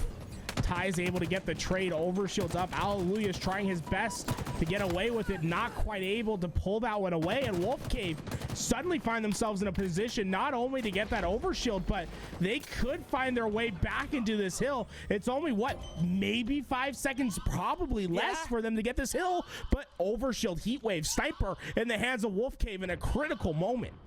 Yeah, Fury 4s with that flank play from scoreboard to trap on the OS and win it over using teammates as a distraction on the tower side. Now looking for a pick. Does he realize there's no ammo left in that sniper? Nothing to work with. Now swaps over to the heat wave, but using that overshield to win over some time is taken out by, again, the plasma pistol. What a huge play there. I think it was tied with another plasma pistol hit, but Scuds was ready with a double kill response. Mandela is last alive, and Scuds is desperately trying to find this pick. He wants to clean it all up with a nice little bow. He's able to do so, but as he decided to push his way back, ESA Blue split spawned at A, and because of Mandela staying alive, he pulled a player out of position. His teammates were able to come off respawn, get the better position, and get the hill in their possession. I hate to say it, but that might have been the game-determining capture with ESA Blue being able to clutch it up. There's still 2 minutes left, don't get me wrong, but definitely a morale boost on the side of ESA Blue as they were able to seal that capture. Now bodies dropping left and right. A little bit of control from ESA Blue, and Wolfcave are looking like they're about to break that right up. Alleluia in a tough position with multiple targets in front. He does find the pick onto Wolfmane. Cave and Tide trying to get into that back position, looking for an ability to try to get some hill time, but they know Fury Force is on the hunt and he has that sniper. They're not going to be able to stay alive, and now this is a critical juncture for Wolfcave. It's about how they dictate the spawns here. You can see the dummy spawns coming in. They're spawning as far away from that hill as possible. They have great positions to get this game tied, but it comes down to execution, and that's where they fail. ESA Blue fly on through, Overshield leads the charge, and it's about as clean as a possible break as you can get in that position. Absolutely, a perfect response from ESA Blue. Alleluia leading the charge with the overshield intact. They have secured this zone, and this capture would determine not just the game, but the series. There's just a few seconds left on the hole, but Bepix has the heat wave in hand, stops what could have been an easy capture. Ty's gonna need to make this fight count. Did he get the stick? Right onto the face, made him a unicorn. And now the hill up for grabs. Scuds in the back, but Alleluia taking his own fight. Scuds go down. ESA Blue find the break, and now the time is ticking. Is anyone from Wolfcave able to get there? Fury Force gets his BR train, but he has to traverse his way into the hill. He won't be quick enough, and ESA Blue take the dub 4-2. ESA Blue fighting for all their worth to win back your belief in what they're capable of. They're continuing that rise as a team of 4, and they clutch out when it matters most. Winning this King of the Hill that they needed, this game 3. They'll continue on in the lower bracket into round 6. They'll stay alive for now in a neck-to-neck battle. Whew. That was impressive how ESA Blue played the back half of that game. Honestly, really impressed with how they played as a unit. You know, at the beginning of the game, it was like who got set up first, they got the hill. But at the back half, we saw how ESA Blue really worked as a unit to find breaks, to break into hills and to get the setup. Pac Mandela, you know, although his stat line doesn't look too pretty, I always have to go back, recall that moment where he stays alive, pulls a player out of position, and it shows you how it's not always the kills that win you games, but it's staying alive. And because he was able to stay alive, pull a player out, it allowed ESA Blue to come off their respawn, get overwhelming numbers advantage into that hill, and break the setup. And it was, I guess, wow, I mean, Louis, I think he's right on point with the knowledge, right? It was this break. You see these two players go down. Suddenly, everything looks to be in Wolfcave's position. Pac Mandela, he's going in, he's staying alive, and it pulls Scuds all the way out. And right now, you see all the spawns, they're happening towards A, and the spawns for Wolfcave are towards Ness. They just don't have the numbers there. They needed both the players ready to fight. And because Scuds left, it left the hill for ESA Blue to take advantage. And from there, the game was essentially over. ESA Blue got the quicker transition to hill, and they used that momentum to win the game. Pac Mandela's survival just won over the game, and then Cave got the pick on the player from Wolfcave that was holding down that top zone, and then it kind of started to spiral coming in here to this final hill. You see Bepix gets the trade with the use of that stick grenade. Being able to get Repulse off the map and still come out with a trade ended up being huge.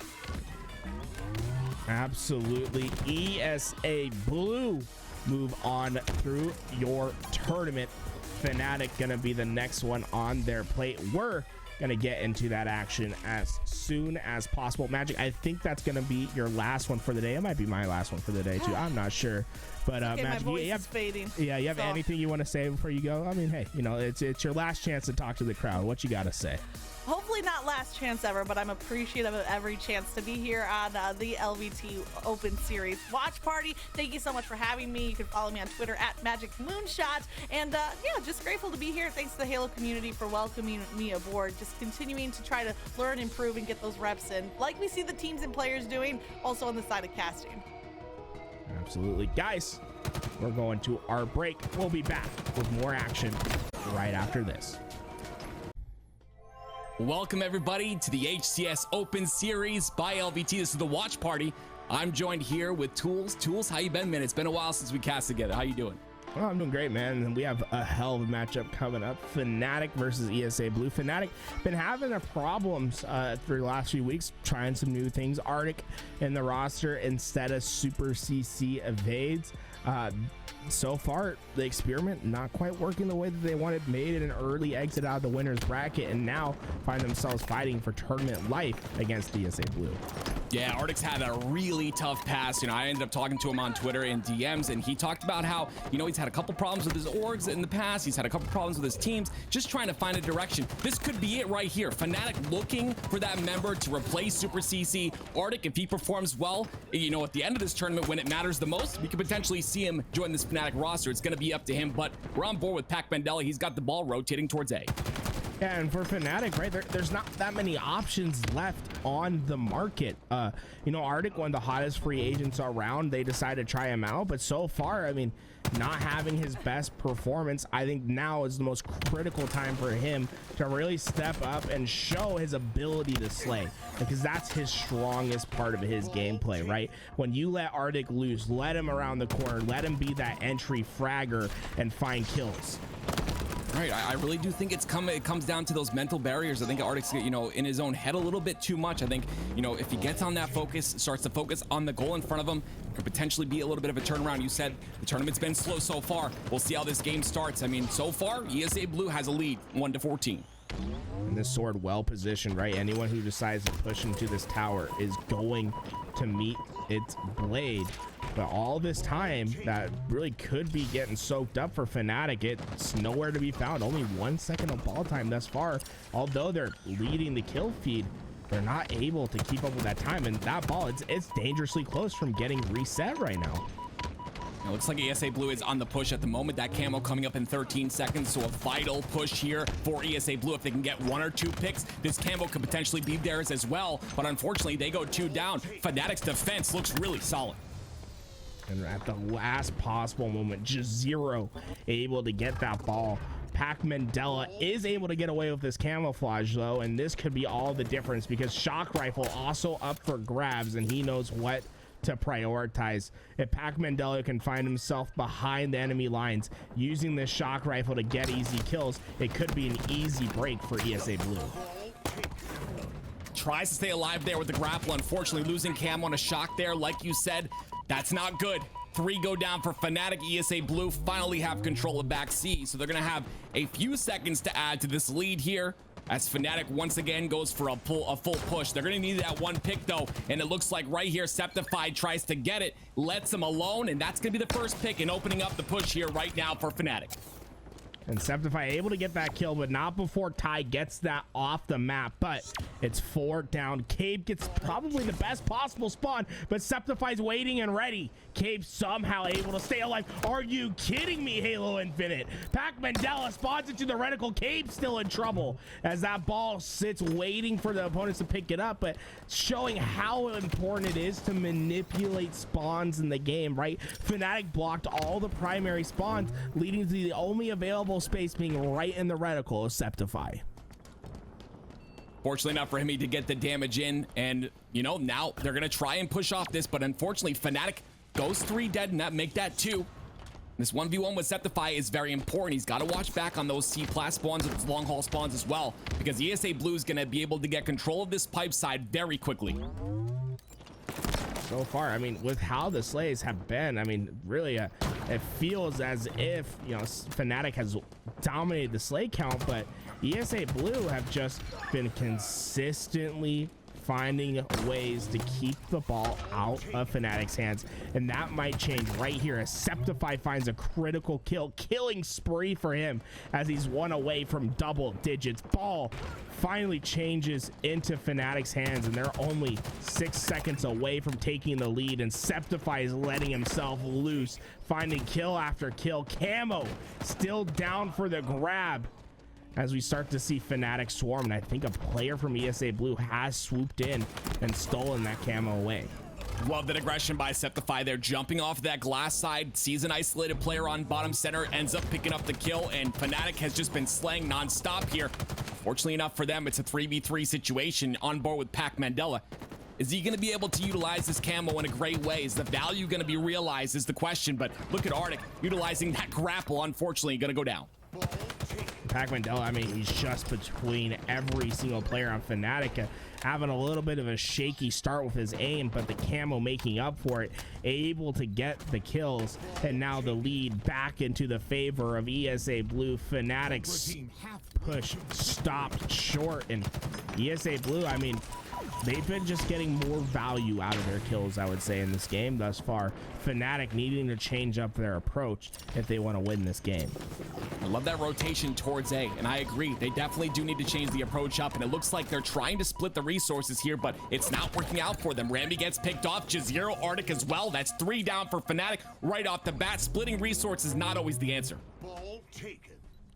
And ESA Blue back with that ball, and I love this rotation. Get it into the pipes room. The only problem is there's no one really there ready for the push yet. Cave finally pushing back. You see Arctic and Jazero working together to try to find the pinch into that room. If they're able to get those kills, it could stop that ball short. And you see that's those two players, Jazero and Septify, who work together to get the break, but the response from ESA Blue is strong.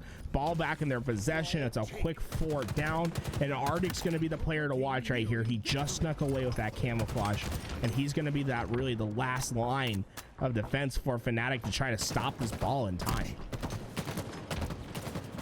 He's been spotted out, and they're going to capitalize on it. That's going to be a camo down. And again, on that last push from FNATIC, they're splitting the resources, but at the same time, their awareness is not there. They don't understand that there's a player on elevator who won his 1v1. Rami goes down in between 2 players as well. The pushes have to be calculated in a way that you're going to be able to stay alive. And finally, they get 2 down for ESA Blue. If they can convert on these other kills here, potentially a little bit of a hold coming out of this elevator spawn.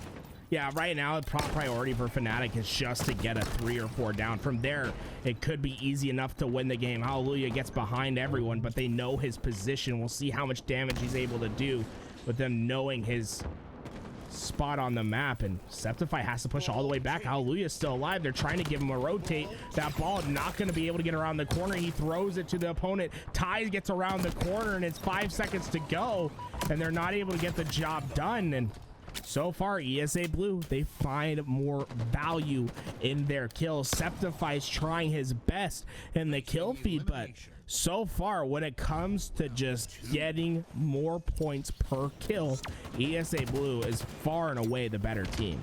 ESA Blue also understands how to break there. Arctic was on the top glass. He was the #1 player to watch out for. He was the one that was going to put cross shots into everyone pushing towards that elevator side. And Hallelujah was right there to 1v1. He won the fight, and they pushed in just freely. Once you get that player off that power position, it's so easy to push in. And that ball, it's going to be taken for a few seconds here for FNATIC, but we haven't seen a structured hold out of them. They just can't seem to watch all areas of the map, and it seems like ESA Blue is just overwhelming them. Already, this camo playing a massive impact. This could be the game changer for FNATIC, but Rami needs to stay alive and try to keep that ball in his team's hands. And ESA Blue, they're just giving them hell for every inch on the map, not able to get that ball away. And now Cave is able to find the kill on Rami, and Septify quickly having to back down. And you can already see the push from ESA Blue materializing. Jazero, he's stuck in between a rock and a hard place, but he somehow slips through the cracks, not able to stay alive. As we start to see ESA Blue finish their collapse, and all that work from the camouflage, what does it result in? 5 seconds of ball time. Yeah, it's just not good. It's just not good objective efficiency. Right there, Jazero had the great play in mind to play his life towards the spawn zone to see where the rest of FNATIC was spawning, but it's just this ESA squad has just a stranglehold, and they're able to hold this elevator so well. Right here, you see Septify pushing in. He gets into a 1v1. That's you can't make that happen. And then the cross shot was coming out from Arctic, but he ended up dying early. This is what breaks those pushes in half. This is what allows ESA Blue to hold this so well on elevator, because they're able to get the slays, they're able to stop that push, and I just feel like FNATIC's pushes aren't organized enough. No, they're not timing them correctly, and it's just led to ESA Blue having great opportunities to keep this ball away, and they really haven't had to fight for the ball either. They just consistently play keep away. When the ball is in a neutral position, they just play their slays, they wait for FNATIC to make a mistake, and then they capitalize.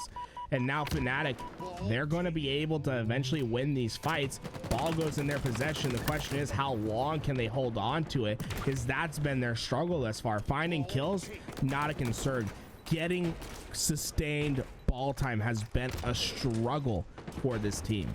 And you said it perfectly right there. Look at the stats in the top left and the top right of your screen. Septified 22 and 11 right now. FNATIC is obviously outslaying ESA Blue, but it's just about that keep away game you talked about, Garrett, where you're just able to rotate the ball in a way, just keeps it away from the opposing team, but also you're able to stay alive at the same exact time. Once again, you see FNATIC, they're going 2 down, and Jazero, he's trying to hold that top area. That glass position is very strong. The unfortunate part is ball's been played and his entire team spawning at A. The shock rifle could be the big difference in this play. Mandela needs to get into a better position to where he can help around with this ball, and you can see, I mean, FNATIC has pushed all these players away from open positions, but they're a little bit slow to get to that ball. Finally able to get into that position and get ball away, and finally this is looking like a hold that could sustain a long period of time, as the rest of ESA Blue are gonna have to traverse the entire map just to get their reticles on the ball.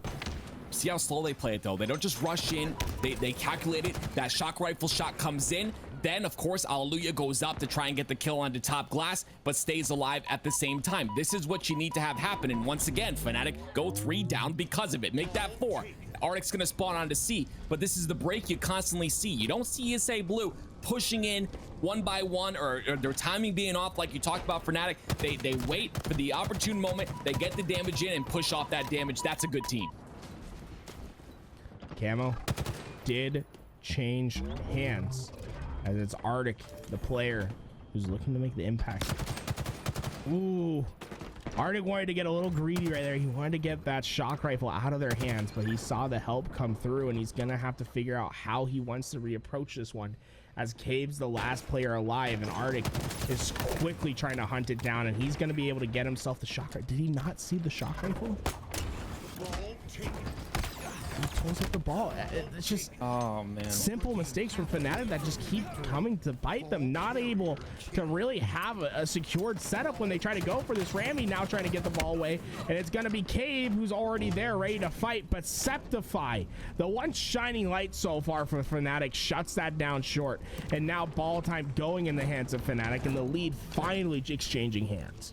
Septify has really performed in this game, and it's so great to see, but you constantly see the same exact thing. You talked about the prioritization there. There's a time where you know the push is coming from elevator. You can't prioritize picking up that ball to grapple it, because the team's just gonna push in. You gotta get that shock rifle and just try and put as much damage as you can so that you can potentially get that player cleaned up by your team. But unfortunately, Arctic making the wrong decision there. They do get a wipe after, so it's 59-51. FNATIC finally leading in the second round. Quick pick up by Jazero, but it's the nade from back Mandela that equalizes, and it's just both these teams sustaining heavy damages trying to get towards this ball, but Septify looks to be the last alive, and he's going to be able to get this grapple, and he's in the best position, right? This is where you want to be. Get this grapple away. The rest of ESA Blue spawning across the map. Use that grapple to get your ball into a safe position, and now Camo is going to be that really last piece of utility for ESA Blue to be able to use to try to find this break. Yeah, FNATIC's looking like they're waking up just a bit here. They're getting the trades. 3 go down once again for ESA. And again, that grapple play, like you said, getting that ball up, especially with those split spawns coming, and just having that ability to get that time is so huge for FNATIC. 27 kills on the side of Septify, and he's holding the ball as well. This player needs to transfer the ball. They've got to get this ball out of Septify's hands. He's your slayer. Let him slay. Well, they're having to make a quick rotate back towards his teammates, but ESA Blue quick on the tail. Septify eventually does have to get involved in the fight. He's able to find the first, but Cave and the rest of ESA Blue trying to find the response. Somehow Jazero gets around that corner. Did he get it off the map is the question. He is able to get it off the map, and now the time comes into play, right? ESA Blue only having 45 seconds of game clock time to get towards that ball and to stop the clock and to try to win this game. Arctic made the right play there. He was on the side of pipes waiting for that ball to be played, but unfortunately he got isolated and pushed, and then you ended up, I think he ended up staying alive from that because he's still alive on your screen right now, had some ball time as well. So great play by Arctic to be able to be pinched by 3 different players and still playing his life. They're gonna get that fumble, 3 seconds to go, and they'll win this game. That is FNATIC, but look at ESA Blue, they're on the push. Septify's there to take the fight. He just goes for the ball, and unfortunately that won't be enough, and this game far from over. You're gonna have 1-2 more pushes. You can see the collapse, the immediate collapse. Hallelujah was able to find one, and it's keeping this FNATIC team staggered, but Arctic not gonna be able to stay alive. Septify's on the flank right now. Can Pac Mandela get the rotation away? He stays alive with ball. You have to be wary of Septify. He's coming in from behind. He's able to find a couple kills. That ball's still out in the open. Only 15 seconds left for ESA Blue, and now it's only Cave who can keep this round alive for his team. Ball taken. Arctic has the right thing in mind to just, play positioning here, try to stay alive. They finally get that round. It's going to be tied up 1-1 and a chance for FNATIC to continue this momentum into the next round. But I mean, you got to stop Septify. This man is absolutely tearing up your team. He's 31-17. Stop this man or they will continue and they will win this round. That is FNATIC. Yeah, Septify's an absolute monster to try to take down the 1v1s. Hardly ever misses a shot. Steady and true throughout everything he does, and he always has a game plan. He's just one of those players that's just built to be a cornerstone of your team. But if you're able to slow him down, keep him out of the fight, that's when you have your best opportunity. Cave gonna use that camouflage to get that ball up and away from FNATIC. We'll have to see if that was the right decision, as suddenly ESA Blue need to wear off the push of FNATIC. Yeah, that's a good call. Asking if it's the right decision right there. You're trading a camo for an essential ball hold on the top of the map. They get that rotation off, but if I was Cave in that situation, maybe tossing it up or maybe, trying to just toss it towards your teammate spawns is the better play there because you can utilize that camo to get some more picks. And because of that, 2 go down for ESA Blue, and FNATIC have the ball in hand rotating toward Elevator. Already with some big opening picks, it's going to be a 2-2 split from ESA Blue off the spawns that they're going to have to decide how to approach this. Now Leo with a critical pick right there, able to use that remote detonation to get the first, but Rami able to play cleanup duty right away, and that's just keeping the pressure off for now. But Cave's a hero. He comes in, and although they're not going to be able to get necessarily ball time right away, they keep FNATIC away and prevent them from running away with this game. Ball ended up in the middle of Whirlpool, which could have been a tough spot, but Hallelujah gets it up in time. They're going to have an elevator set up again, and you see Ty just sitting on top of that bat ledge, just putting so much damage into the crossing players. There is no one on glass right now, so potentially FNATIC gets in for free, but they're taking too much damage, and this rotation is just so solid out of ESA Blue. Camo coming up right now. We'll see if that plays an impact on who is able to eventually win this break for ball, and I believe Ty's Reverb was the player that got away with this camouflage as he's looking to get behind some players on FNATIC. Jazero and Septify in his sights. He's able to get the first and now the second. Camo playing an impactful role as Ty looks to get even more greedy. But during this downtime, you saw Arctic, he went out and prioritized that sword, knowing that now they have to play for the break. But this could be worst case. Oh my, that's why you get a guy like Arctic right there. It's the one-on-one close-up fights that he comes out on top of that can make all the difference. Yeah, and that catapulted into 3 dead, make that 4 for ESA Blue, and now the ball going to be rotated up towards the top red area, this attic area, and FNATIC has a big hold on the pipe side, so you see the rotation over, but Ty trying to get that initial pick, and the push is coming through from ESA. They've got to be careful. This ball is getting rotated over to Elevator. Still down. It's just the push from ESA Blue too strong, and now Rami, he just really has to try to keep that ball from getting away, and he's not going to be able to do so. And this has just been tough to watch for FNATIC. It's just they can't get big swaths of time. It just feels as if ESA Blue, every time they have to find a way to break, they're able just to immediately get into the face of FNATIC. And FNATIC on the other side, they're always a little bit slower on trying to find the breaks towards ESA Blue, and it's led to this disparity in ball time, 32-60 in favor of ESA Blue in our final decisive round of game 1. Those plays can't happen right there. I mean, Zero's got the grapple, he's got the sword in hand. He can literally make such a huge impact on that push, but ends up going for that ball toss up with no shields, loses the sword, loses the grapple, and they lose control as well. But finally, FNATIC able to get 2 kills on the board. 2 are up for ESA Blue, and you see Cave, that cross is going to be real deadly. And again, there's Jazero going for that ball. He's focused so much on the ball, he's tunnel visioning towards it, and he's taking so much damage. This push is literally held by him, and it looks like it's going to be broken once again. There's still plenty of time for FNATIC to work with, but they have just got to start working as a team. So far, it just feels as if we're watching the Septify show, as he's been just able to dominate the feed, but there really hasn't been you know, this team effort that you're looking for, the coordination. We're seeing a lot of one-on-one plays, players just trying to make it all happen with their own VR, and that's just not a long-term recipe for success. That's going to work against some of the lower ranked teams in the scene, but as soon as you get on that bigger stage against some of the best, you're going to fall. Just like once again, Jazero fell with that sword.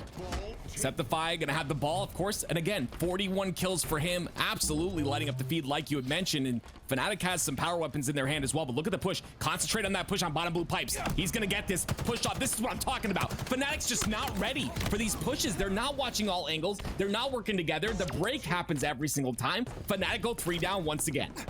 And Pac-Mandel is able to wrap this ball away, and that's gonna grow the lead for ESA Blue once again. And you got Alio with the shock rifle ready for the push.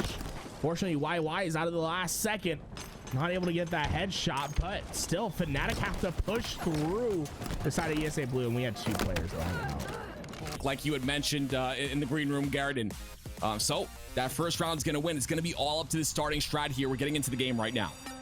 Yeah, I mean, FNATIC, when it comes to the slaying output, I mean, they're unmatched in this game. I mean, Septify dropped 41 before we got to this reset, and you expect to see him be the player that really steps it up and gets those kills once again. But ESA Blue, they've just been a tough team to put out, and so far, I mean, you're seeing more of that. I mean, look at how much effort Rami's trying to go through just to find these kills. Eventually, it comes through, but it's Septify with the shock rifle. He's able to hit 1 headshot, and well, the next comes through with the chain reaction to get 2 of those kills. And now you can see ESA Blue spawning all the way out, and Septify is going to be the most important player here, because look at Alleluia right there.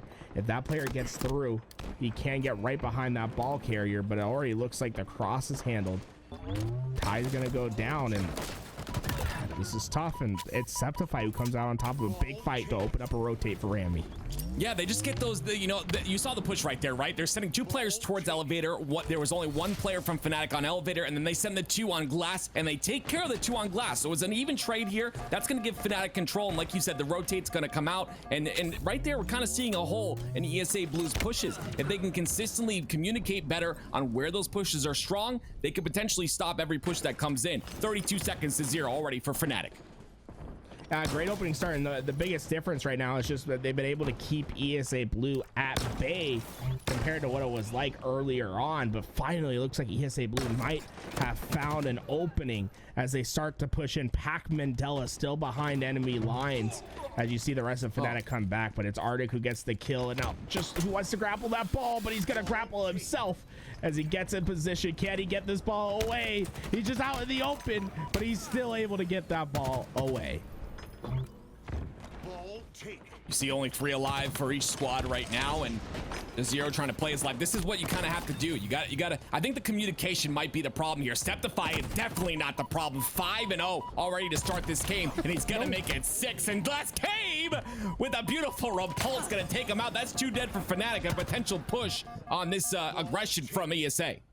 You know, I thought Cave might have been in trouble right there. He jumped over the head, and I was like, oh, Septify's got his spot. He knows where he wants him. And then it was the last second repulse, keeps the punch away, and suddenly ESA Blue finding some critical kills. Ty with the double. The camouflage being his best friend right now, as they need to get ball time, but they just have not been able to get enough of FNATIC on the respawn screen consistently enough to do so. And I mean, Septify's been a monster to play against in the 1v1. You got to look at the score right now. Look at the bottom. Concentrate on the bottom center of your screen. It's 0-42, but you can tell that the energy and the momentum has kind of flipped here. FNATIC not looking as good as they did in the beginning of the game, and ESA Blue starting to get a lot more slays after they got that 42 seconds. ESA Blue looking to convert on those, and they will in just a second here. They've only got one dead, and the spawn's on A. ESA Blue looking to get more slays to try to get that ball away. Unfortunately, they went in between a triangle of FNATIC players, and they were all ready to get to that help. And now Pac Mandela finds himself on an isolation play to try to make an impactful push. He's going to be able to get Rammy, but the question is, did FNATIC position themselves better to keep this ball away from this push? And I think so far we're seeing a successful keep away tactic from FNATIC. We're seeing a little bit of we're just seeing better teamwork and better bait and switch, you know, ability out of this FNATIC squad in this first round here. 52-0, and they're staying alive much better as well. Yeah, this is a completely different FNATIC roster. I mean, all the mistakes that we were seeing in round one seem to be escaping them now. Instead, they're playing more cohesive. They're training their BRs with each other. They're prioritizing targets. It's been a lot less sloppy than what we saw in the first two rounds. Ty once again going to take a 1v1, and this is what we like to see. You saw it right there. The bait and switch comes out for FNATIC. They're able to keep the numbers, and now they have a numbers advantage, and they're going to press on that. 3 go down for ESA Blue. The fourth one trying to stay alive, but he's not going to be able to. Ty on respawn. And that might be a dagger for ESA Blue. They're all going to respawn up, and they're going to have to fight through the blender of FNATIC once again. And Septify is going to be your first line of defense. Pac Mandela trying his best. Get the damage. Oh, I love this from Septify. He could back down, try to get back towards his team. Instead, he decides to be the tip of the spear, goes into the soft flesh of ESA Blue and keeps them at bay. The rotation is through, and now only 10 seconds for ESA Blue to find the break, and that might not come, as it looks to be a perfect game from FNATIC. And you talked about it right in your last couple of lines there. The line of defense. Also, the tip of the spear. Septify doing it all. 12-4 in that last round. And FNATIC going to take game number 1 with that one. Hey, you know, you'll take a triple positive day in and day out. That's exactly what you needed. And now we move to Aquarius Slayer. A game type that seems to benefit FNATIC, right? It's all BR fights. It's really about making sure you win some critical one-on-ones, a lot of closed off lanes, but still what is important is that team fight, and that's what we saw the most improvement on that reset from FNATIC. It seemed as if they were working much better as a unit compared to the first couple rounds. Absolutely, they look so much better. 100-0, such a stark difference right there. FNATIC playing like the partner squad we know they are. And I was gonna say, you know, they had a little bit of a rough tournament up until this point, but maybe this is kind of one of those opportunities to grow as a team. I feel like you get the most practice out of these tournaments, regardless of who you're playing. You're able to kind of everyone's playing at their absolute best. No one wants to lose, obviously, in a tournament setting. In a scrim setting, it might be a little different. So FNATIC getting the best practice possible here. Arctic looking real solid. He's being that really difficult player to kill, as well as, you know, potentially holding those very important power positions. And if we can continue to see that out of Arctic, and if we can continue to see Septify pop off in this Slayer Aquarius, I mean, it looks to me like FNATIC's going to close us out in a 2-0 lead. Yeah, that'd be a devastating lag out for ESA Blue right there. I mean, they had the lead in round 3 when the lag out happened. It looked as if they were in a great position to try to take away that game. Instead, they have the reset and they lose all that momentum, right? All that wind out of their sails, and they're gonna have to find a way to recover in game 2. And Slayer against FNATIC, I mean, that's where FNATIC will really feel dangerous, because it's never been a question of individual skill with this team. You have 4 of the best BRs in Halo Infinite on this team. And exactly, that's a great point. And they're going on Aquarius where, you know, you've got the thruster to work with, you've got the heat wave, of course, and of course the very most powerful weapon. I call it a weapon because it is the shock grenades. One of the most important things to kind of track on that 1 minute respawn timer. And like you said, I mean, this is the most individually, if you were to call an individually skilled map in the game and in the rotation, in my opinion, is going to be Aquarius Slayer. So it's going to come down to that, and we've seen what FNATIC can do in terms of the slay department. Now it's going to be up to ESA Blue to match that slay potential as well coming into this next game and potentially even tie the series up 1-1. So important for ESA Blue to come off strong, right? They cannot get down in this game early on. FNATIC will keep them away. It's about coming out and making a statement over. I mean, camouflage is going to be so important to this game as well. Yeah. And honestly, it's camo and heat wave combination that can change this game. They're able to keep that heat wave away from FNATIC and use the camo to find great positions to find double kills on the map. That's how ESA Blue wins this game, but you couldn't ask for much of a better start. 2 immediate kills, and Ty, he's already getting behind Arctic as he'll be the third to go down.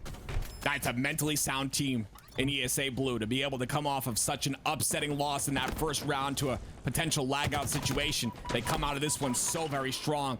3-1 already, and Ty with the heat wave in hand trying to make an impact on this P side. Ty's gonna fall, and already it looks like FNATIC's starting to find their answers, but Pac Mandela gets the camo.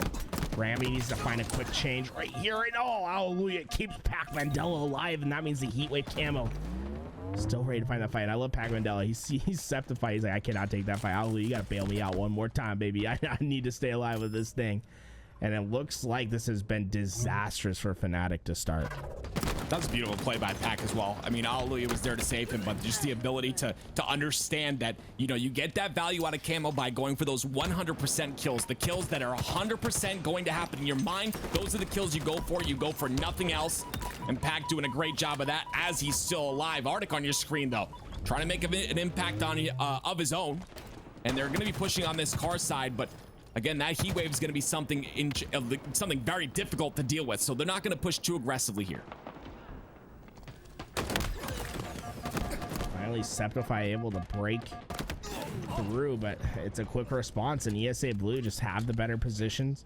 They have the better team shot. They've been able to consistently keep FNATIC on respawns, right? There hasn't been that many moments where FNATIC are just 4 up and ready to fight, although that could change right here. A huge 2 kills for FNATIC as they're going to have higher position for the camouflage, and suddenly ESA Blue scrambling to find themselves in a position to fight for camo, and it looks like Septify and the crew get away. I believe it's a player right there. Yeah, just 0. You got away with this camo, and that great start from ESA Blue, it's essentially nullified as suddenly just 0 finds himself in a great opportunity to get some easy picks, and the first goes down. Yeah, pay attention to the bottom center of your screen right now. 13-15. Look how much of an impact this camo is going to have here if Jazero is able to play this well, and he does just that. Gets another assist kill, but taken out by Ty. That's a big play. Septify, though, going to trade that in terms of value for these shock grenades and potentially put them to use as well. Heat is a dangerous tool. Septify tries his best to stay alive, but eventually the help comes through, and ESA Blue able to stabilize for now, but you know FNATIC is just knocking at the door. If you let them get together and get a couple picks, this could be disastrous. The thrust, though, oh my, and that's what I'm talking about. The individual skill, so important on this map, making sure you control the thrust and use it just to win some piv fights can really make the difference in this game. Yeah, ESA Blue's definitely matching FNATIC's individual pivs in this match so far. They're able to kind of contend, and it's all about that thrust, like you said. But you see right there, I mean, Rami starting off with 4 assists, and you look on the other side in ESA, on the ESA list, everyone having a decent amount of assists. Arctic with 5 on the side of FNATIC, and of course the heat wave in his hands as well. And that was the worst case scenario for ESA Blue right there. They go 4 down, and this is where FNATIC is going to start to find their advantages. You can see all of ESA Blue corralled towards Car, and the BRs start to heat up for FNATIC. Arctic able to get the thrust, and now you're going to start to see a 2-2 split on spawns for ESA Blue, because those two players went down and then their next two fall. And now they're just, it's the problem of just not having everyone up at the same time. Does Ty get away with that camo? Can he be the saving grace in this game? It looks like Ty's reverb did get away with camouflage. And that's very interesting, because you look at the score right now, it's tied up 26-26, and also camos in the hands of ESA Blue to start, then FNATIC, and now ESA Blue again. So can they pull away with this lead using this camo is the question. Ty has it in hands. Let's see what he's able to do with it. Trying to get the shots across. Ty needs to stay alive, but the rest of FNATIC is waiting, and Jazero with the well-placed grenade will find one, and Cabe will be the second. Mandela falls for the third. Now Luya is the wipe as FNATIC get them all down. ESA Blue struggling to find position on the map. A beautiful job there by FNATIC to utilize their lives, make sure they're playing their life, make sure they're bait and switching, and they played that all from the back of the flag as well, the back of yellow flag. Very impressive out of them. If they can continue that type of teamwork, we could see a win in this game. Just, it's a tough ask for ESA Blue just to push out of these spawns and to find kills without any of these players from FNATIC being able to trade out. And so far, I mean, that's just where we've seen the advantage. Really, what's impressed me a lot is Rami and Arctic in this game. When you look at their stat lines, look at those assists, 7 apiece for both of them. They've just been involved in what feels like every fight. They're making sure that ESA Blue, wherever they go, there's a couple shots in them, and then they leave their main slayer, a Septify, to clean it all up. And you can see that too. Septify with 0 assists of his own. He's on cleanup duty. And again, this push is what you like to see, especially in a Slayer, that duo push. Basically holding hands. Cabe is isolated right now. If they can push him, it would be great. But unfortunately, Jazero dies and Rami dies as well on that push on the utility side. Oof, Ty just able to stay alive. Arctic not going to be able to get that cleanup, and that ties us up at 36 all. But Arctic, he knows the job, right? You got to get this thrust and you have to use it. Get yourself a pick, and already ESA Blue, and they're knocking on the door. They find 2, they take the lead once again. And camo in the hands of Pac Mandela. This is just a devastating blow for FNATIC. You had the lead for most of the game. You had things going right, but they slip up at a critical juncture, and now ESA Blue looking to take as much advantage as they can. Look at the way they back off into yellow though as well. Kind of staggering off in the back of flag, but now Arctic goes down, so Septify all alone. Can he stay alive? There's no possible shot. He goes down as well, and that's 2 down for FNATIC, and unfortunately momentum is spiraling out of control as Ty gets his own kill, and this is what closes games out, is again, once again, the heat wave and that camo combo can be so deadly, as you mentioned before. Literally can turn games around, and now we're looking at a 5-kill lead for ESA Blue. Yeah, the only problem is ESA Blue's all bunched together. If FNATIC can find an opening pick and finish a collapse, they can get these kills, but man, Septify just full sends underneath. He somehow survives on just a nick of health, but it just shows you the thought process of FNATIC. I don't think they're paying ESA Blue much respect at all in the gunfights. They keep full sending into these one-on-ones, and well, now they start moving in their favor, but that's how ESA Blue got into this game. It's a risky game to play, but if you're that confident in your BRs, you can find opening picks, and well, that's how you get the fast team collapses. There's only 4 more kills for ESA Blue to win this game, but at the most important part of the game, it's Rami who steps up with a triple kill. ESA Blue fall 4 down, a 1-kill deficit for FNATIC to overcome. Camouflage up for grabs, everything looking to go the way of FNATIC as ESA Blue need to respond off their spawn. 1-kill game. Like you said, that camo so very important. FNATIC got the kills necessary, but now ESA Blue only need 2. And it seems like FNATIC starting to work together. The small talk is coming out by Ty with a beautiful kill, and now 1 is all that remains with Cabe and the heat wave camo combo. Oh, Jazero's the next target, but Cabe has to let it go. He knows how important it is to use this camo to find an easy one. And he's at the back base, and there you go. Arctic's 1 shot, and it'll be the cleanup. Cabe and ESA Blue survive game 2. Wow, FNATIC looks so very strong that entire game, but towards the very end. That heat wave camo combo being so vital, and something I'm really noticing out of FNATIC, and maybe you can, you know, argue with me on this point, and it's something I've noticed, is that they do end up being in positions where they can help each other out of those 1v1s, but I feel like it's just almost accidental. It's almost like they're in a 1v1 and then a player comes in to save their life, or comes in out of nowhere to be top center and get, you know, get that pick. I saw it multiple times with Arctic being bottom center on thrust, and you know, up top was one of his teammates who can clean up the kill. But this is what I feel like their teamwork is so what's the word? It's just not consistent enough. They're not utilizing maybe small talk in their communication, or maybe they're just kind of in the wrong place at the wrong time. And then, you know, it also comes down to ESA Blue winning those pivotal 1v1s towards the end of the game. Yeah, FNATIC just feel like a team that just live and die on their 1v1s, and it's a risky proposition, right? Because it's the 1v1s that can come to haunt you at the end of the game, like the 1v1 that Ty is reverbed one at the very end of this game. Remember, there was one player left from FNATIC that was sitting at the util door, and Ty, well, he had to win a critical one, and he won that fight, and from there the game was over. In fact, I think we're gonna see it in just a second. It was Rami versus Ty, and that fight went towards Ty as reverb, and from there they won the game. And it's just such a risky way to play with those 1v1s, and they just have not been falling for FNATIC in the most important parts of the game. But Strongholds is the next one up, and Strongholds a game that really lends itself to fast gameplay, and that's right where you can maybe see some advantage for FNATIC. Yeah, FNATIC will definitely shine this next game. Right here. This is the one I was talking about.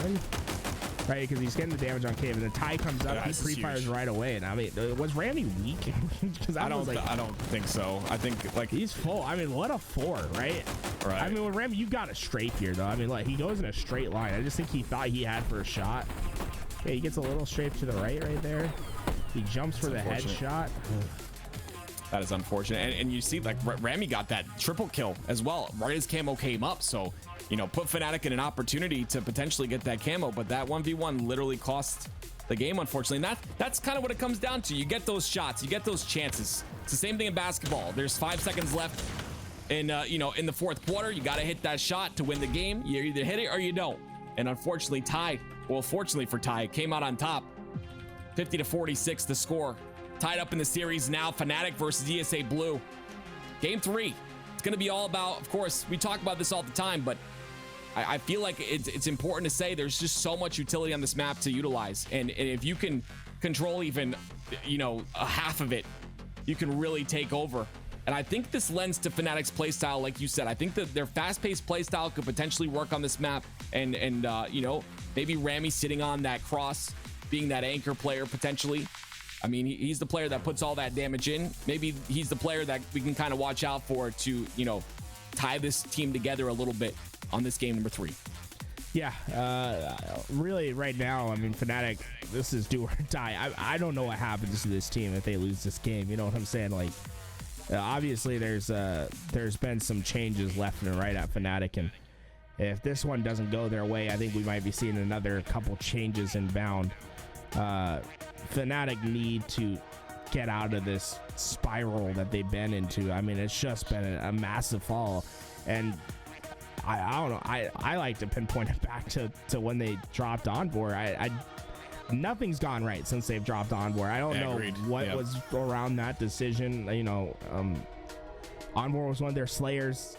He was fast. He was aggressive, and they've tried to fill it in with other fast, aggressive players, but it just hasn't quite fit the same bill. And now they find themselves, I mean, the last few times we've seen FNATIC, they've just found themselves in bad positions. They have had bad finishes time and time again.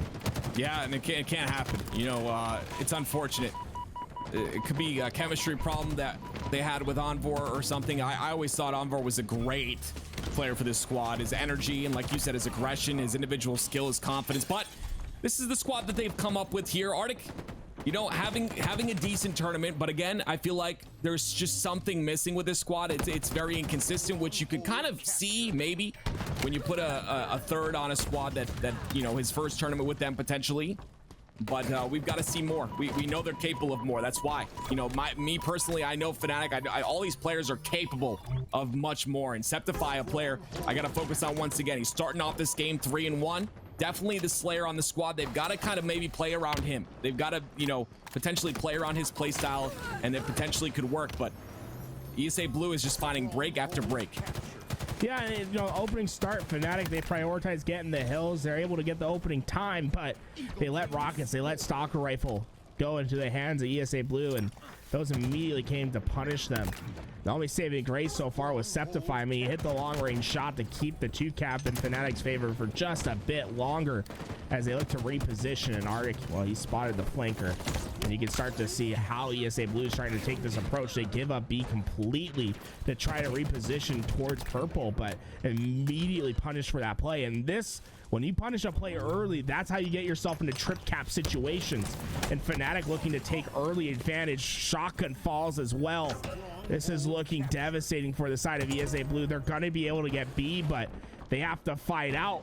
And you can start to see the fights going in the favor of FNATIC.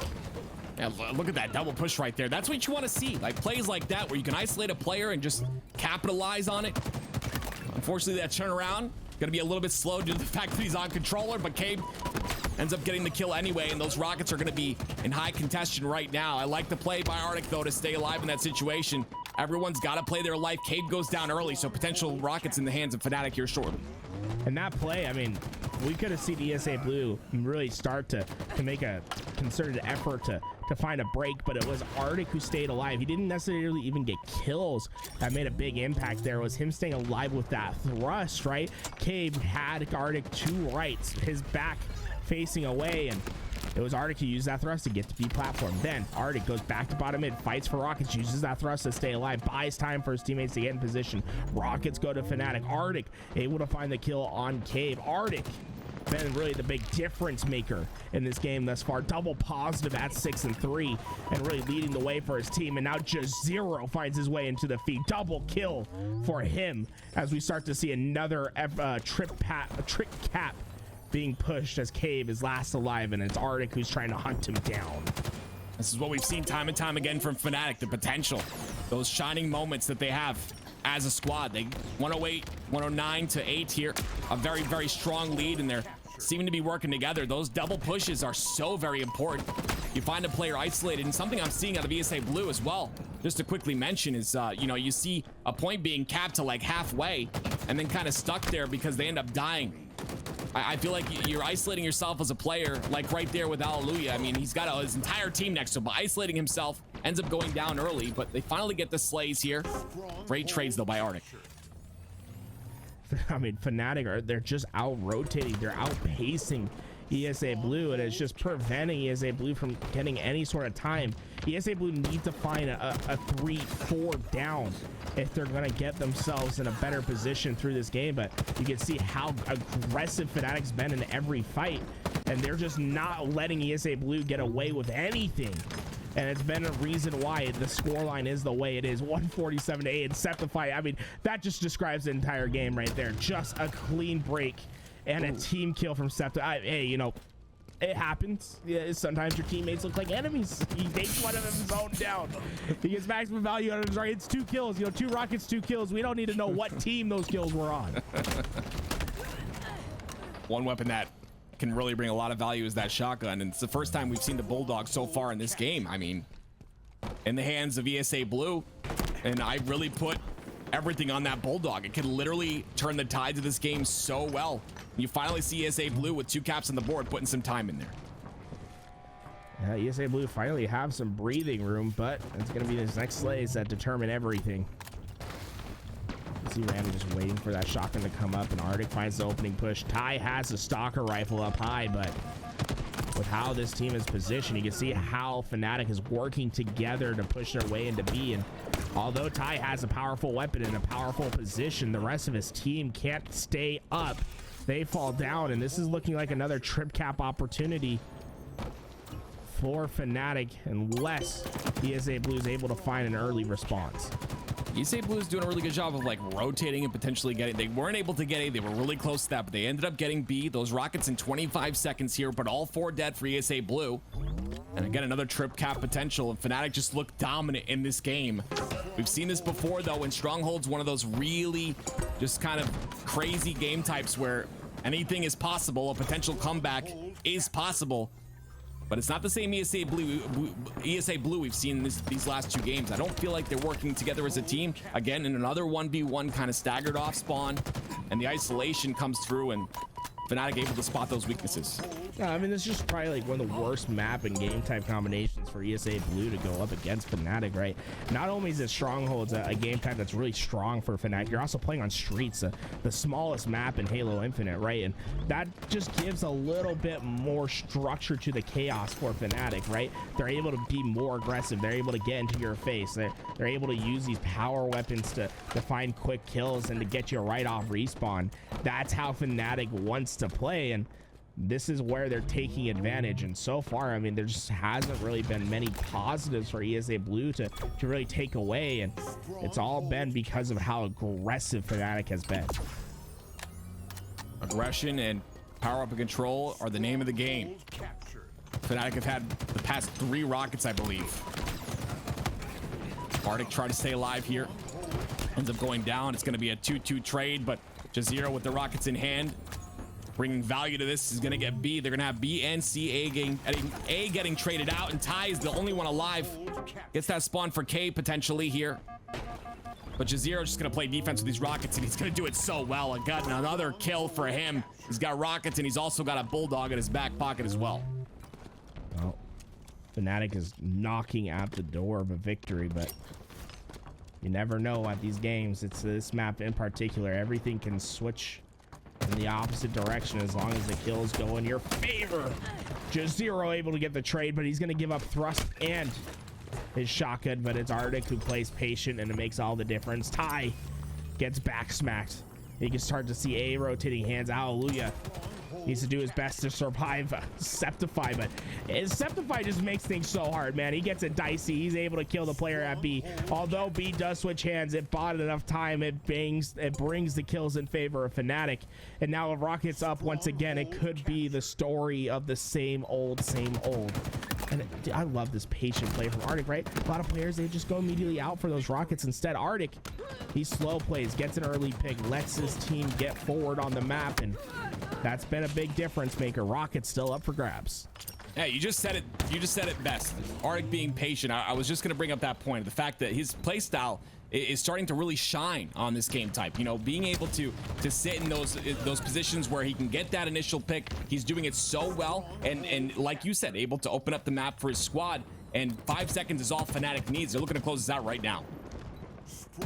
And checking to see if they're going to overextend through purple. Cabe, last desperation push, not able to get there. A 250-60 win for FNATIC, and tough luck of the draw for ESA Blue there. I don't know how it would have went if game 1 didn't have the DCs, but ESA Blue, they could very much hang their hat up on that one. I think they played extremely well through 2 games.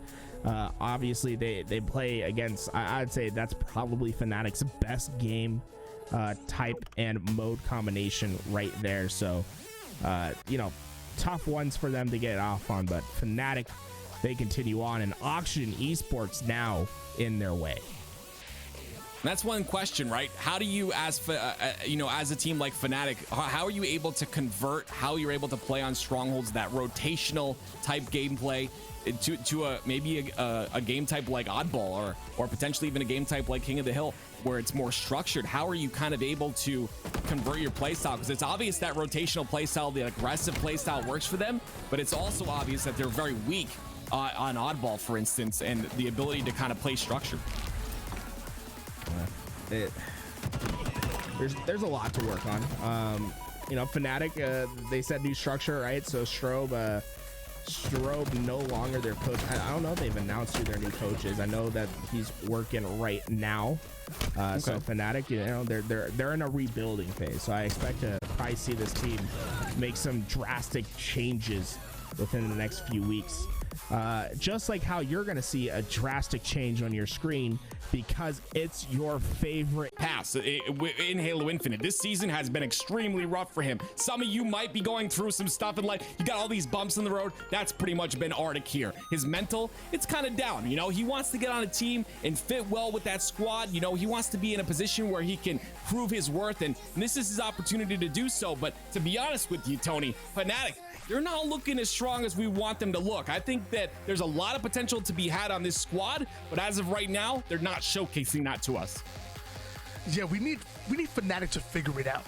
They showed us promise even going back all the way to Anaheim, where they were able to take Cloud9 to Game 5. They showed us that it would take many to Game 5, but now we need to see them go over the hump. We need to see them actually execute, put it to work, and hopefully this is the roster to do it. Arctic, you know, I love his gameplay. He's very aggressive, wins his gunfights. I think he's a very smart player and maybe might be exactly what FNATIC are looking for. And not everybody starts off, you know, that Cinderella story. You know, you can ask FaZe that.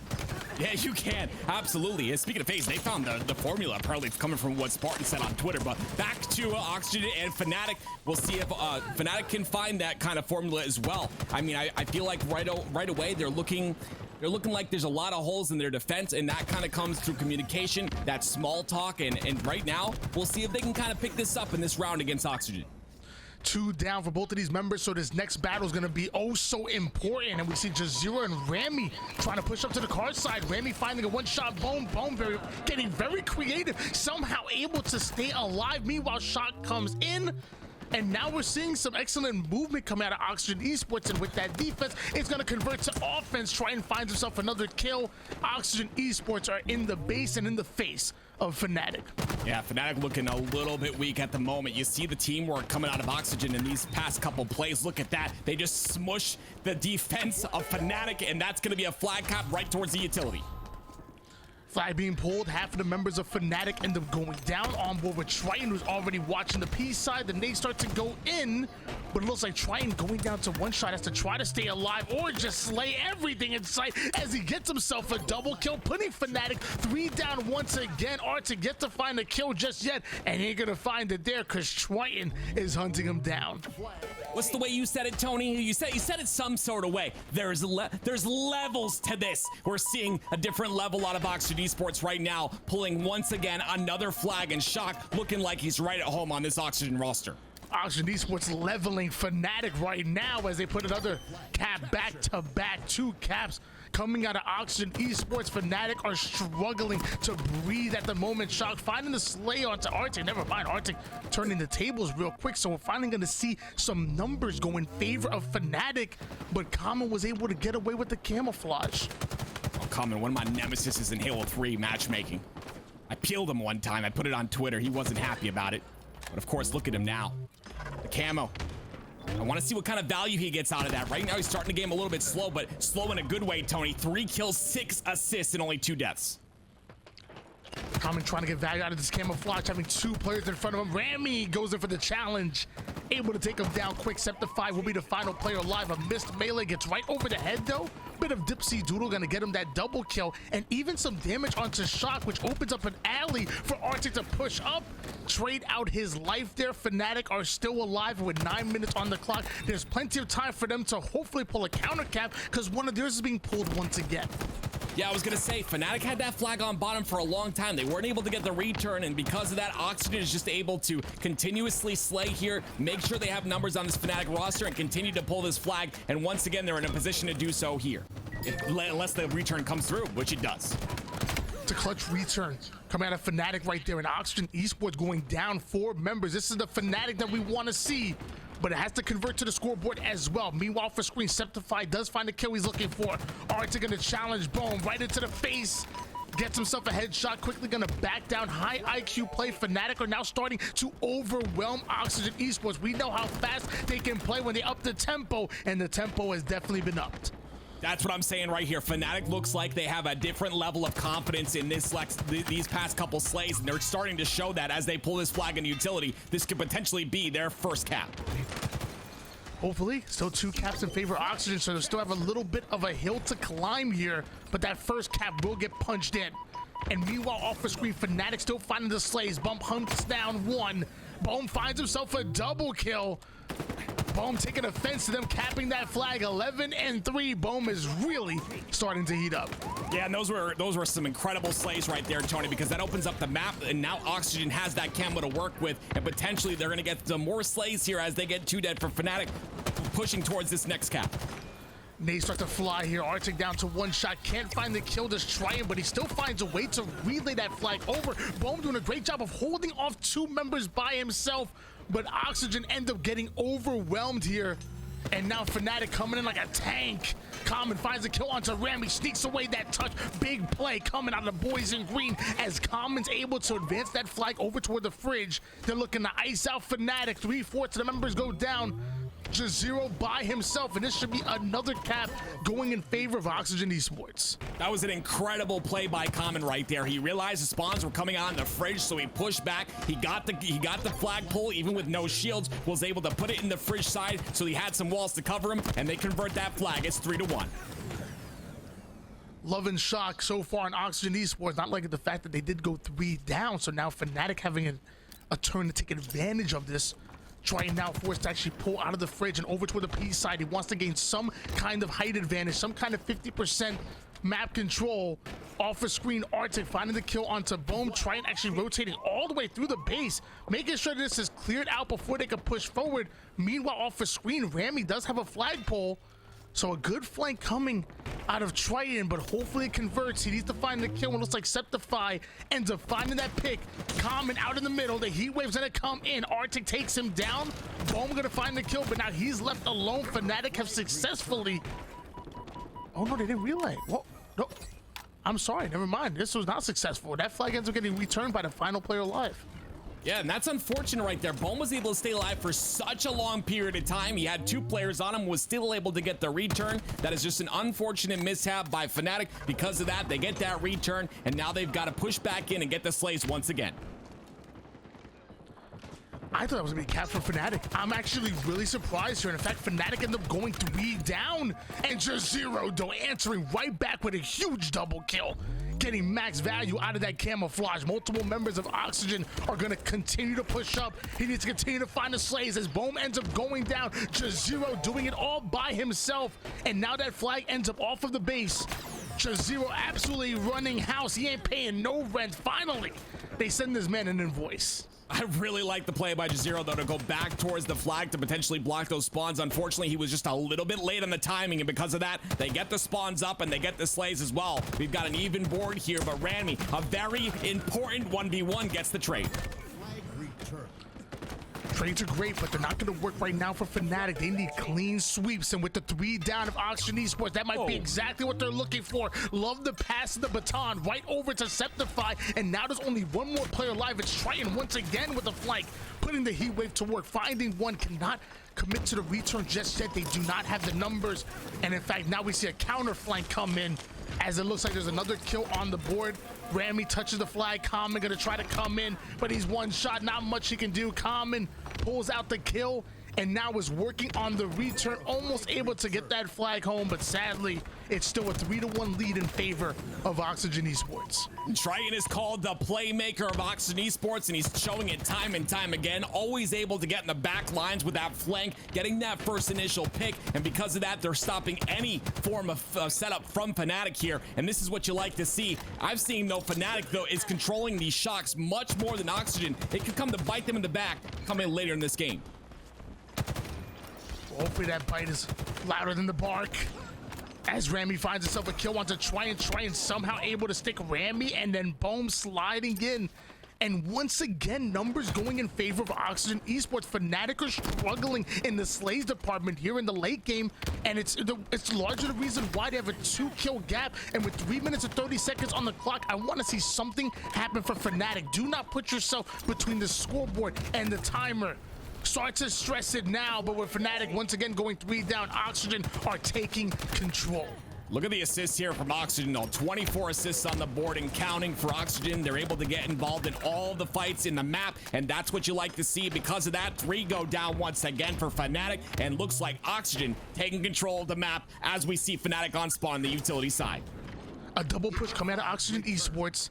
They need this teamwork to happen, but there's 4 members of FNATIC now surrounding the utility side. Remy has to get caught over toward the courtyard, and Bohm gonna make him pay. Still having common as his duo. Shock off the screen, gonna find the kill, and once again, half of FNATIC no longer on the map. Once again, Oxygen Esports pulling yet another flag here. They're absolutely dominating Aquarius, understanding how to play the space to perfection. Meanwhile, FNATIC can't even clear them out of the base of the red base. Pay attention to the pacing of Oxygen. They're able to get that first initial pick. The pacing of the game is real slow. Once they get that first pick, the speed increases and they're able to commit so fast on that flagpole. Remy able to move that flag towards the utility side. Meanwhile, we have Triton pulling off the pole here, so a bit of a standoff. Triton gonna double back and actually work for the return a bit early. Remy still in position, but not for long. Doesn't have the shields to work with. All 4 members of FNATIC end up going down, and now Oxygen can now double back and grab this flag. Once again, they're being outclassed here, and the Slays aren't that far apart as far as it overall, but in the late game, Oxygen are taking control. You have Septified 2019 with 7 assists, but Bohm is absolutely dominating with 27 kills and has a camouflage to his name. Bohm is my player to look at in this game. 27 kills is a large margin here. Let's see what he does with his camo, though. It's all important to get the value out of this camo to close out this game. This game is not over. There's a minute and 25 seconds, and getting 3 caps in that minute is very difficult. But FNATIC have the individual skill to be able to pull it off, and right away, they get 2 dead for Oxygen. I'm sorry, did you just say this game is not over? I mean, it's looking like it's about to be over. A minute and 10 seconds is all they got. And you know what? Pulling 3 flags on this map is potentially possible. But as I talk, that continues to be not a factor. That potential is gone away at this point. And yes, you're right. I would say at this point, Tony, you are correct, which I hate saying because I hate telling you you're right. But at this point, you are correct. This is pretty much over. Yeah, don't worry. I got this coupon for LASIK, you know. Yeah, and with old age, you know, the eyes start to go first. You know, sometimes it's the hand-eye coordination, and that's why you have to switch to mouse and keyboard. I don't know what the hell's going on there, but that must be the mind going too. But now the eyes are going with it. I'm gonna get you this coupon for LASIK. We're gonna figure this out. Don't worry, because it's 4-1 in favor of Oxygen Esports. There's 30 seconds on the clock, and FNATIC are going down 0-1 in this series. I hate to say it. I mean, you're absolutely right. Septified 24 and 21, not going to be enough. He's been slaying out in the past couple of series, and he's doing it once again here, but it's just not enough. FNATIC look real shaky, and the defense looks really just, like I said, paper thin. And anyone really able to break through, that first kill always comes out for this Oxygen side, and they're able to take advantage of it so well, like I previously mentioned. I think I saw Septify putting up 24 kills. I think I even seen Arctic with about maybe 14 kills and 15 assists. So, you know, the damage is there. The kills are at least coming. They're coming towards FNATIC, but I mean, I'm pretty sure Bone dropped damn near a 30 bomb, or if not, almost maybe a 40. The man was going absolutely ham. And I think he was even follow up with another 23 kill performance. So it was just Oxygen Esports just controlling the pace. There you go, 29 kills out of Bohm, 23 out of Triton, and it was just too much for FNATIC to handle. I'm sorry. FNATIC, hopefully they come into game number 2 in this Slayer with a little bit more life. The one thing I'm worried about is I feel like Slayer's their Achilles heel. If you go back to the previous series, what was the game type they lost to against ESA Blue, which arguably is a lesser talented team than them on paper? They lost to Slayer, and now you're going against Oxygen Esports, who in my opinion are better than that ESA Blue roster and are more well prepared and are fighting for a bit more going into this matchup. I figured this game type would favor FNATIC a little bit. They really like that rotational type style of gameplay, that aggressive style, and on Aquarius, I would argue that aggressive play style definitely works. But yeah, I mean, the thing is, you see Bohm and you see his 29 kills, and you think, oh, that's a lot of kills. But in my eyes, I don't even really focus on the kill mark from Bohm. Everyone on this Oxygen roster, opposed to this FNATIC roster, are able to do what they're supposed to do when the timing is correct. You see Triton making those plays in the back line. You see the assists coming out of Shock, being able to put tons of damage in on the map. I mean, everyone's doing their job correctly, and that is what's causing this Oxygen Esports roster to have success.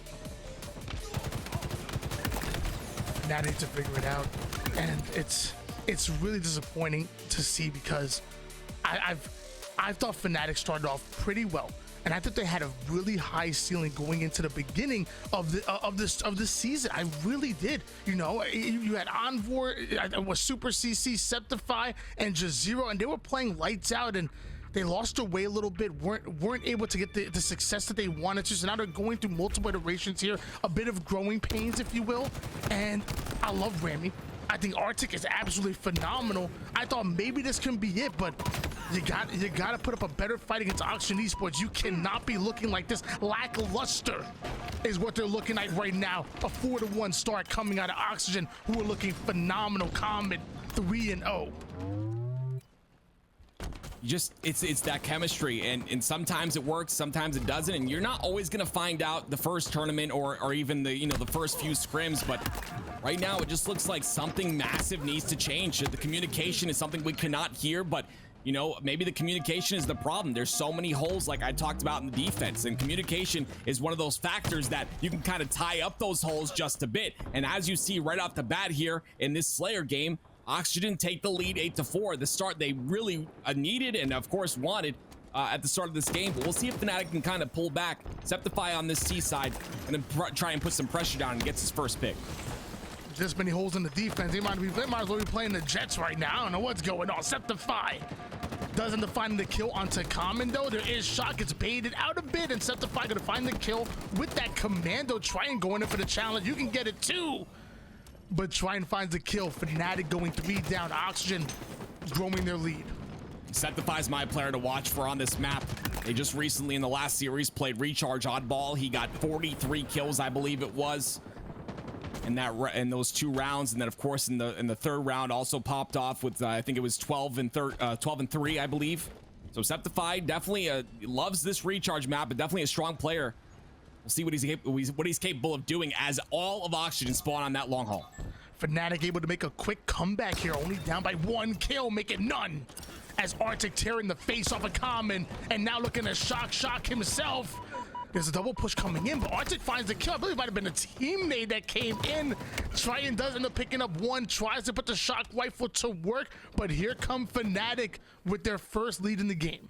Man, you always talk about my mouse and keyboards kills, Tony, but let me tell you, that slow turn right there on that shock rifle, if he was on MNK, he'd hit that so easy. That is Arctic, but unfortunately they're all on controller, so I'll have to work with what we've got. Rami, with a shock rifle in hand, the game-changing weapon in this map. Can he make a difference with it is the question. Rami immediately taking height over toward the control side. Oxygen, though, finding 2 kills onto the feed. Rami looking to slow things down here. Looking for that 1 pick, and it's not going to come because the flank comes in. Able to body shot boom twice. The assist comes in. Arctic and Septify end up getting back-to-back kill, and normally, any normal man would have died 9 times over, but somehow Rami able to get 2 assists, able to stay alive, and lives to see yet another engagement. 18-16 lead in favor of FNATIC. I said it again, I'm going to say it again, and I'm going to say it again. This shock rifle is the game changer. Okay, if someone can get a hold of this and put work with it, it literally will change the momentum, the pace, the energy, everything of the game. Rami looking for that very first pick, but you see at the top right of your screen, Zero pretty much overextended here. They've got 3 players on that side on long. If he dies, this could be very bad for FNATIC. He cannot die in his position. We'll see if he does. It looks like he ends up going down this Common, but he's able to trade out his life, and with that, Septify follows up and taking down 1 as well. Triton now going to try to get out of Dodger. Jazeera almost able to find the pick. 21-17 lead. This game is slowing down, showing so much respect, both of these teams towards each other. And in these 4v4 engagements, 1 pick can make the difference. A 4v3, and that team gets aggressive, maybe starts to snowball from there. Oxygen Esports better be careful. It's all up to Jazeera right here. He is literally the tape for this hold, and this is the very first time I've seen, honestly, on my screen, the hold from FNATIC being so strong. And right there, Rami with a double. Boom able to find the kill onto Rami. A 24-19 lead in favor of FNATIC at the moment here as we switch gears over towards Arctic. This shock rifle is the difference maker, like you said. But so is the camouflage. Shock getting right behind enemy lines. He could be the one to turn the tides here. The shots go into set the fire immediately. Jazero tries to follow up, but it's not going to be enough. Oxygen Esports take down 2. The third one falls as well. And now Rami is stuck in no man's land. And now just a part of the multi-kill out of Triton. With that, Oxygen Esports had control in the early game. They're back within striking distance here in the mid. It was the camo that turned the tide of this game. And now you see FNATIC and Oxygen have switched spots on the map. And now Oxygen has a very strong hold. I actually even like this needle side, this needle side hold here from Shock. But beautiful job by Shock utilizing that camo and performing that break. Triton blowing right past Rami, who was ratting out in the corner a bit, looking like Trippy's gameplay. Common does end up going down. Arctic falls as well. Jazero finds himself a pick, and with that, FNATIC look to surround Oxygen, look to suffocate them here. 3 down go Oxygen Esports, who are running out of air. Here comes the push, though, from the pipe side. Arc's got to get out of dodge. He's got to play his life in this situation, but he's sandwiched.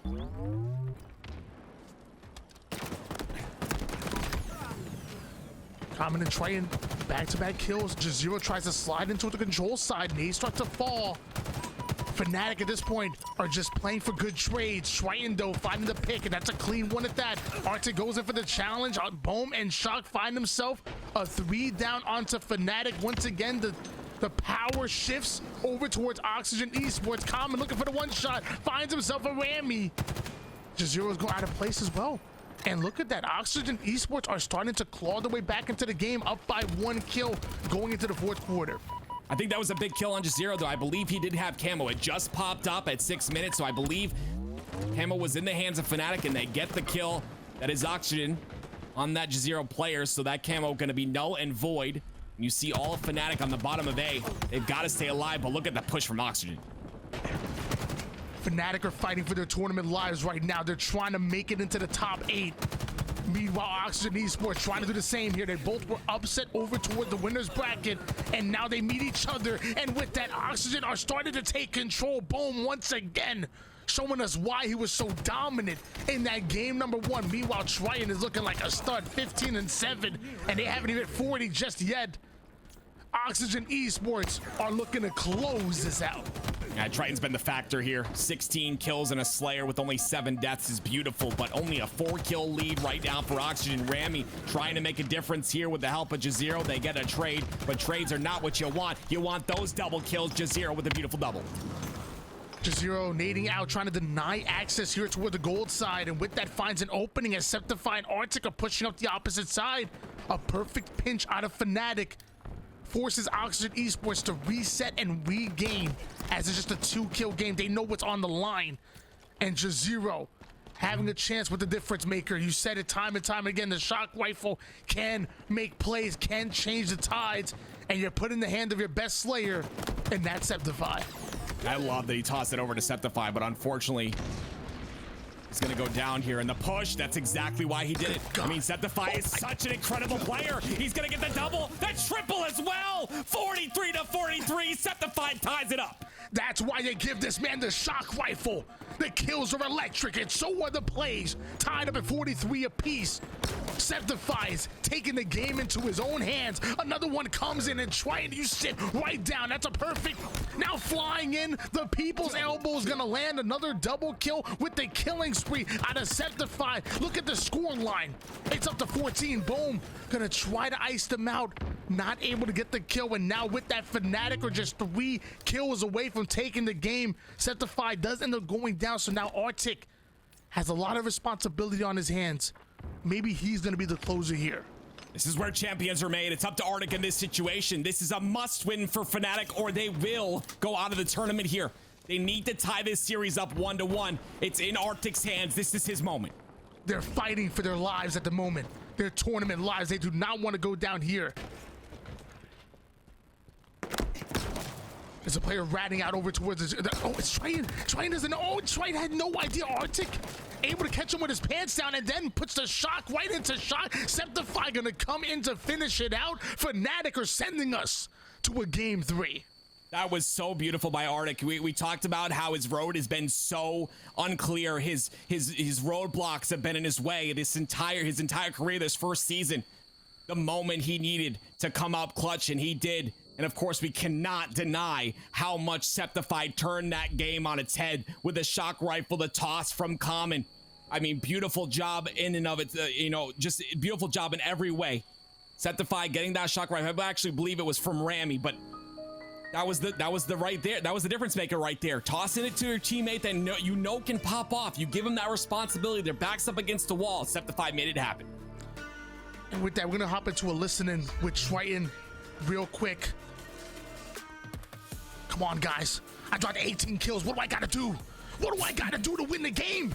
What is going on here? Get it together, folks. It's game 3. You better wake up.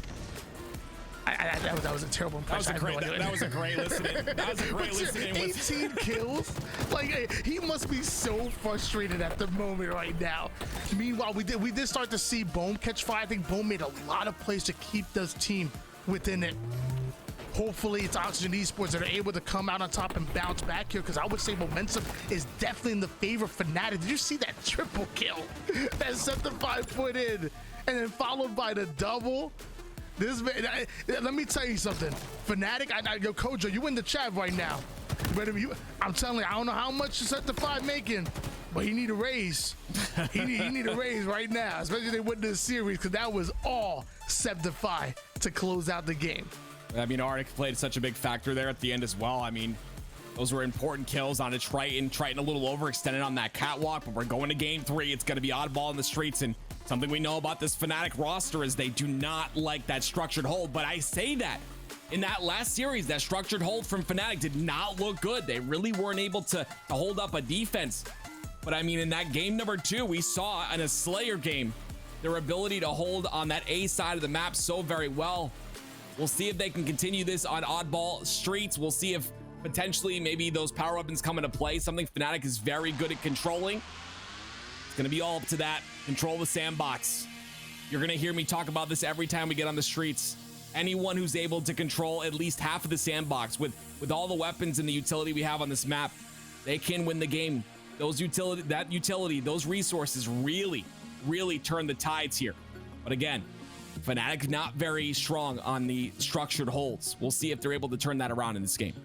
If your fundamentals aren't on point, Streets Oddball will expose you.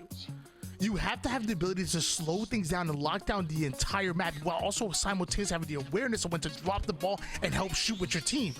Then on top of that, you have to know when to play the ball, because once that pressure comes in, if you don't play the ball towards that middle map while your team is getting broken, giving your spawning players enough time to use that as bait and ultimately to slay them out, every point that goes into every second that goes into the favor of your opponents is your fault.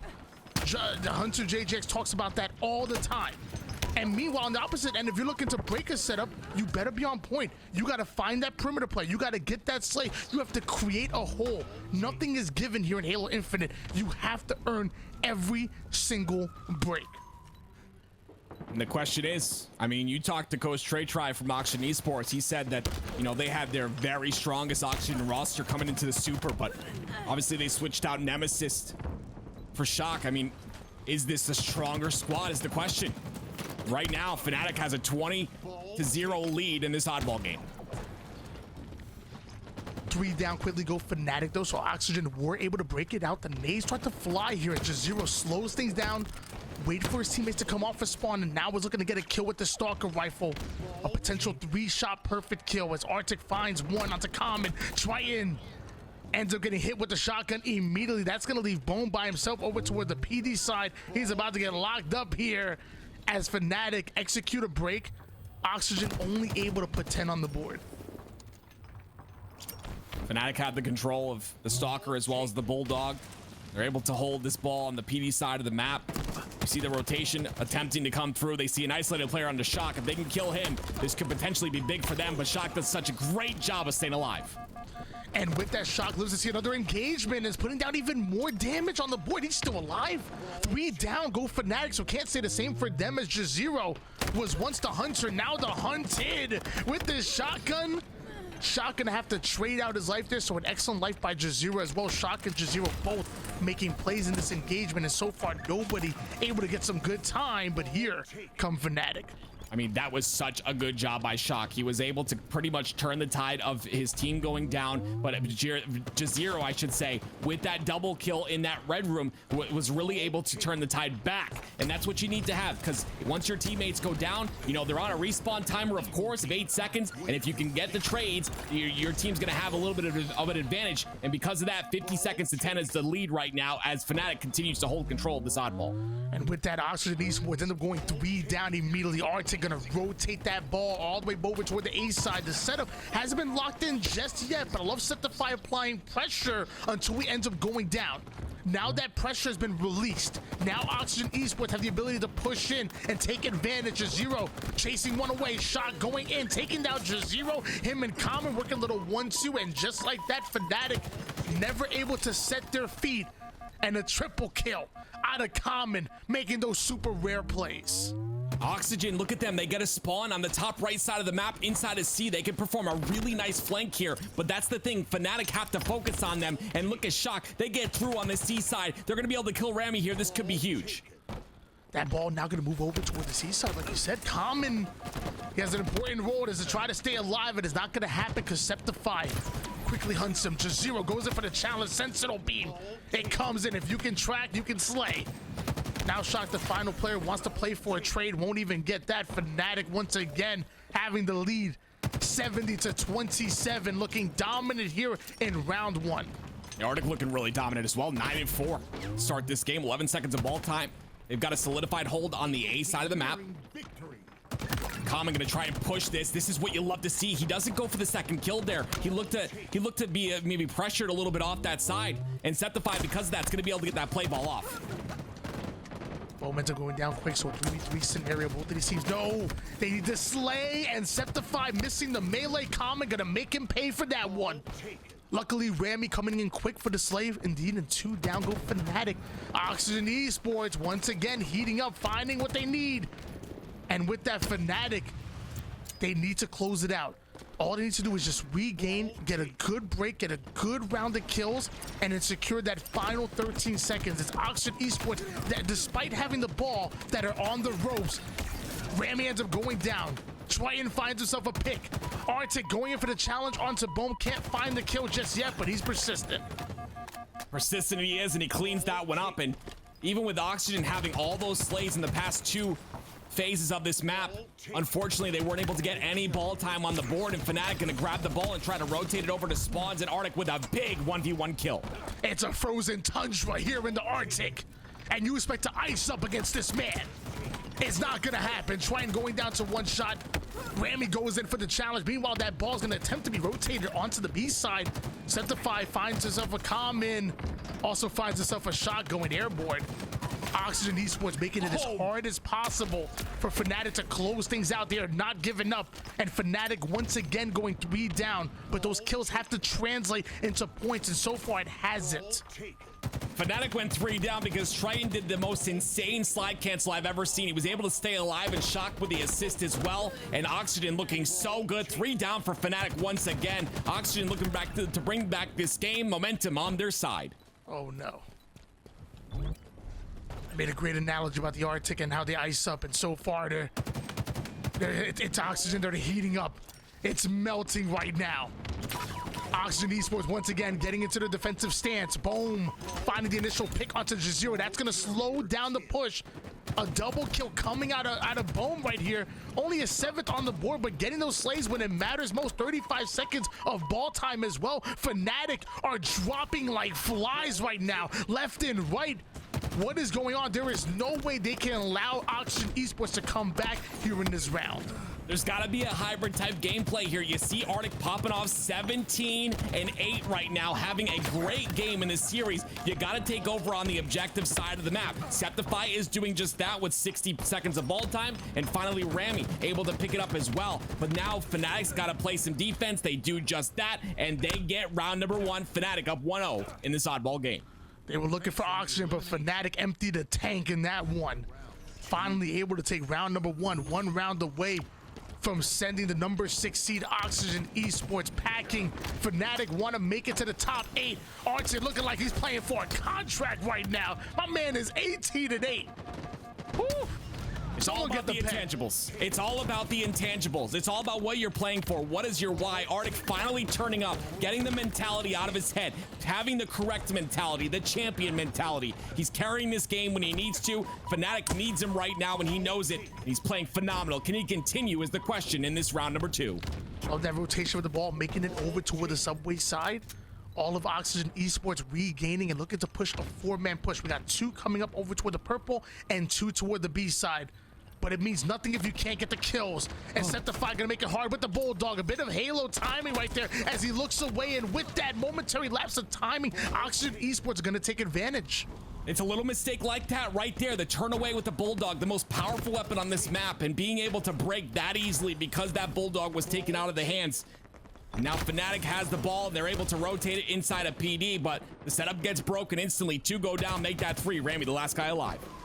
Oxygen Esports able to find Slays here, but hasn't translated to the scoreboard just yet. But with this broken setup, we finally might see an opportunity for Oxygen to get some points on the board. 2 down. Go FNATIC. Bone gonna quickly play for that ball. Triton finds yet another pick, and J0 being left by himself, forced to rat it out right below Shock. Jumps out, makes his presence, though the melee not gonna be enough. The drop wall goes down, but has to trade out. Shock doesn't end up going down here. And now we should see a double push out of Ramy and the rest of FNATIC. Triton, though, putting him on skates with the thrust. That was a great move by Triton, but a great trade as well. Shock, the last player alive for Oxygen, and of course that drop wall, unfortunately, in that last play, not utilized as best as possible. I figured you gotta have that trigger discipline in that situation. He waited a couple more seconds for Shock to get weak. Potentially that's a kill for J0, but Arctic has to play his life once again here with the AR. Like you say, 36 bullets of pure skill. 36 bullets of pure pain. As the rockets end up in the hands of Septify. Tires comes out, makes him one shot, able to get the melee, but Septify not able to live. Luckily, Ramy with the long-range Stalker rifle, watching his teammates back like a sniper. Nades are flying in. Bowman Shock getting back-to-back kills, and once again, FNATIC are not finding these kills. Oxygen Esports are. They've earned this subway side setup. God, Septify's so freaking good. He's so good. Oh my That's so God. huge. It's so huge right there to get those 2 kills because the power weapons are all on that top-sided tram, and because Septify got those 2 kills, his teammates will come off a spawn and they can potentially pressure. Bohm is isolated. Look at him. Bowman left by himself on an island right there, and they take advantage. Bowman ends up going down, so does Triton as well. Now it's up to Common and Shock to hold off the entire FNATIC roster, and that's not possible when FNATIC start getting rolling. When they roll downhill, it rolls quick, it rolls fast, and it's too strong for you to handle. Oxygen Esports are starting to feel it, but luckily Bohm clutches out, winning a pivotal battle. But FNATIC still getting the seaside spawns. Now can they fight out, or will they be trapped? That's the question right there, right? Can they fight out? They got the best spawns in the game possible, and because of that, they get 3 down on Oxygen. Oxygen was not expecting that seaside spawn, and it punishes them. FNATIC making them pay. Arctic able to get away with the Bulldog, and like you said, with so much ammo that you have in that, it's the Bulldog and the Rockets that completely lock down the map, especially when you combine it with the equipment. J0 ends up going down. The nades are starting to fly. Shock is going to follow them up, and not able to hold on to the subway side for long because Arctic and FNATIC are breaking through. Common ends up going down, and so do Oxygen Esports' chances in this match. If they're not able to come off a spawn, look at the scoreboard. It's 70-18 in favor of FNATIC. 1 or 2 more pushes out of Oxygen Esports is all they can afford. Remember, the melees with that oddball are a lot quicker than meleeing a weapon. So Ramy utilizing that oddball to get that double melee. Because of that, he ends up getting some ball time on the board. They only need 22 seconds, but Shock with a beautiful double to break the setup, and the trade comes through. FNATIC still looking real strong, but that ball has been played, and Triton does have the rockets in hand. And I believe they're out, but he gets a double with the BR instead. 45 kills out of Arctic and Septify. This is the performance that they need. 18 assists to go along with it. Ramy does find a kill. That's going to put Oxygen Esports 2 down. Shock luckily is going to respond, putting his 21st on the board. That ball sitting towards the mid-map. No team able to commit to it as both of these teams are fighting for the control. Nades are flying. Shots are going out. Tagging out FNATIC as they go 2 down. Finally, Oxygen Esports able to get that momentary map control. Haven't been able to lock down the setup, but they will scrap away a bit of ball time here. And Arctic, again, is that X factor for me on this squad. Look at how well he's performing this game, and look what it means for this FNATIC roster. 80 seconds to 35 is the lead, and FNATIC also have a round on the board, so looking to close this out. And it's because Arctic is able to step it up like the Slayer he is, and able to put pressure on the map and get the kills necessary to make that happen. 26 kills out of Arctic right now, 9 assists. Even has some ball time to go along with it. The man is doing it all like a Swiss Army knife. He's ready for anything. DeJuro finding the kill onto Shock, though. Not able to stay alive. Rami gonna try to get value out of the Bulldog. Challenging Triton. It's not gonna happen. Arctic, the leading Slayer, but there's only so much he could do by himself. And as FNATIC go 3 down, Oxygen Esports look to get into their setup. They're getting rockets. They're locking down every angle on the map. FNATIC need to be careful.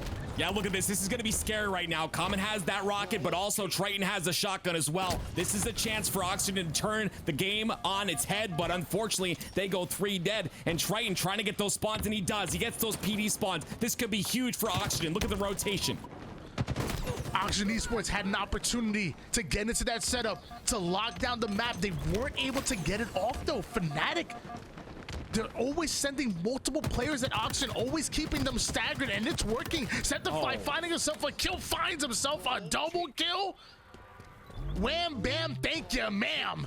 Septify takes those. Yeah, Sep, that's the moment right there in the game that the game turns completely. They are approaching that 90-second mark. Septify gets again another insane double kill to turn the tide. Oxygen had everything going for them. They had the power weapons, they had the positioning, they had the spawns, but it wasn't enough. FNATIC are gonna take game number 3, 2-0.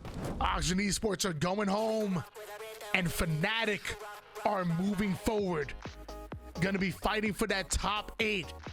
And let me tell you, I mean, FNATIC started to look good towards that game number 3. I liked what I was seeing.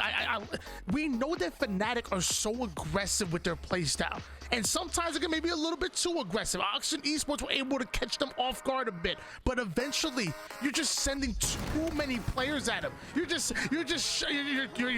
playing at 110 miles per hour. Oxygen Esports seemingly always playing on their back foot, and sometimes they were able to respond, but even when they were able to find those slays, you saw the ball time.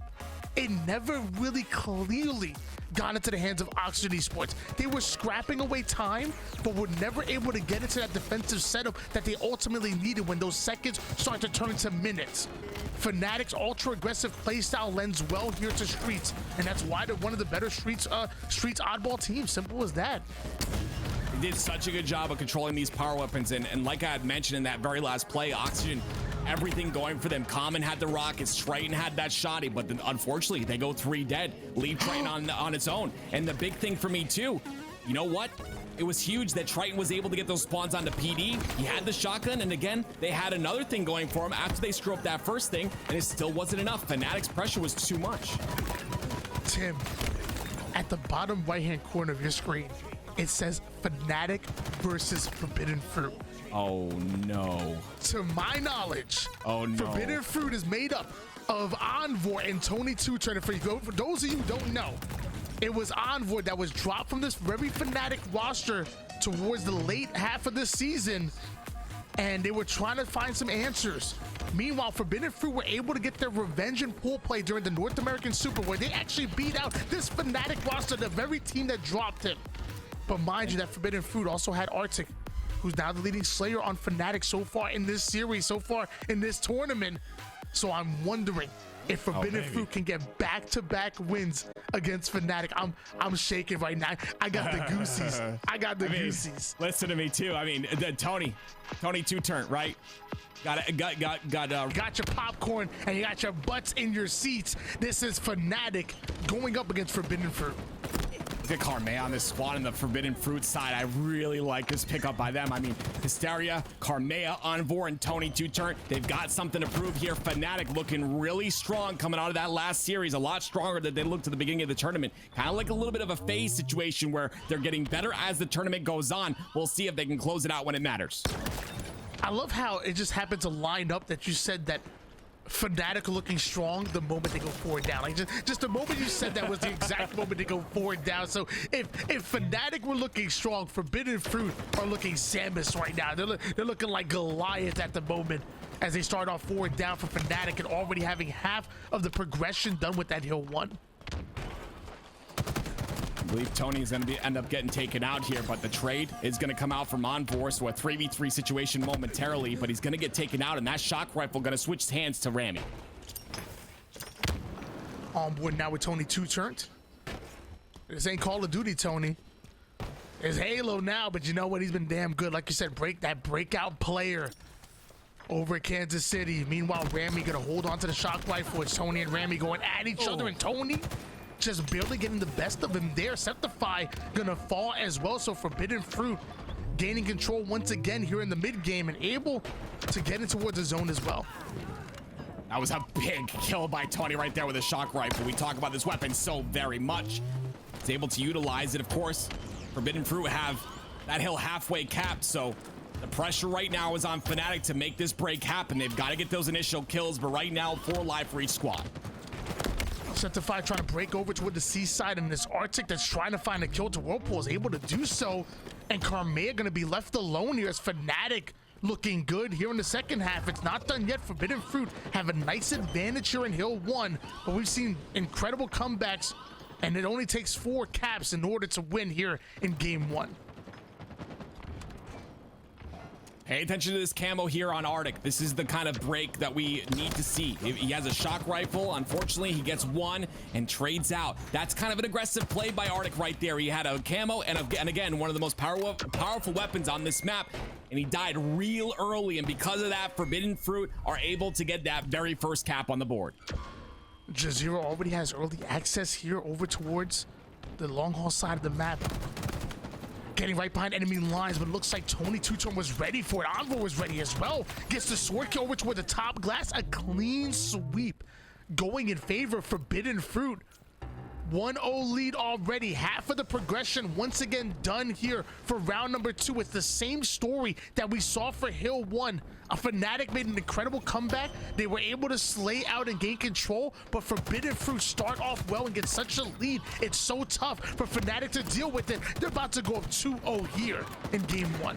This second hill is the hill that exposes chemistry issues, and as you can see, the chemistry issues are very apparent on this FNATIC roster, and because of that, Forbidden Fruit are gonna cap their second hill in this game.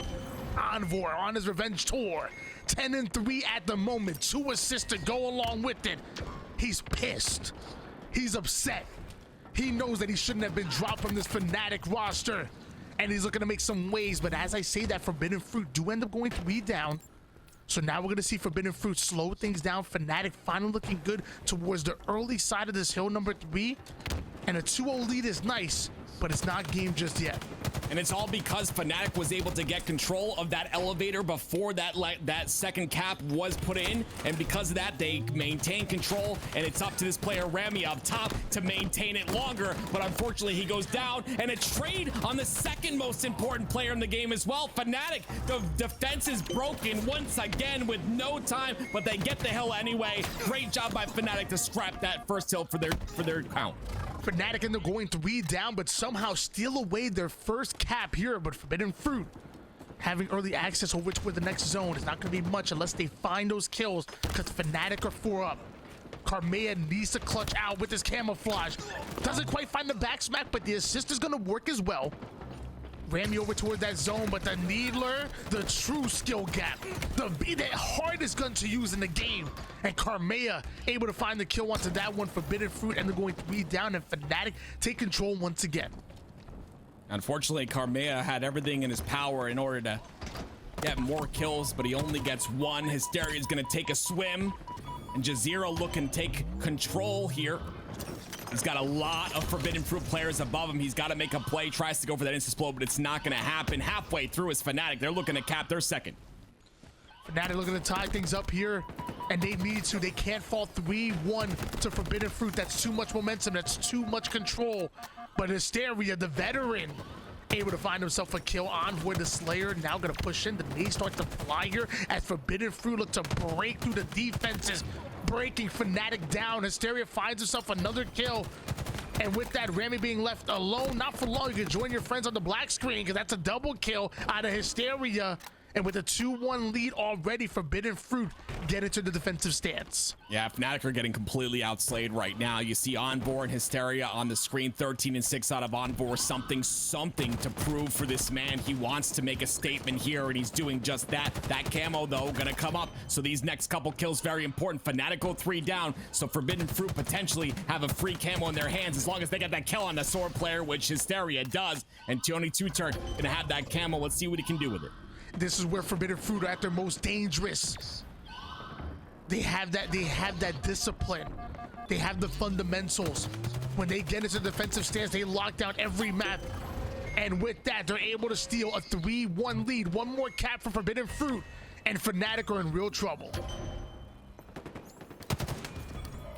See what Tony's able to do with his camo. I like the ability to kind of get in the hill right off the bat, but he's gonna have to switch out. His camo does go out, but look at this hold from Hysteria at the top here. Look at this. He's such an important player. He's able to bait out. Look at Septify, though, playing that so intelligently, knowing that he can't just push through for free. Great plays all around by both these squads. 30 kills out of Hysteria and Envor. Make it 31 after Envor finds himself yet another one. Another one. Sound like DJ Khaled with Forbidden Fruit coming in, but luckily just Zero able to clutch out, finds himself a kill. Can't say the same for Arctic because he ends up going down here. And Forbidden Fruit still have that A-side spawn. That's exactly what they need. Yep, that's exactly right. They have the A-side spawn, and they have the cross from Hysteria on the top as well. They're performing this needle side hill so well, and because of that, FNATIC's not able to push in without taking so much damage, and they can't get across, and that's the problem. Arctic was the only player in position to get Hysteria off, but Hysteria is still in a position to put damage in on the players crossing. Oh, trust me, Hysteria's definitely getting off right now. 17 kills, 18 kills, he's going off. 18 and 8 right now, showing why Forbidden Fruit went after this man. Hysteria on screen now, gonna deny access over toward the glass side. He's the most important player on the map. It's so hard for FNATIC to push across when Hysteria is watching like a hawk. And with that, just a sliver needed for Forbidden Fruit to take it. FNATIC end up going forward down, and that's it. Forbidden Fruit have come out on top once again on FNATIC, and it's one more game. And they're gonna pull off yet another upset and send FNATIC packing. It's all about what you're fighting for. This Forbidden Fruit squad looks so on fire in this game. Something to prove, something to show. And they did it right there. The player for me was Hysteria. Everyone had a very solid game. Envor, Hysteria, both above that 15 kill mark, but the big thing I want to point out is how long Hysteria was able to stay alive on that top glass area. There's so much being thrown at him, and regardless of that, he's able to continue to play his life and continue to put the damage in. And they keep that A spawn, like you said, they keep that A anchor on that needle side of the map, and because of that, they're able to close out that fourth and final hill very easily. What do FNATIC and my smoothie have in common? They're being put in a blender. Because I'm hungry right now and I'm trying to eat healthy, and it's tough hungry out here. Yeah, well, that's the thing. So I eat the smoothie. It's gonna take a brew in my belly and hopefully try to. The Forbidden Fruit. Don't knock me off track. Forbidden Fruit up 1-0 in the series right now. FNATIC once again fighting to try to send us into a game 3. FNATIC can't fall too. They cannot get swept. That's not what we want to see. They're gonna have to catch fire here on Catalyst. This is an interesting one. There's some teams that are very practiced on this Catalyst map. There's some teams that potentially don't understand the map just yet. Slayer, very, very difficult. The spawns are very sporadic.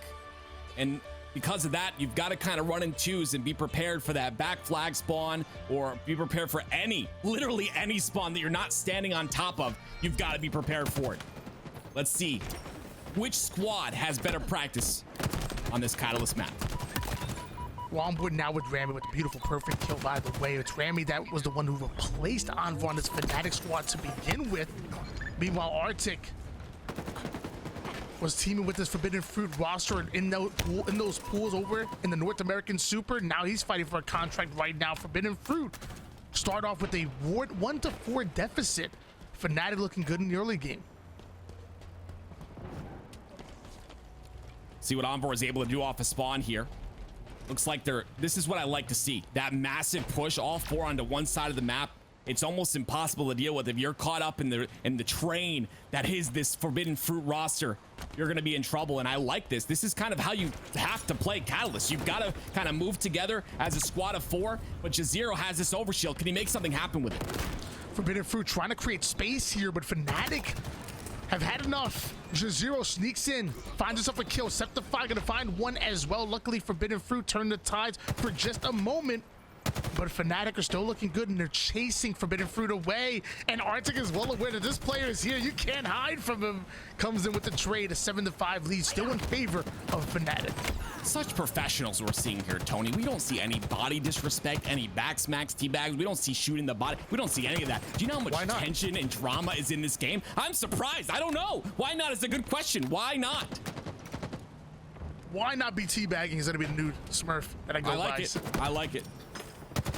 They start to fly here. Jazero ends up getting himself an assist real quick. And now it's a 4v3, and FNATIC always try to take advantage of those numbers. That's what you want to see. Envoy going down to 1 shot, chasing him down. The bait and switch for Tony Two Turn, who's able to find himself a kill. 3 down go. FNATIC is back to back kills. FNATIC had all the advantages within that engagement. I don't know what happened.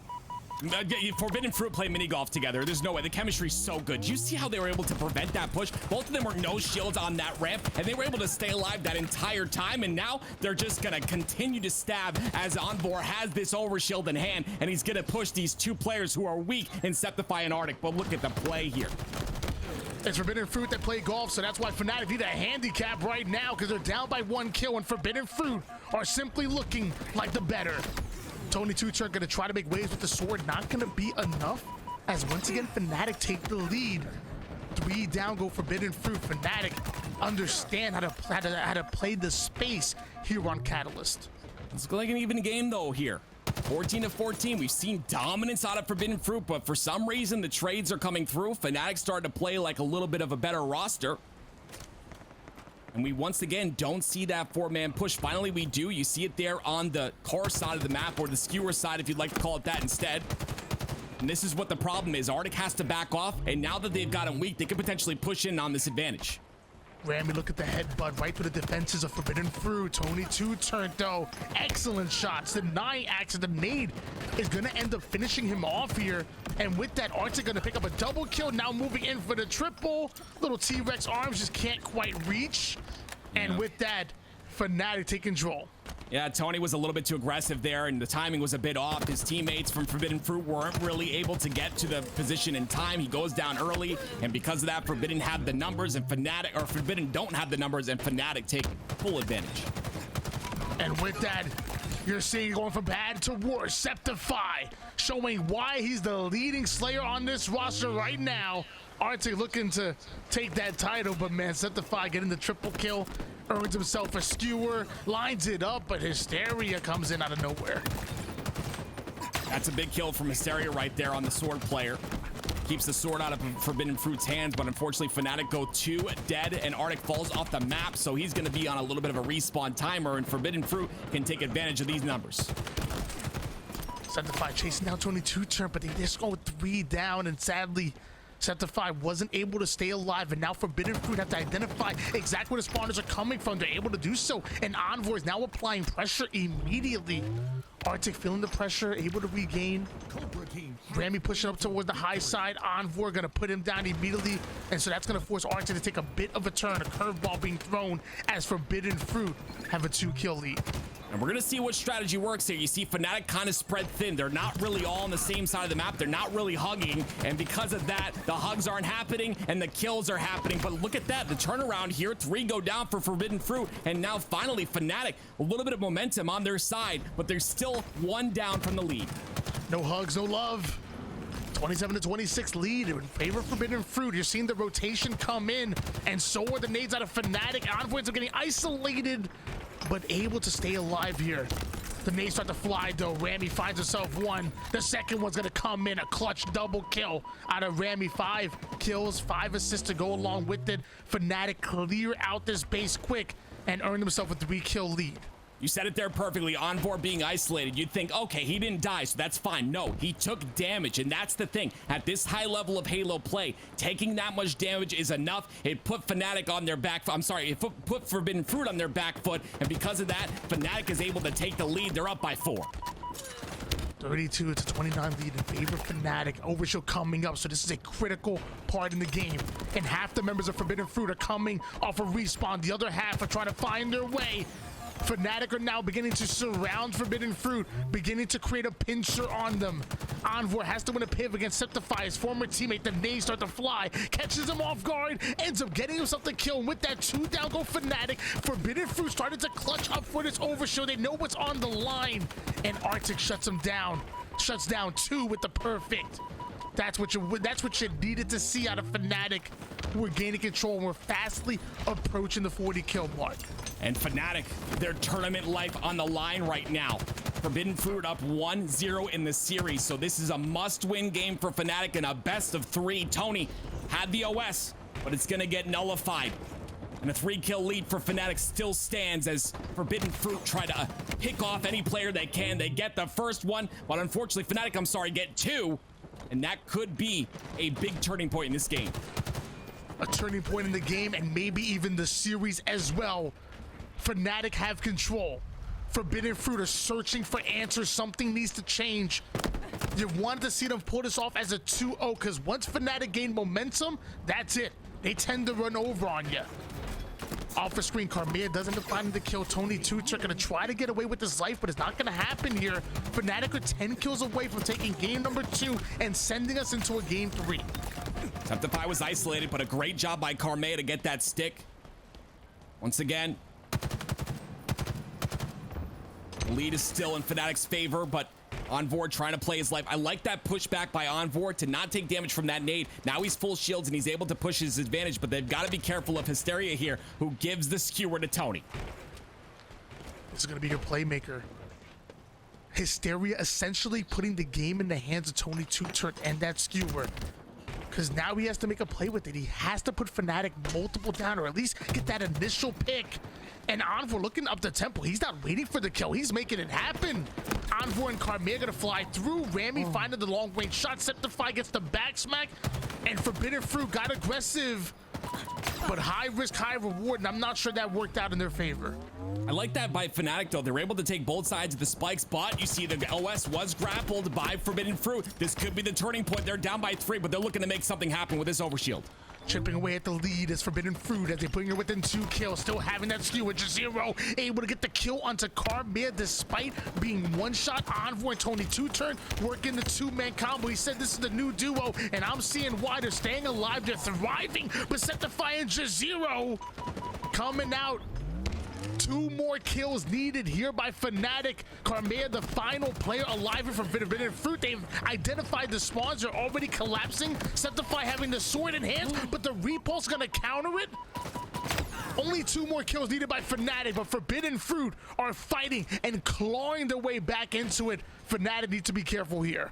Yeah, we've seen games further than this come back. This is not over on a map like Catalyst whatsoever.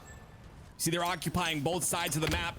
Everyone grouped together, but it's this first initial pick that's gonna make a difference, and they get it. They get two on each squad, and there it is. Oh my word, FNATIC come out on top. They close it out. They come up icy, and because of that, we're going to a game number 3. Carmea gets himself a clutch double kill with the sword, but it wasn't enough. They didn't have the cushion to work with. FNATIC, again, just 2 kills away, and it felt like it was only a matter of time before they were able to find the FNATIC, sending us into that game 3. And we're looking at the scoreboard here. 15 kills out of Carmea, but dying 14 times in order to get it. Meanwhile, you have J0, 14 and 11, 6 assists, 5.0 KDA. Rami with the 10 kills, but 12 assists to go along with it. You know, I love that score line. That's what Rami does best. 12 assists on the board. You'll see him with high assists pretty much every game. You focus on that. He's always putting in shots across the map, but Tony, live fire strongholds. Strongholds seems to be FNATIC's strongest game type in this game. Their ability to rotate around the map, and live fire being one of those maps that rotations are so very important, controlling the spawns as well. FNATIC, very strong on this game type, but Forbidden Fruit, unknown. We'll see what happens next. Live Fire and Streets play very similar to each other, and that's the reason why FNATIC are such a strong Streets and Live Fire team. They're able to punish you right off the spawn. They're able to send a relentless amount of pressure at you and continue to put you on your back foot. They force you to get into those clutch situations and win those individual battles, win those pivotal and crucial battles, and it's hard to do against FNATIC. FNATIC play a very team game, a very team-oriented game, but a very aggressive play style, and we're gonna find out if Forbidden Fruit are able to handle it. Right off the rip, FNATIC prioritizing the B side, able to steal it away, so first points go in favor of them, and that's part of the pressure they're able to create. An early lead, and now forcing you to make a play. You say that FNATIC plays a team-oriented play style, but we didn't see that in the last series, and we didn't see that until that game number 2. So if we can continue to play like they did in this series, from game number 2 on, potentially we'll see FNATIC really take advantage here. On board, though, tries to go for that overshield. He's gonna go down, and 3 go down for Forbidden Fruit. J0 baiting out the overshield with the sniper rifle. God bless. Making a play. That should have been an easy overshield being gained by a Forbidden Fruit, but instead they lose the overshield. They end up going 3 down. They end up losing 3 caps. The triple cap is in favor of FNATIC. What a start out of the boys in red. This is FNATIC's playground. They just love to play this aggressive chokehold play style. They've got 2 caps on the board, and we're already in a 61-0 lead. FNATIC looking very strong, as we normally see they are on strongholds. They say 51-0 lead? J0. I'm sorry, J0. On board right now, tower control with the sniper rifle. Clearly knows what to do with it. Blaines one can't find the second one, but a 78-0 lead, and it's growing because you're starting to see FNATIC rotate over toward the alpha side. Forbidden Fruit being put on a cycle right now as FNATIC continue to rotate on, continue to be 1 step ahead. Pay attention to the top right corner of your screen. Hysteria and Envor still unable to get a kill. Envor finally gets his very first, but once those players start to turn up just a bit for Forbidden Fruit, we could see a little bit of a different game, but FNATIC just crossed 100 seconds. Carmea goes down. Arctic working on the road detonation. Tony can outmaneuver him. He has his drink and his 2-step right there. 3 down go FNATIC, so we do see Forbidden Fruit able to stabilize a bit, but not able to find a capture. The AB setup is still being held by FNATIC despite not having the numbers. At least Forbidden Fruit were able to get away with that overshield, but they better make something happen with it. That's the big turning point in the game, right? Envor has his very first overshield for Forbidden Fruit, but unfortunately, look at it. Look at the top center of your screen. It's completely gone. FNATIC have just whittled it away, and they continue to do so. And now Envor unfortunately drops that heat wave, so it's going to be in Forbidden Fruit's hands. Everything's going wrong for this FNATIC roster, or for this Forbidden Fruit roster, I'm sorry. Well, someone must have told him the game started because they actually end up with a double cap working on the trip. And I love this play out of Envor, trusting his teammate to finish out the alpha side as he applies that pressure, the same pressure that FNATIC are so known for creating out of nowhere. We're now seeing FNATIC forced to rotate out, play toward the C side, but Forbidden Fruit ain't gonna make it easy. They're flying. Sniper's up top center too. It's still there, available for anyone to pick up and pop off with. Envor, of course, going to be taking that top tower role. Rami going to take out Hysteria, so that sniper rifle's still up top, and 3 go down for Forbidden Fruit. Make that 2. They're going to get the spawns onto B. Potentially, they can flank from the Ness side. Once again, we're seeing Forbidden Fruit work on the Charlie side.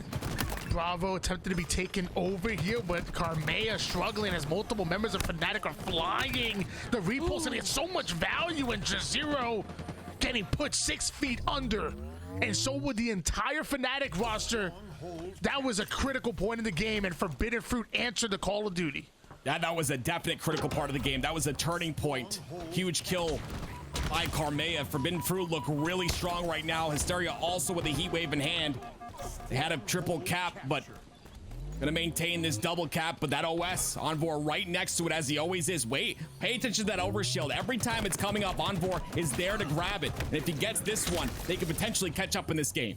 Switching gears over to the Heat Wave player. It's up to Hysteria to not only capture the C side, but then immediately find those kills.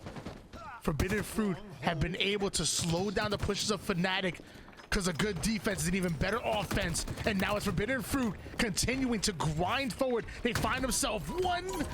Can't find the headshot, does Envoy, but eventually those are going to start to connect. And look at that, look at that scoreboard.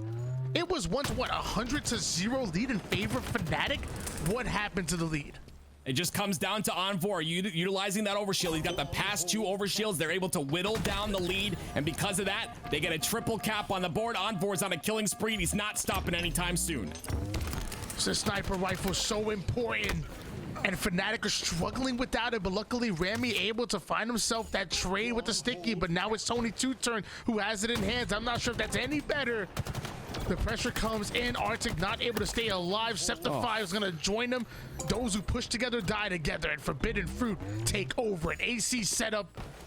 Get themselves a reset. FNATIC once again going 3 down, and now with Trip Cap not in favor of FNATIC this time. It's Forbidden Fruit who are going to be taking the lead here soon.